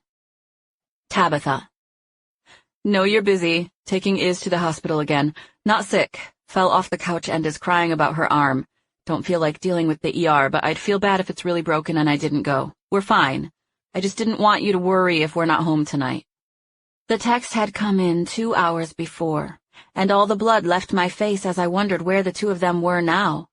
I knew which hospital they'd gone to without Tabitha having to say, so I sent a text to her saying that I was on my way. I was so compelled to tell her I was coming that it was only after I hit send when I thought about Ethan and wondered what he'd decide to do. I stuck my phone back into the small clutch and headed back into the after-party, where I knew I'd find Ethan. He was standing with a group of about 5 or 6 other people. He was smiling and talking, and they were all looking at him like he was telling a story. I was glad I had a huge crowded room to cross, because I hated to interrupt whatever he was saying, and hoped he'd be done by the time I got over there. I was on edge about Isabel, but not so much that I was too distracted to appreciate the sight of Ethan, smiling and talking to his friends. Part of me felt anxious about Isabel, but I was comforted by how confident and in control Ethan was, so I relaxed somewhat. Just the way he carried himself made me feel secure, like he was capable of handling anything. He was a natural leader. I could appreciate it simply by the way the group listened to him. Even Jacob Vance was still standing in their midst, and he too seemed engrossed by whatever Ethan was saying. I was walking slowly, but the room was only so big, so eventually I made my way to the place where Ethan was standing. "Ethan was telling us you've got him doing challenges," one of the men said when I walked up. I knew he was speaking to me because of the volume of his voice and the fact that he was looking directly at me. I knew his words were directed at me, but I hadn't registered them on account of my preoccupation with Isabel and Tabitha. "Are you okay?" Ethan asked, seeing my blank expression. "Yeah," I said to Ethan, since several of the people standing around had heard him ask. I turned to the man who had spoken to me with a forced smile. "What were you saying?" I asked. "Ethan told us you've got him learning how to solve a Rubik's Cube." I smiled at him and then at Ethan, who was regarding me with a somewhat concerned look on his face. He put a protective hand around the small of my back, and I turned away from the group and leaned into him, whispering, "I have to go. Isabel hurt her arm. Tab's got her at the hospital. I'm sure they're fine. I just want to go check on her." I pulled back to regard Ethan, expecting him to think about what I said and decide what he wanted to do. I expected him to address me when he first spoke, but instantly, before I even knew what was happening, he let go of me and stepped forward to hug his friend. He gave Jacob a squeeze around the shoulders and a couple of pats on the back. "We're taking off," Ethan said, "but I'm proud of you. You did good." "Thanks, bro," Jacob said with a fake punch aimed at Ethan's jaw. "And thanks for coming," Jacob said. He made eye contact with me. "It was great meeting you. Tell Ethan to send me your info and I'll check out some of your art for some Christmas presents." I smiled. "Thank you. It was nice meeting you too." I told everyone standing around that it was nice meeting them, and Ethan hugged a few of them. But within a couple of minutes we were on our way out, and Ethan was on his phone, asking his driver to bring around the car. I tried to insist that he could stay at the party and that I would just take a cab, but Ethan wasn't having any part of that. He told the driver where to go, and he told us it would be a 20-minute drive. I sat next to Ethan in the back seat, but the first thing I did was find my phone to see if I had a message from Tabitha. There was nothing from her, and I tucked my phone into my purse with a sigh. I shifted to stare at Ethan with a little smile. He reached out and pinched at the fabric of my waistband, inviting me to scoot closer, which I did with no hesitation. I smashed myself to the side of him, resting my head on his shoulder and feeling oh so relieved at the physical contact. He lifted his arm, adjusting both of us and encouraging the side of my face to rest on his chest. I caught a little whiff of his cologne as we made the transition, and I smiled at myself for taking such comfort and joy in the masculine smell of it. I snuggled up next to him, knowing he'd protect me from whatever was ahead. "Nothing from your sister?" he asked. I shook my head without taking it off of his chest. "Nope," I said. I let out a nervous yawn. "I'm sure she's got her phone off, but her text made it seem like she wasn't sure if she should take Izzy in or not, so I know it's not a bone hanging out or anything." We rode like that for the next 10 or 15 minutes, just me cuddled up with Ethan, resting my head on his chest. Both of us just sat, watching the city lights as they went by. I could hear his heart beating if I wiggled my ear just right, and I would do it every minute or so just for the thrill of remembering he was there and he was alive. "Come here," he said after a long silence. "I am here," I mumbled vulnerably. "Not all the way," he said. I knew he wanted a kiss, and my stomach tied into knots because of it. I lifted my chin, offering him a clear view of my mouth. He leaned in and kissed me, letting his warm lips linger on mine for a long second.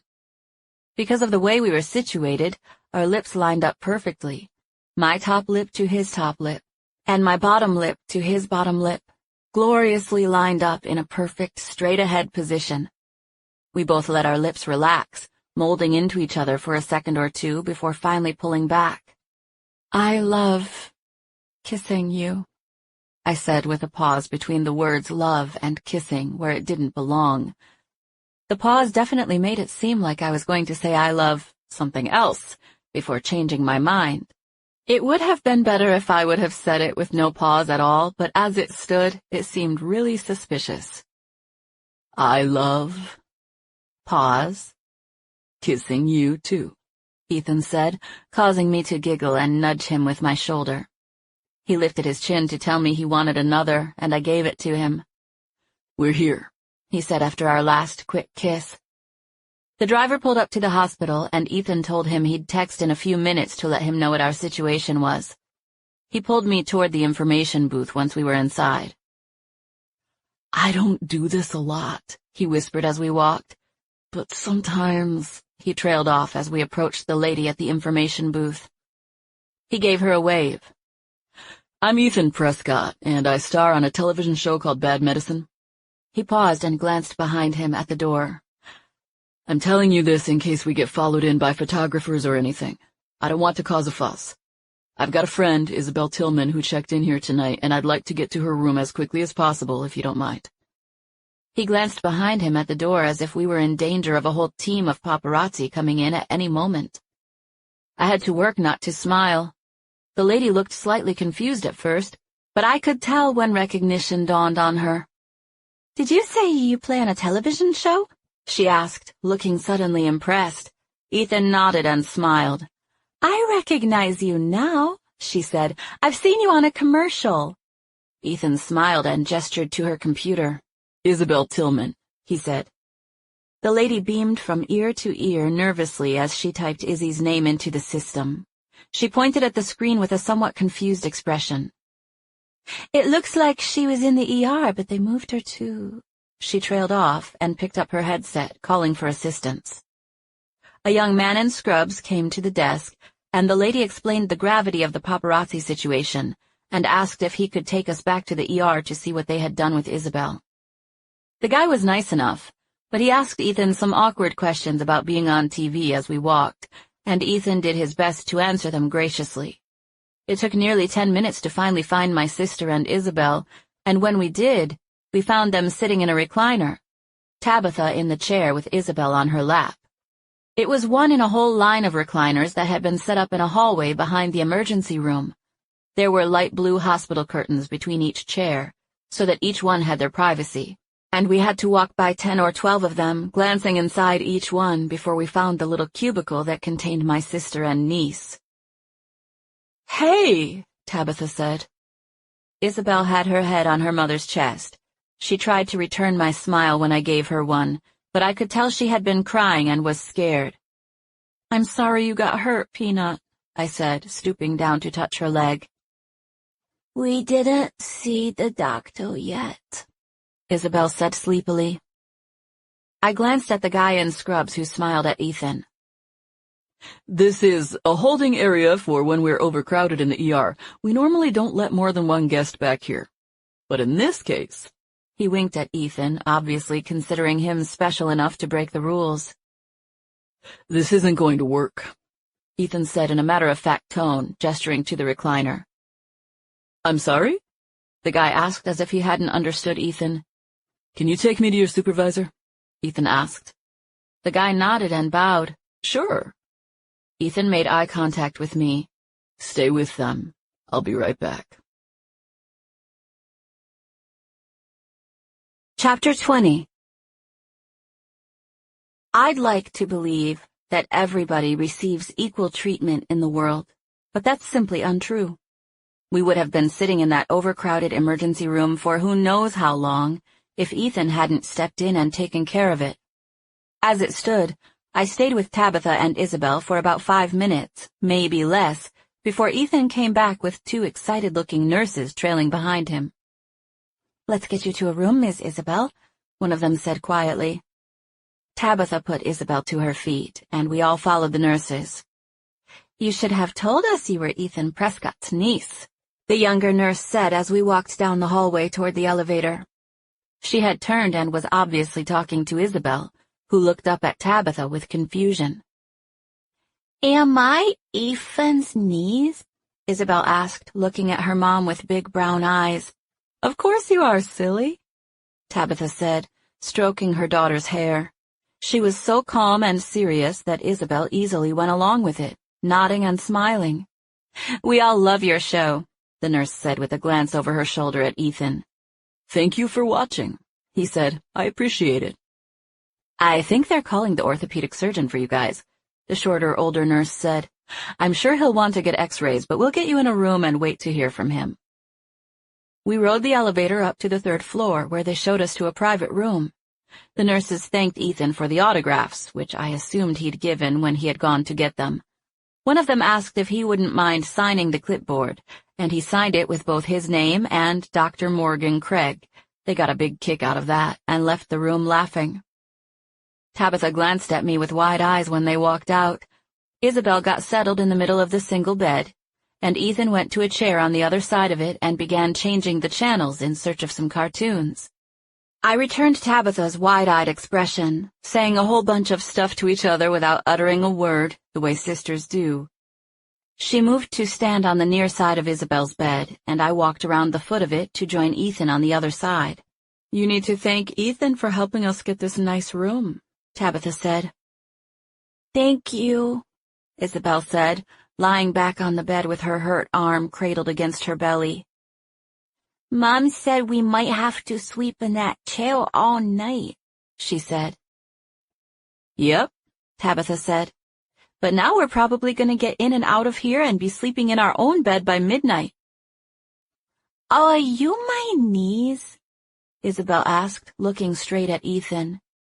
He hadn't heard her. He had been preoccupied settling on a cartoon, but he glanced at her when he finished. "What'd you say, sweet girl?" Are you? She asked. "No," Tabitha said. "Am I what?" Ethan asked. Your knees. "My knees?" He asked, glancing at me for confirmation. I couldn't stop a smile from spreading across my face. He was such a sweetheart. "He's not," I said, answering her question. "What is she asking?"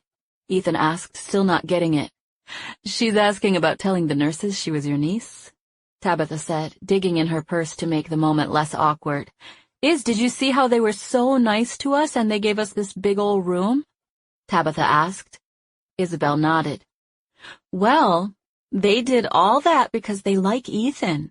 He was helping us out by telling them a tiny little story that he was related to you." "My niece," Ethan said. "And it wasn't a story, really, because that's what you'd be if me and your aunt get married." I slapped my hands to my face in a silly way, like I was embarrassed to be hearing any of that, and my antics served their purpose in making Isabel laugh. It was great to hear her giggle, and I stepped closer to Ethan, which put me closer to the side of her bed. My movement caused Ethan to reach out and grab me, and just like that, I was toppling into his lap. I settled on his knee, staring at him for a long second. It was all I could do to keep myself from reaching out to run my thumb over that little patch of hair that grew under his mouth. He smiled at me for staring at his mouth, and I smiled back. "Are you two—" Tabitha didn't get to finish the end of her sentence, but I knew by the way she said those first 3 words that she was trying to ask what was going on between us. She couldn't, however, finish her question, because there was a knock on the door, followed by the entrance of a doctor. He introduced himself to Isabel as the best bone doctor in the whole world, and had her smiling and looking forward to the x-rays. Within a matter of minutes, Tabitha and Isabel left with a different nurse, and I stayed in the room with Ethan. I adjusted on his knee so that I was facing him more fully, and he turned his cheek to the side and pointed to it, indicating that I could put a kiss there if the idea suited me. I smiled and leaned in slowly to kiss his cheek. "Thank you for doing this," I whispered before I let my mouth hit his skin. Kiss. "It's fun to see her get the royal treatment." Another kiss. "So thank you." Ethan tugged me, making me fall further onto his lap. He scooted to the side, helping me settle in next to him, kind of half on his leg and half on the chair. There was no greater feeling in the world than snuggling up with Ethan. "I'm so thankful you came with me," I said. "They're being so nice to her because you're here." "I don't feel right about it," he said. My ear was close to him, and I loved the deep rumble of his voice. "Why not?" I asked, picking my head up to look at him when his words registered. "Why don't you feel right about it?" He smiled at my genuine concern. "I hate lying," he said. "You lie for a living," I said, squinting. Ethan squinted back at me. "Not the same thing," he said. "You did it for a good cause," I said. "They would have been put through the ringer in here tonight." "I still don't feel right about it," he said. "Well, we're not telling them," I said. "Then we'll have to get married." I wrinkled my nose and stuck my tongue out at him for a split second, causing him to grin and poke at my ribs. I squirmed, and he adjusted, pulling my legs onto his again. "You're being serious," I said. I phrased it as if it was a statement, but we both knew I was asking a question. "I'm being 100% serious, Macy." He pulled back a few inches so he could stare down at me. "I think lots of people have gotten married with a lot less in common and have good lives together. It's not something I take lightly, and it's not something I feel forced to do, but I seriously would do it if you want to." He gazed at me with his head resting against the back of the chair. The corner of his mouth turned upward in a slow, almost sleepy grin. "All I'm saying is that if we're telling the nurses she's my niece, we should at least have the decency to think about getting married." "Yes," I said. "Why not?" After all, people who have known each other way less than us go on to have happy marriages all the time. I already said that, He said. I know, and you were right. So, yes? He asked. Yes to what? I asked. Saying we should do it sometime? Saying we will do it sometime, He said. He widened his eyes in a silly way. and maybe even saying the exact time. I gasped. You mean pick an actual date? I asked innocently. He nodded. We did say she's my niece. I think it's only proper. I brought my mouth where it was only a few inches from him. We wouldn't want to be improper, I said. I absent-mindedly traced the stitching on the front of his shirt with my fingernail. I let my eyes follow the seam of his shirt upward, scanning his neck and jaw before looking at his mouth, nose, and eyes. I was staring straight into the dark depths of them when I said, Do I get you? Ethan gave me a nod and almost imperceptible smile, and I kissed his mouth ever so gently just because I couldn't resist. Do I get you? He asked. I nodded and then cuddled up to him again, stretching my arms around him. We were quiet and still for a full minute. Forever? I asked. Uh-huh. All because you told the nurses that? I asked after another extended pause. Nuh-uh, He said. I could have hooked up this room without telling them she was my niece. I just did that so you'd have to agree to marry me. Well, I get the last laugh because I tricked you into the whole thing, I said. Izzy's arms really not hurt at all. It was all a big setup to get this whole scenario to happen. I felt Ethan shake beneath me as he laughed. Is it working out like you hoped? He asked. It really is. You were right on cue with the whole saving the day and calling Iz your niece thing. I'm always on cue, he said. We're back, my sister announced softly as she pushed the door open. I sat up on Ethan's lap, but didn't get up. Hey there, I said as Isabel got onto the bed. That was fast. What did they say? The doctor still has to look at it, Tabitha said, crawling into bed beside Isabel. They said he'll let us know something as soon as he looks at them. Tabitha picked her head up and looked at Ethan and me. You don't have to stay, she said. I glanced at Ethan. We'll stay till we hear about the x-rays, he said. What did you do when we went in there? Isabel asked, staring at me from her place on the bed. We talked, I said. And I had to give Ethan a kiss on the cheek for getting us this fancy room. Isabel smiled sleepily. Her cheeks and eyes were still tear-stained and swollen from all the crying earlier, and I reached out and put my hand on her head, causing her to take a really long blink. When she slowly opened her eyes, she was looking right at Ethan. I nudged him to make sure he saw her, and he wiggled his fingers at her in a little wave. She wiggled hers back at him. Are you my niece? She asked. Yes, he said.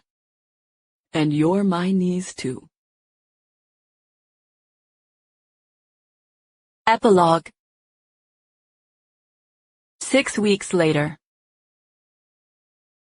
This is my niece Isabel, I said to Drake as we came inside his studio. Hey there, Isabel, he said from across the room. He came closer and gave me a sideways hug before he stooped to his knee to say hello to Izzy. Hi, she said shyly. She reached out to shake his hand, but her arm was still in a cast. It's a pleasure meeting you, my lady, he said with a measure of formality that made her smile and glance at me. What happened to your arm? He asked. I fell off my couch, she said. She might get it off next week, I added. Are you excited about your aunt and Ethan getting married? Drake asked.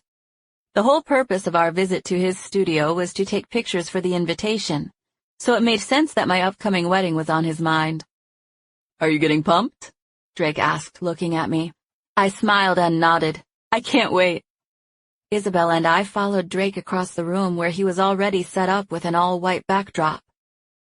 Did you like the picture they chose for the cover of New York Quarterly? Drake asked as we walked. I loved it, I said. I'm glad they chose one of him in the jacket. Those were so good, and it fit the painting. I know, I loved how it came out, he said. Karen said they'll mail me a few copies of the issue so I can forward you one. I smiled and nodded, thinking of my mother who would probably buy 20 copies of it just because she was so proud. Drake knew that we were taking pictures of the dolls my sister made. We discussed plans for this very photo shoot that night in the hospital when we first told Tabitha and Isabel we were getting married. We talked about the little Macy doll becoming a bride, and Tabitha said she would make a size-proportional Ethan doll and a tux and wedding gown for them to wear. Ethan gave up the Macy doll so that Tabitha could work with it, which she'd been doing for the last 6 weeks. They were in a bag, and I took them out and handed them one by one to Drake. First the Macy doll. An instant smile spread across his face as he took in the felt and fabric caricature of me, with a head full of curly sheep's wool for hair and a white wedding dress and veil. Tabitha even made little white shoes. Drake turned it over in his hand and then looked at me with a smile. "This is a dead ringer," he said. I smiled and nodded as I handed him the Ethan doll. It was equally as funny and cute as the Macy doll, with a little felt suit, complete with buttons and a bow tie. It represented Ethan perfectly, and Drake couldn't help but let out a chuckle as he placed the little dolls next to each other. "These are great," he said. "I can't believe how much they look like you. Who did this?" he asked. My mom, Isabel said, raising her good arm. She has a sewing machine in our room. Drake stared straight at Isabel. "Well, your mother has a gift," he said. "Do you think she could make a Drake doll? One with a camera, maybe?" Isabel nodded excitedly, and I reached down to ruffle her hair. Tab just agreed to do these because we thought of it one night, and I pretty much begged her. She doesn't make them regularly or anything. She doesn't really have time with work. "Well, she could sell these easily," he said, still checking them out. "I mean, if nothing else but for brides and grooms," he said. "I have wedding clients who would love to have these made. They'd flip out over them." Drake smiled at me like he thought we had a great plan in the mix, but I just shook my head at him regretfully. "They take forever," I said, "and she likes to buy good wool. It gets expensive. By the time she gets supplies and factors the time it takes to make them, she'd have to sell them for like $500 or $600 apiece." "I'd pay $500 easily for one of these of me with a little felt camera. Could she make a little felt camera? Could she work from a picture, or would I need to meet her?" I laughed at Drake. "She's got a pretty good job, and she works all the time," I said. I gestured to the dolls. "Plus, she just finished these. I'll ask her if she's interested in making another one sometime, though," I added when I saw Drake's face drop. He smiled at me before turning to Isabel. "Tell your mama you love the guy with the camera, and maybe she'll agree to make me one of those." Oh, she will. She'll make you one, Isabel promised proudly and without hesitation. "She might," I corrected. Isabel stared at me with a sincere expression. But tell her to make one for him, 'cause he really wants one, and my mom will want to make him one if he really wants one. She'll really want to make him one. Okay? "Okay," Drake said. "I agree with this young lady." He reached out to hug her and pat her back like they were on some sort of team together now, and I smiled and rolled my eyes at both of them. It was at that moment that I heard a whistle as the door opened. I knew it was Ethan because we were expecting him, and he often used that same whistle on me. "Ethan's here," I said to Isabel, who ran over to him. He hugged her and picked her up, and they said something to each other in whispered tones. "Do I finally get to see the couple?" Ethan asked as he headed toward us, using his arm as a seat as he carried Isabel next to his chest. "Is this your first time seeing the dolls?" Drake asked, holding them right next to each other, but facing out so that Ethan could get a look. Ethan instantly started laughing as he leaned forward to take them in. I could smell him as he came near, and I grinned at myself for still getting butterflies around him. He studied the dolls for a few seconds before turning to me to offer a kiss. I kissed him, feeling happy right down to my bones. "Hey," I said. "Hey, these are great. I missed having Macy at work, but it was worth it to get Ethan." I smiled and kissed him, agreeing that it was always good to get an Ethan. We took the picture after that, Ethan and I stood in the background of the photo holding hands just like the dolls were doing, only we were in the distance enough to be blurred out. Drake framed it perfectly and designed a simple but beautiful wedding invitation out of it. Ethan and I were married 2 months later. He gave a speech at our wedding that made me realize just how much I loved him. He said how cool it was that I could catch anything in my mouth.